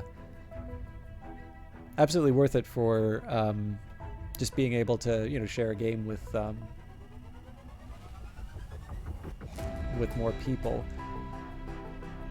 I'm trying to think. There's 3 streamers who seem to be streaming in English. I'm usually inclined towards hosting the smaller of the streamers. Yeah, no worries. Well, I think it's a really good reason for you to be. I think it's a really good reason for you to be lurking, Vanguard Master. I hope. I hope you make some good progress and you get some good news from your contacts. Yeah, I think I'm gonna raid. Oh, invalid username. Okay.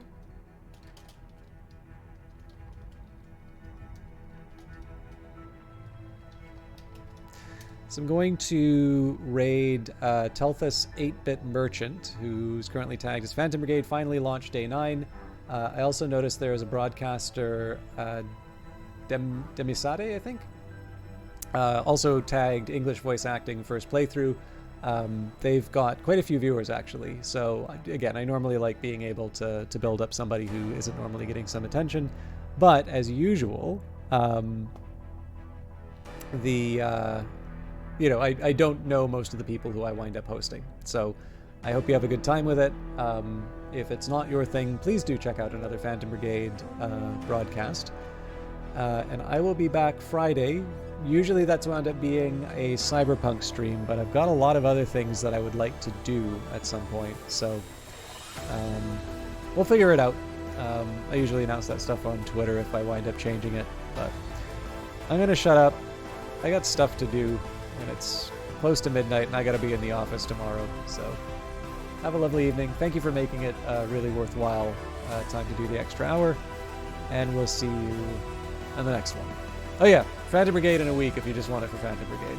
I'm terrible at sign-offs. Please enjoy this other broadcaster. See ya.